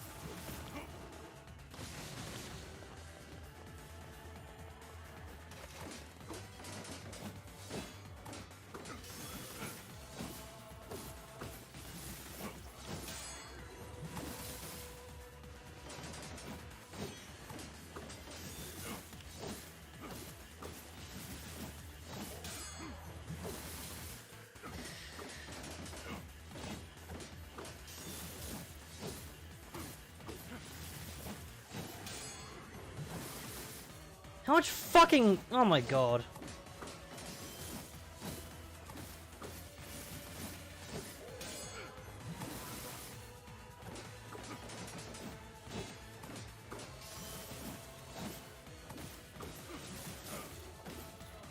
No, get out from it.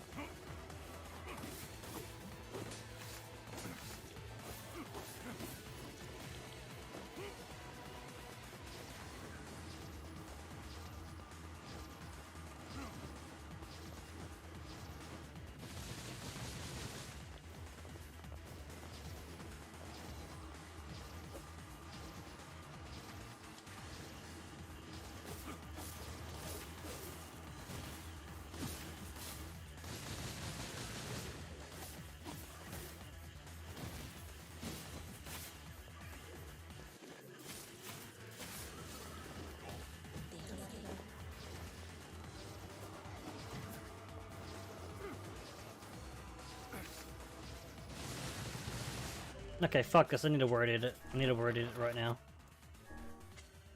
Okay, what one does armor break come under? Good.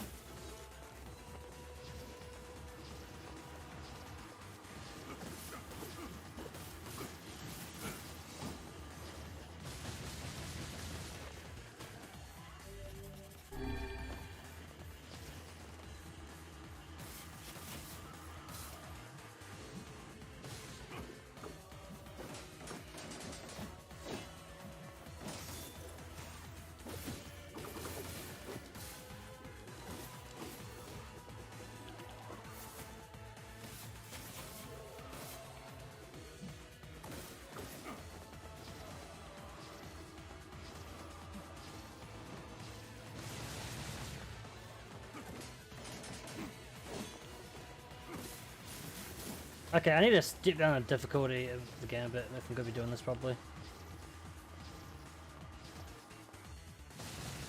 Actually, what's the design for Fool's Lament? Oh, it's Chaos Form Angelus. Interesting.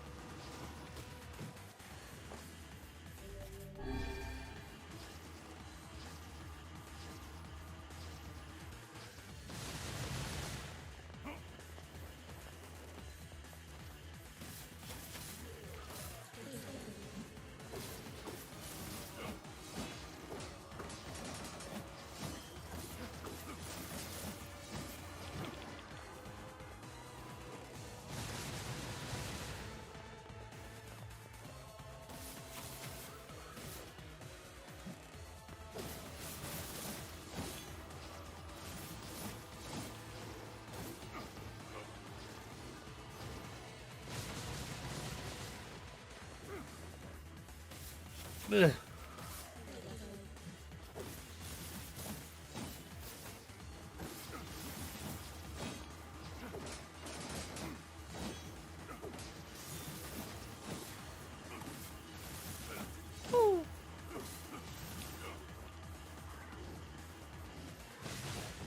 Oh, you bitch.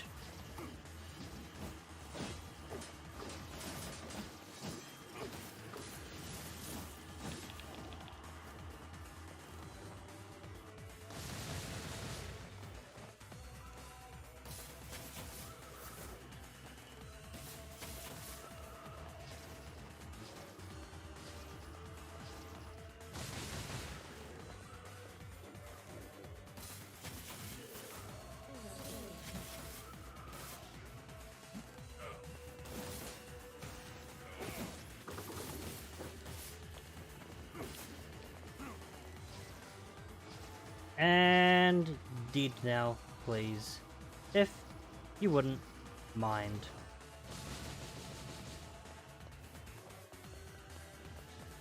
Christ.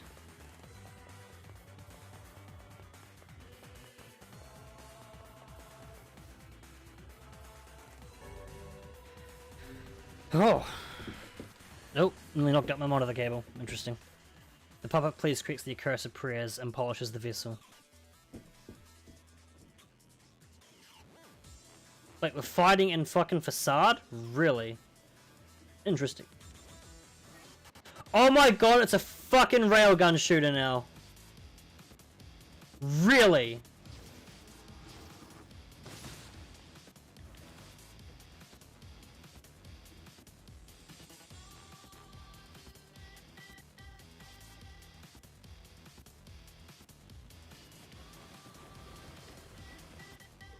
We're playing a railgun shooter now. Fantastic.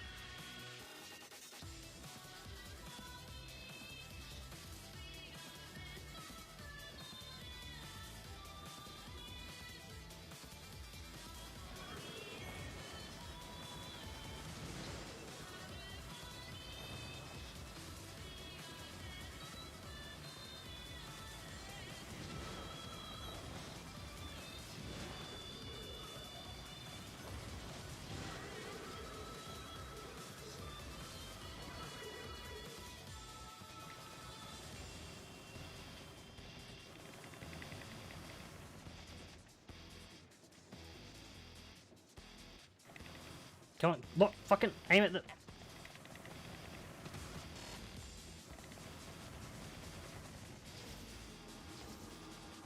Okay, lance it. Oh!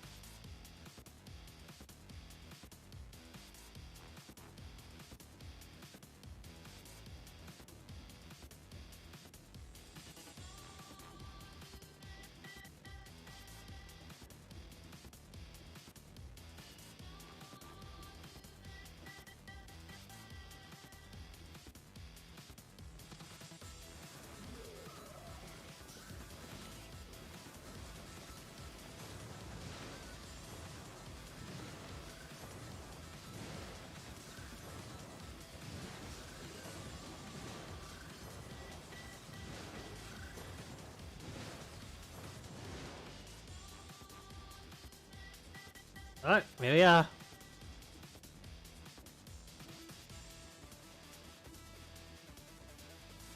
Is this lane right? Suppose so.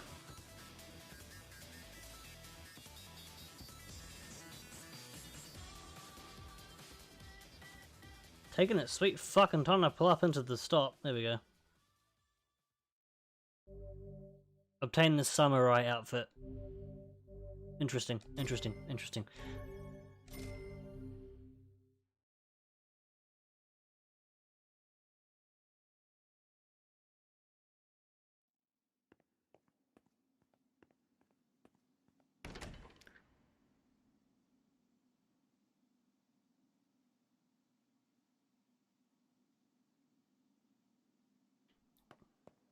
Let's try the third and final door, shall we? How hard could it be?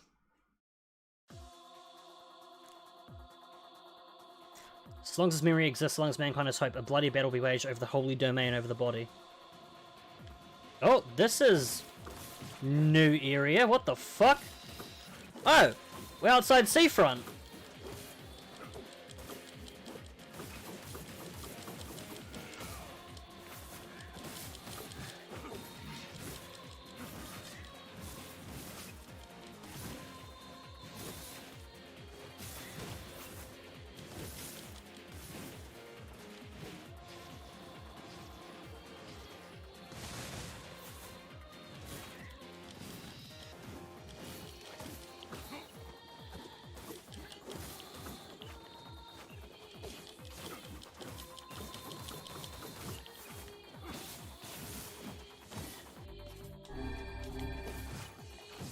Oh my god.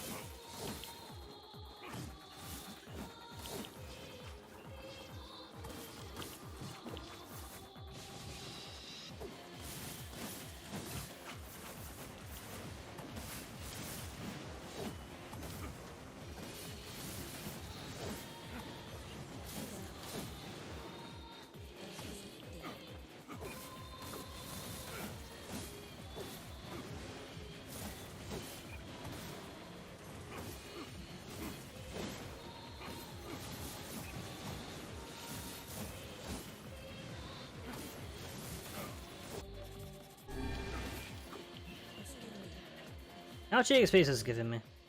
89,133. I'll kill an enemy and see how much it gives me.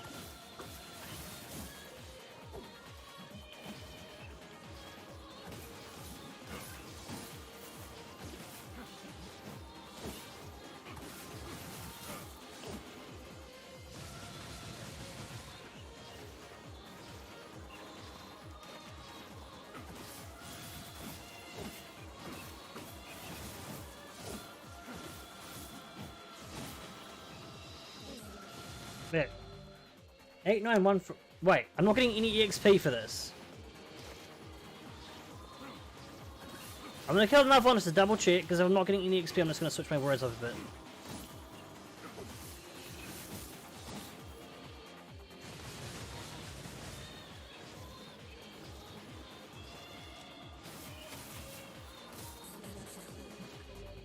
Okay, word switching time. What does the game say is the best words? Attack power and EXP, right?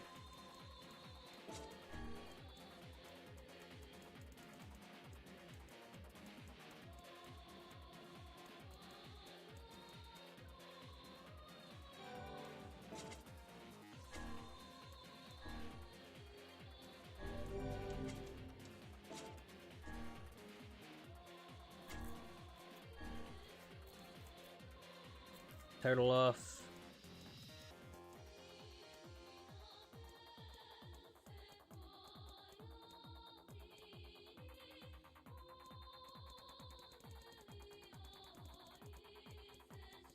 Let's do physical strength, why not? Increase our attack speed, I think. Pretty sure it's what it does.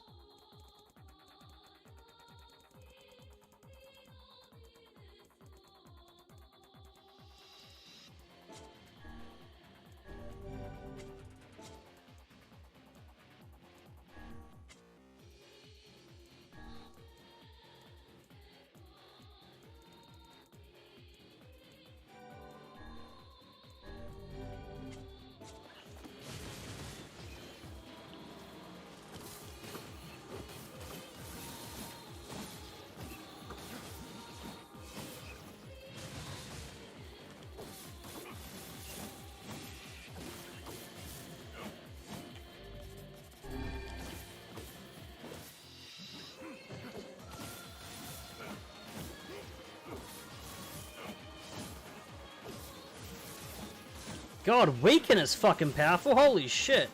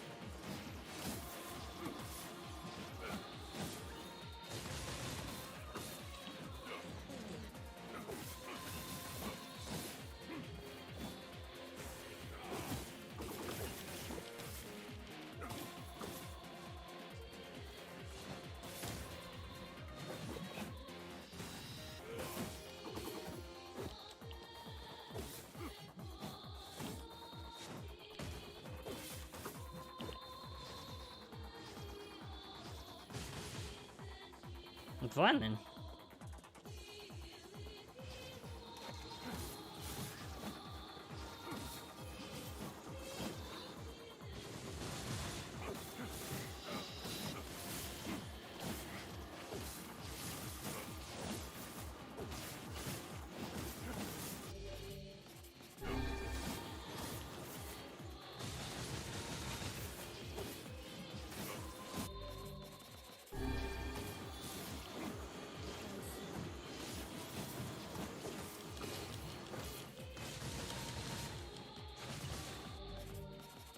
Fucking hell.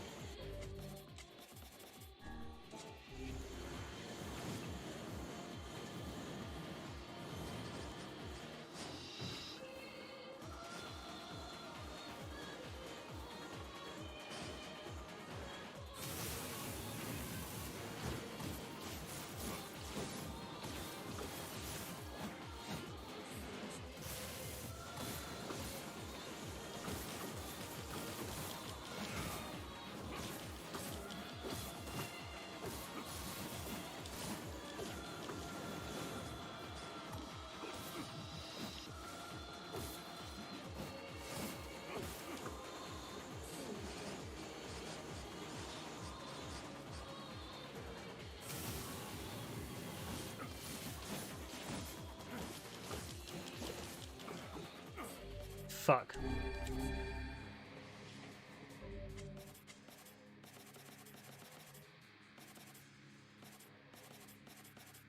No. There you go.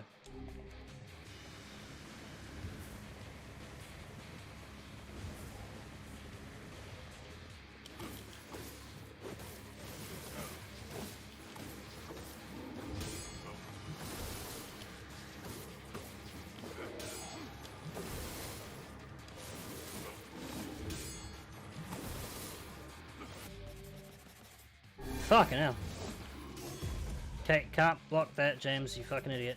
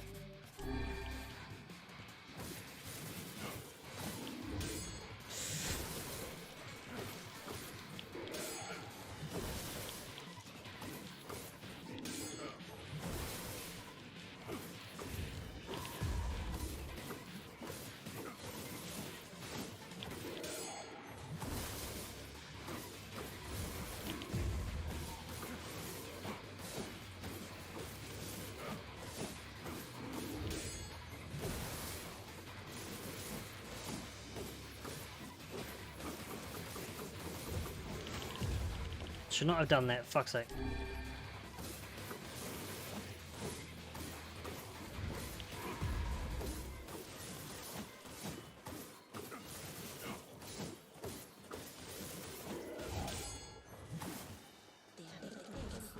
Fucking hell.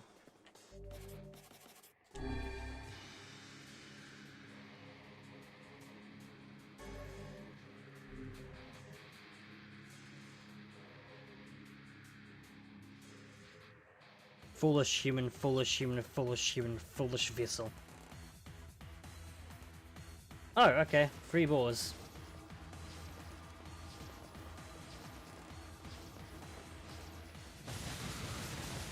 Oh, they have a lot of health.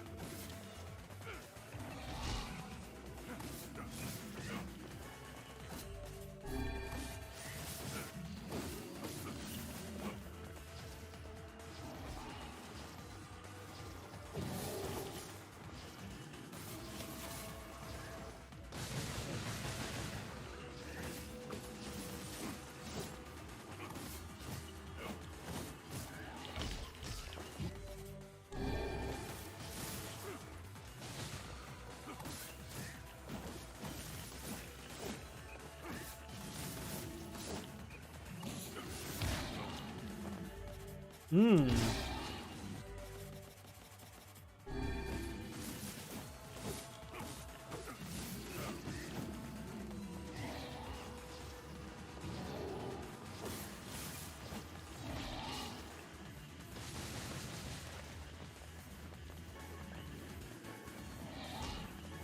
Yeah, we've been friends for a while.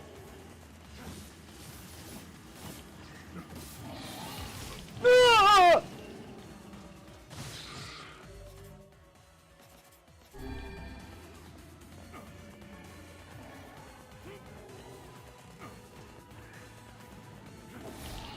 Piss. Piss!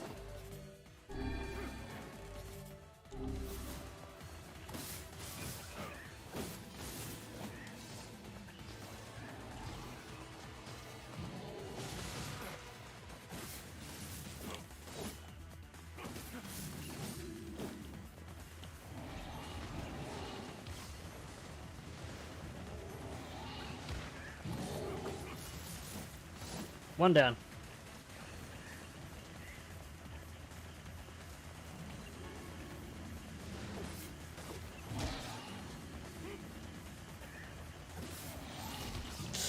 Ooh.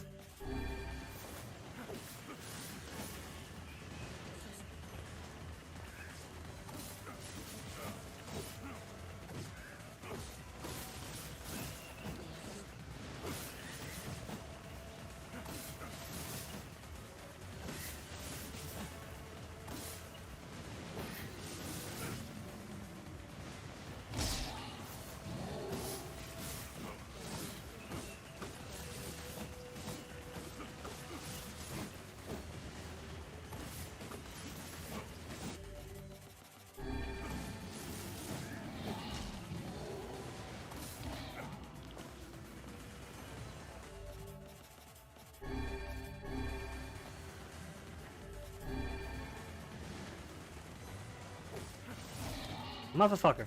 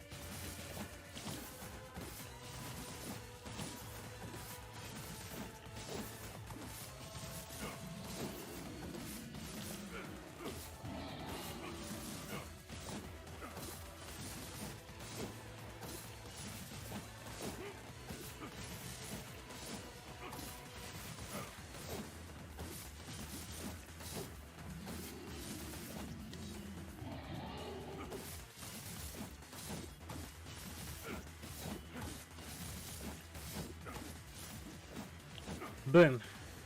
Any bosses, or is that it?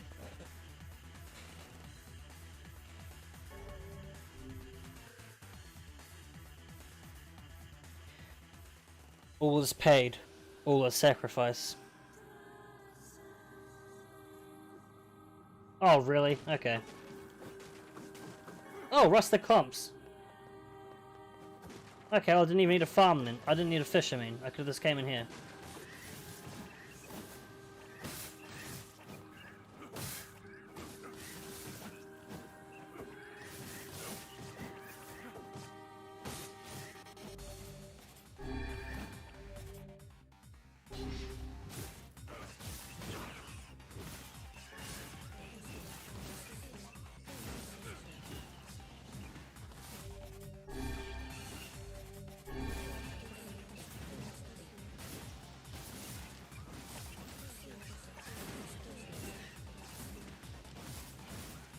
Well, there is top-down and side-scrolling sections in the... There's only one top-down section in the game, but there's a few side-scroll sections which usually take place inside buildings where nothing happens.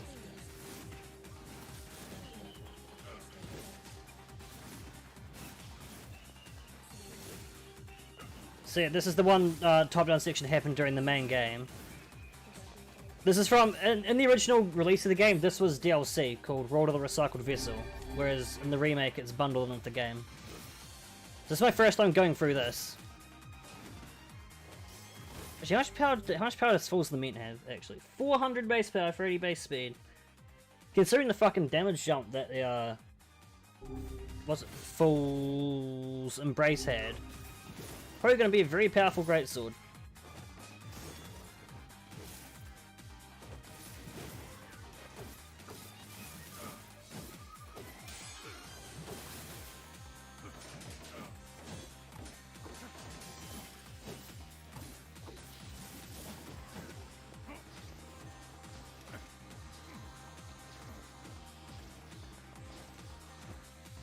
Why are there so many fucking fireworks going off? I don't get it.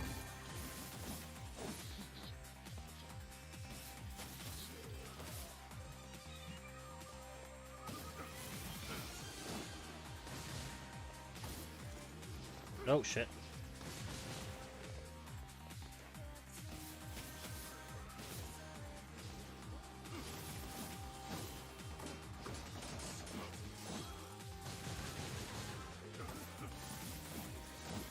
Oh, it's Skyfox. Okay. I mean, I've been hearing them go off for the past couple days now.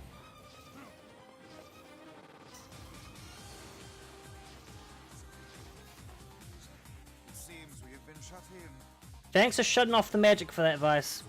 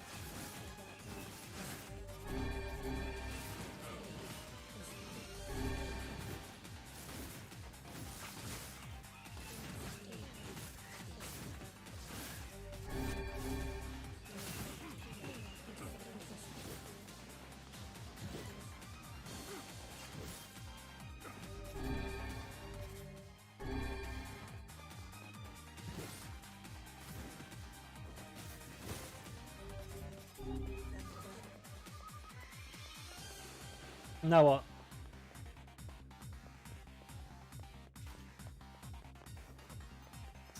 Oh, no, we just go. Okay.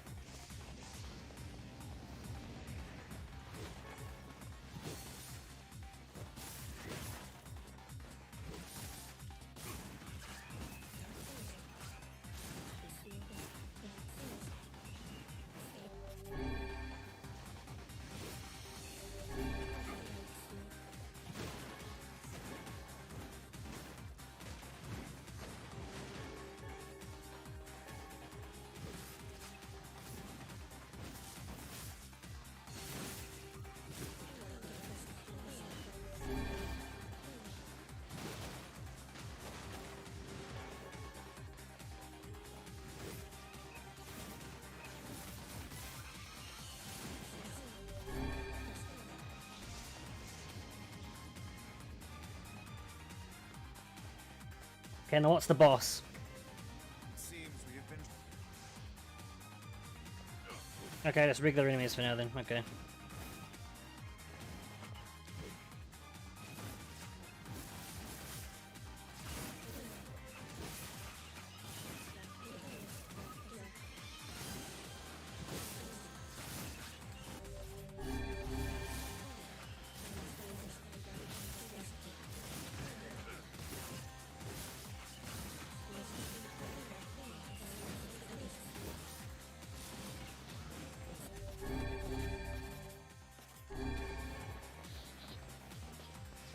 Oh, fuck me, these guys again, really.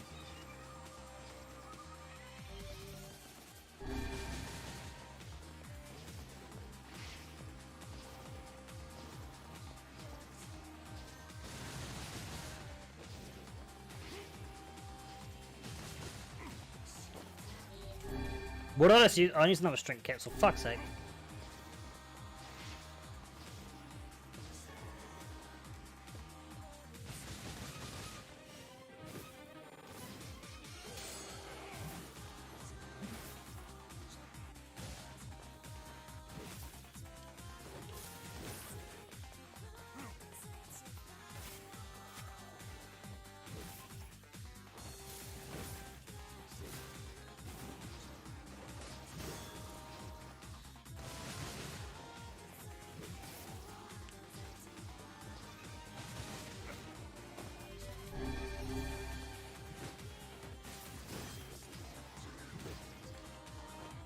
Why am I over here?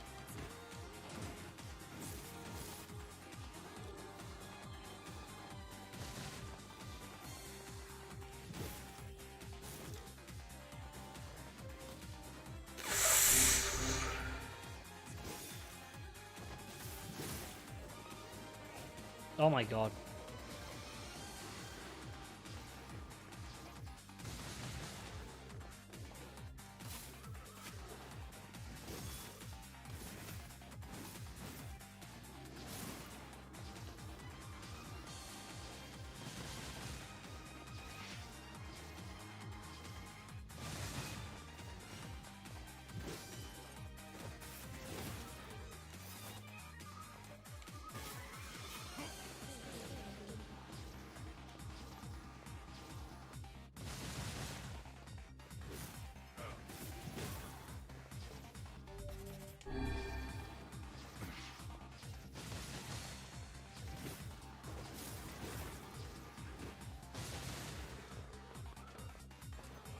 Beep boop.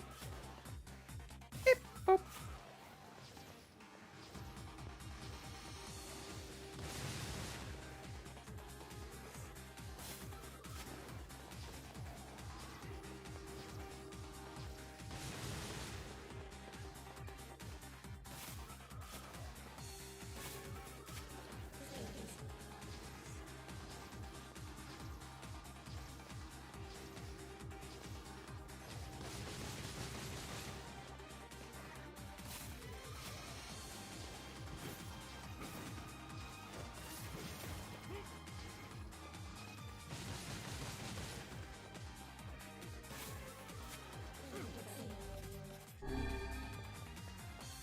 Now, boss time, or was that it? Okay, that was it. Cool. You've obtained the spear, Fool's Accord. Oh, weapons collector. Is that getting all weapons in the game? Let's see, weapon collector, where are you? You found every weapon. Okay, cool. Obtained health solve times 5.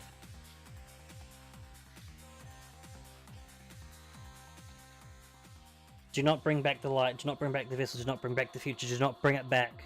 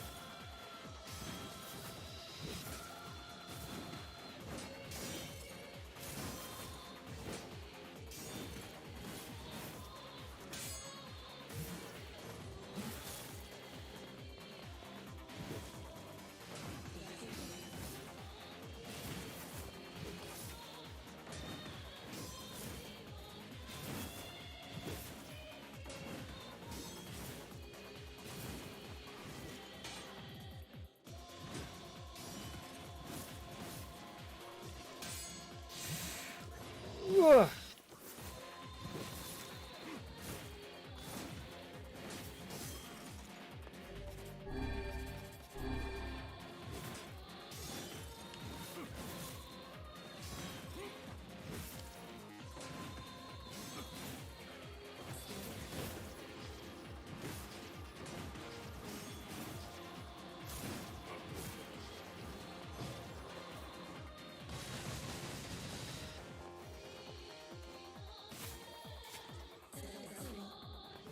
More? Fuck, this final door's a bloody endurance test. What does this final sphere look like? Okay, it's another Angelus one. 300 base, 30% base. Okay.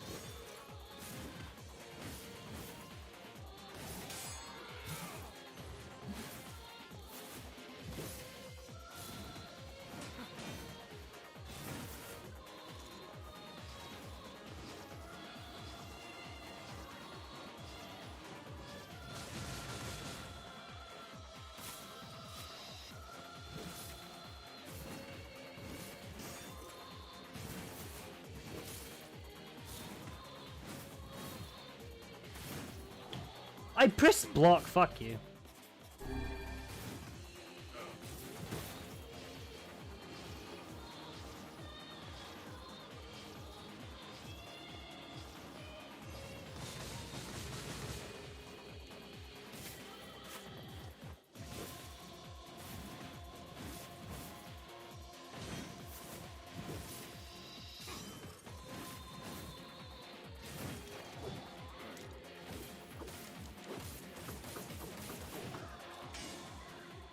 What?!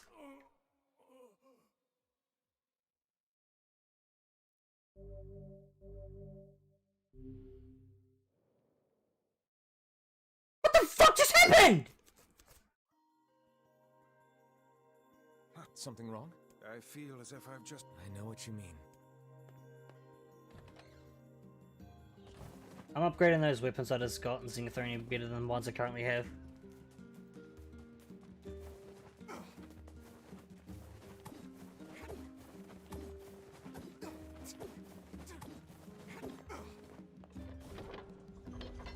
Fucking hell.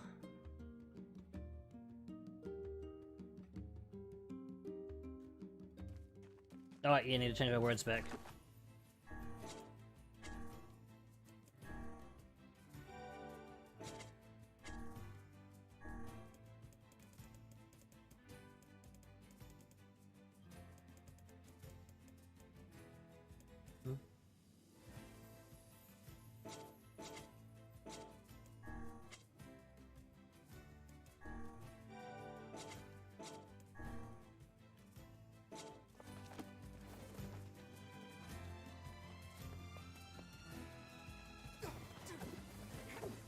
Whoop, whoop, whoop. Switch back to normal switch down to normal difficulty and then do that one there, because that took way too fucking long to get to where I was.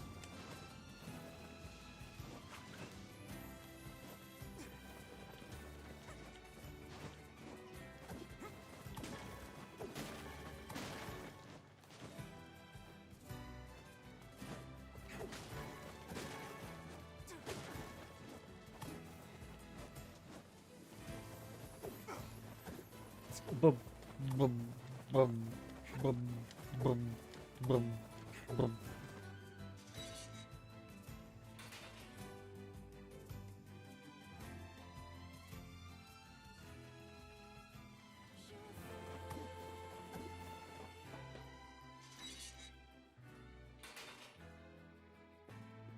Okay, first of all, screenshot and screenshot.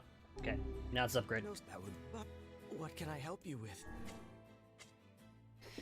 Those are mint, yes.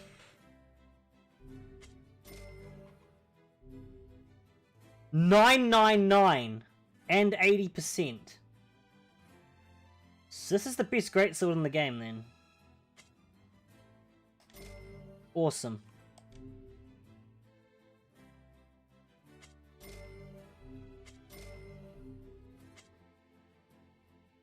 600. Oh, this is much weaker than fucking... Much weaker than the Phoenix Spear. God damn it. Yeah, okay, Phoenix Spear. Why is everything weaker than the Phoenix Spear? Fuck's sake.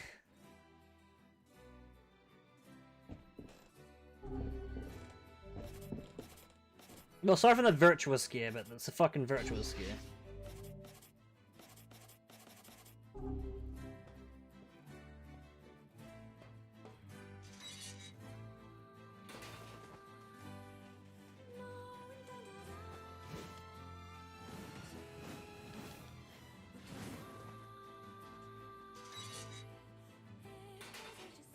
Oh! Right, I'm gonna save game, exit the main menu.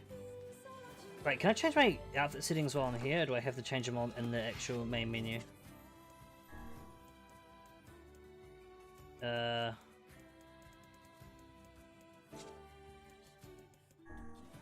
I have to actually be in the main menu. Okay.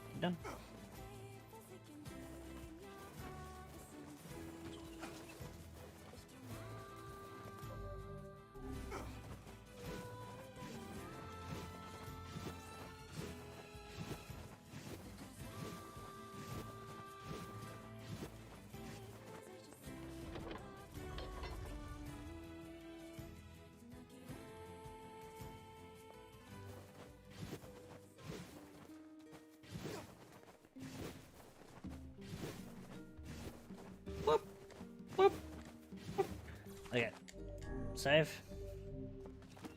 Okay, now options, other, return title screen, yes. Okay, so I've got the Yoha outfits and I got samurai and what else? What else did I fucking get? I can't remember. Shit. Wait, let's look at the outfits I currently got. Wardrobe. Standard, Kabuki, Samurai, Yoha. I'm curious. Oh, I can change my magic orbs to be meals. Interesting. Interesting. Interesting. Interesting. It's interesting. That is interesting. Okay, you know, difficulty, normal. Yes.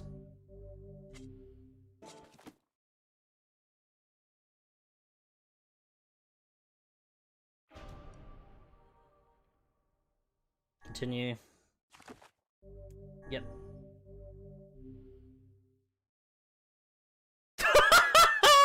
Hi, Emil! Okay, so this is Kabuki for me. What does Kabuki look like for Emil and Kaine?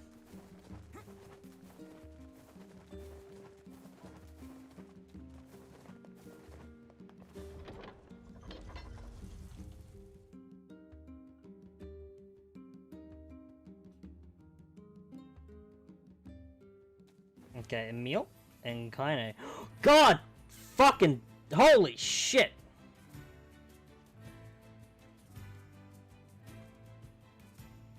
Oh yes, that's what those look like. So now let's go look at what the other one looks like. Samurai. Yeah, I don't need the near materials list anymore because I've fucking fully upgraded everything. Hell yeah. Okay, so options, wardrobe, samurai, apply.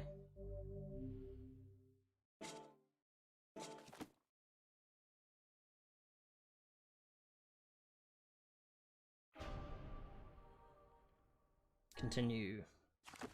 Yes, yes.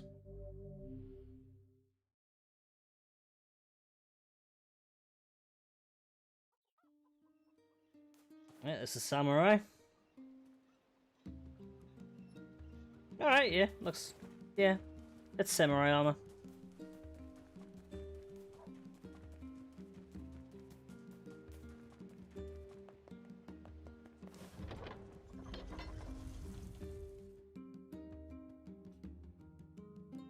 I was wondering why my preview looks so fucked, because I'm not running the preview at 60 FPS, oops. Oh yeah, you guys, what do your costumes look like? Fucking hell! Kaine!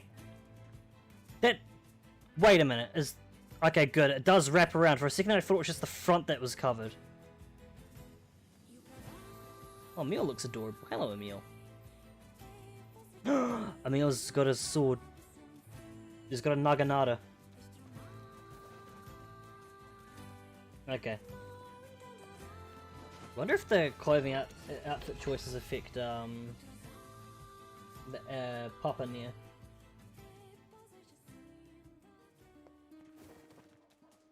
I have to remember next time I launch the game to fucking change the outfits back to default.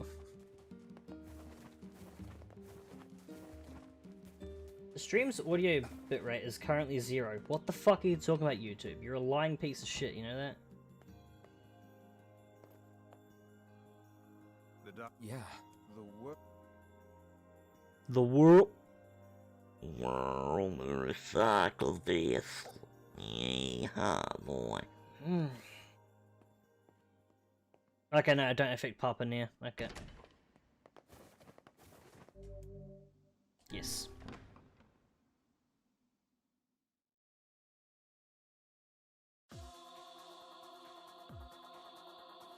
As long as his memory exists, yep.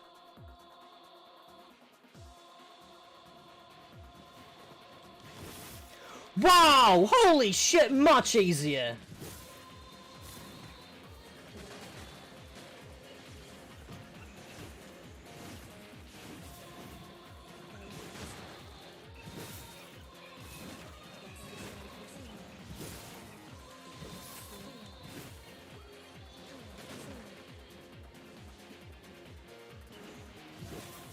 Compare this with how it was before, oh my god.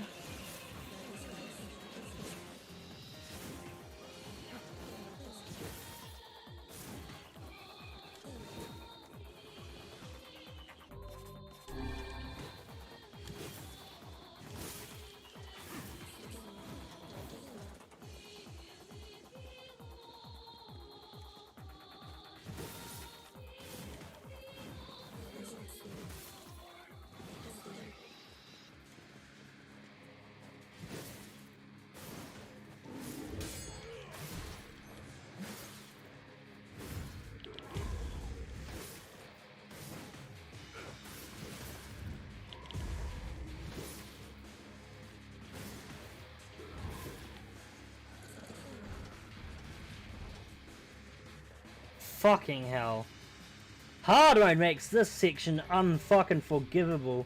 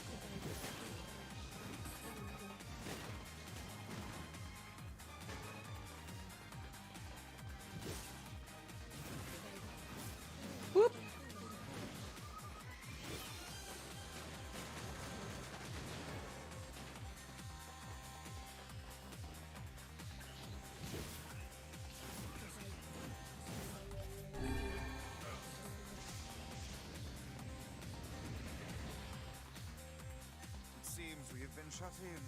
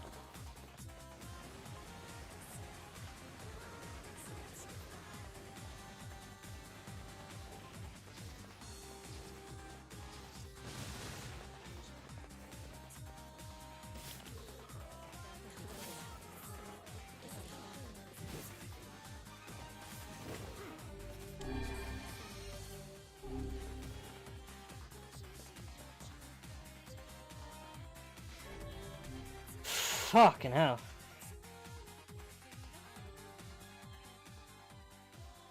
Okay, now back to where we were. Cool. Ow.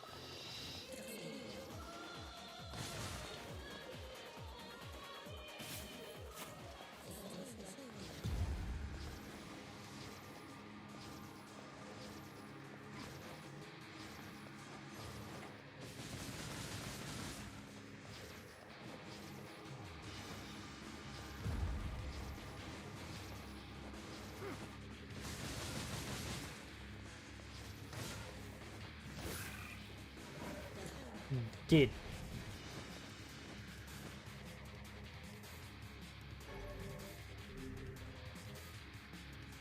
Okay, it's kinda. Every beam of light is an invitation to death.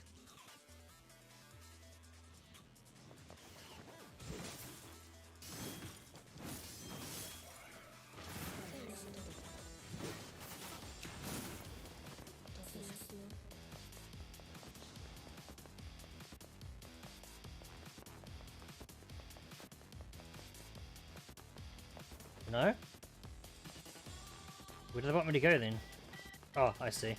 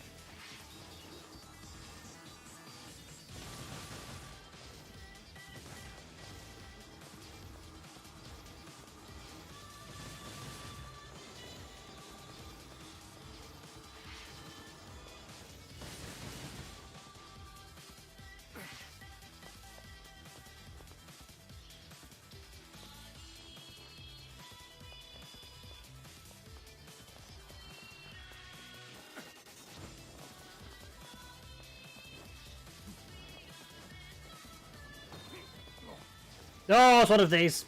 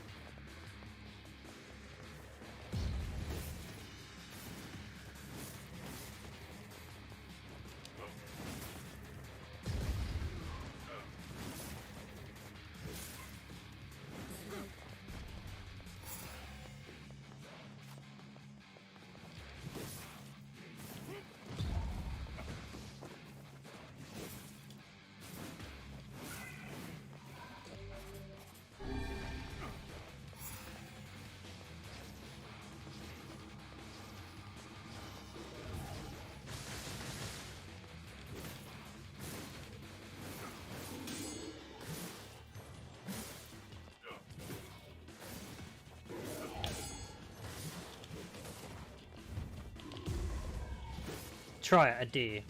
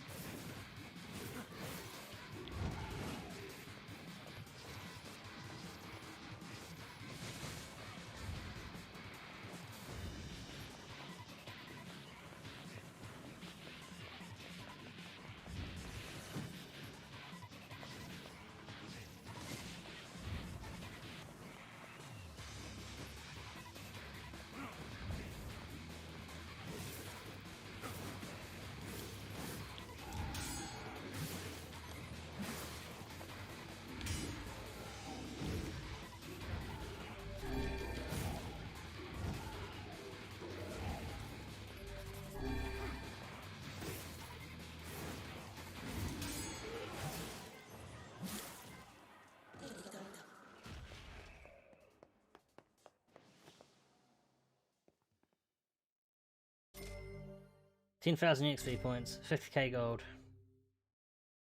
A dreaming vessel in a recycled world. Until the time of its awakening comes.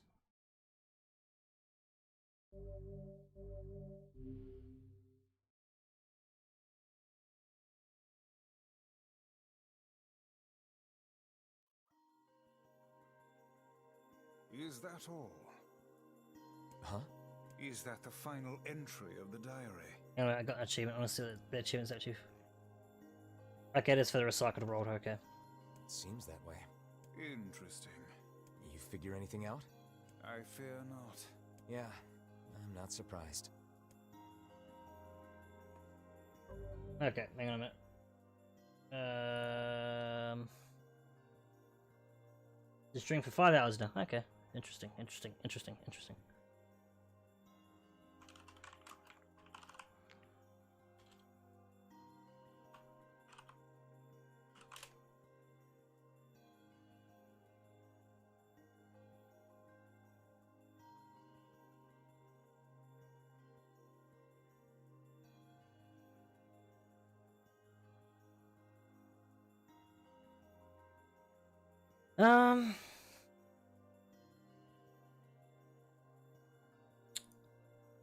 I'm gonna probably call the stream there. 5 hours is enough time. I'll probably stream again in another couple hours. I just want to take a bit of a break. Ugh. Well, I want to get Route B finished tonight. Then get Route C/Route D done tomorrow, maybe.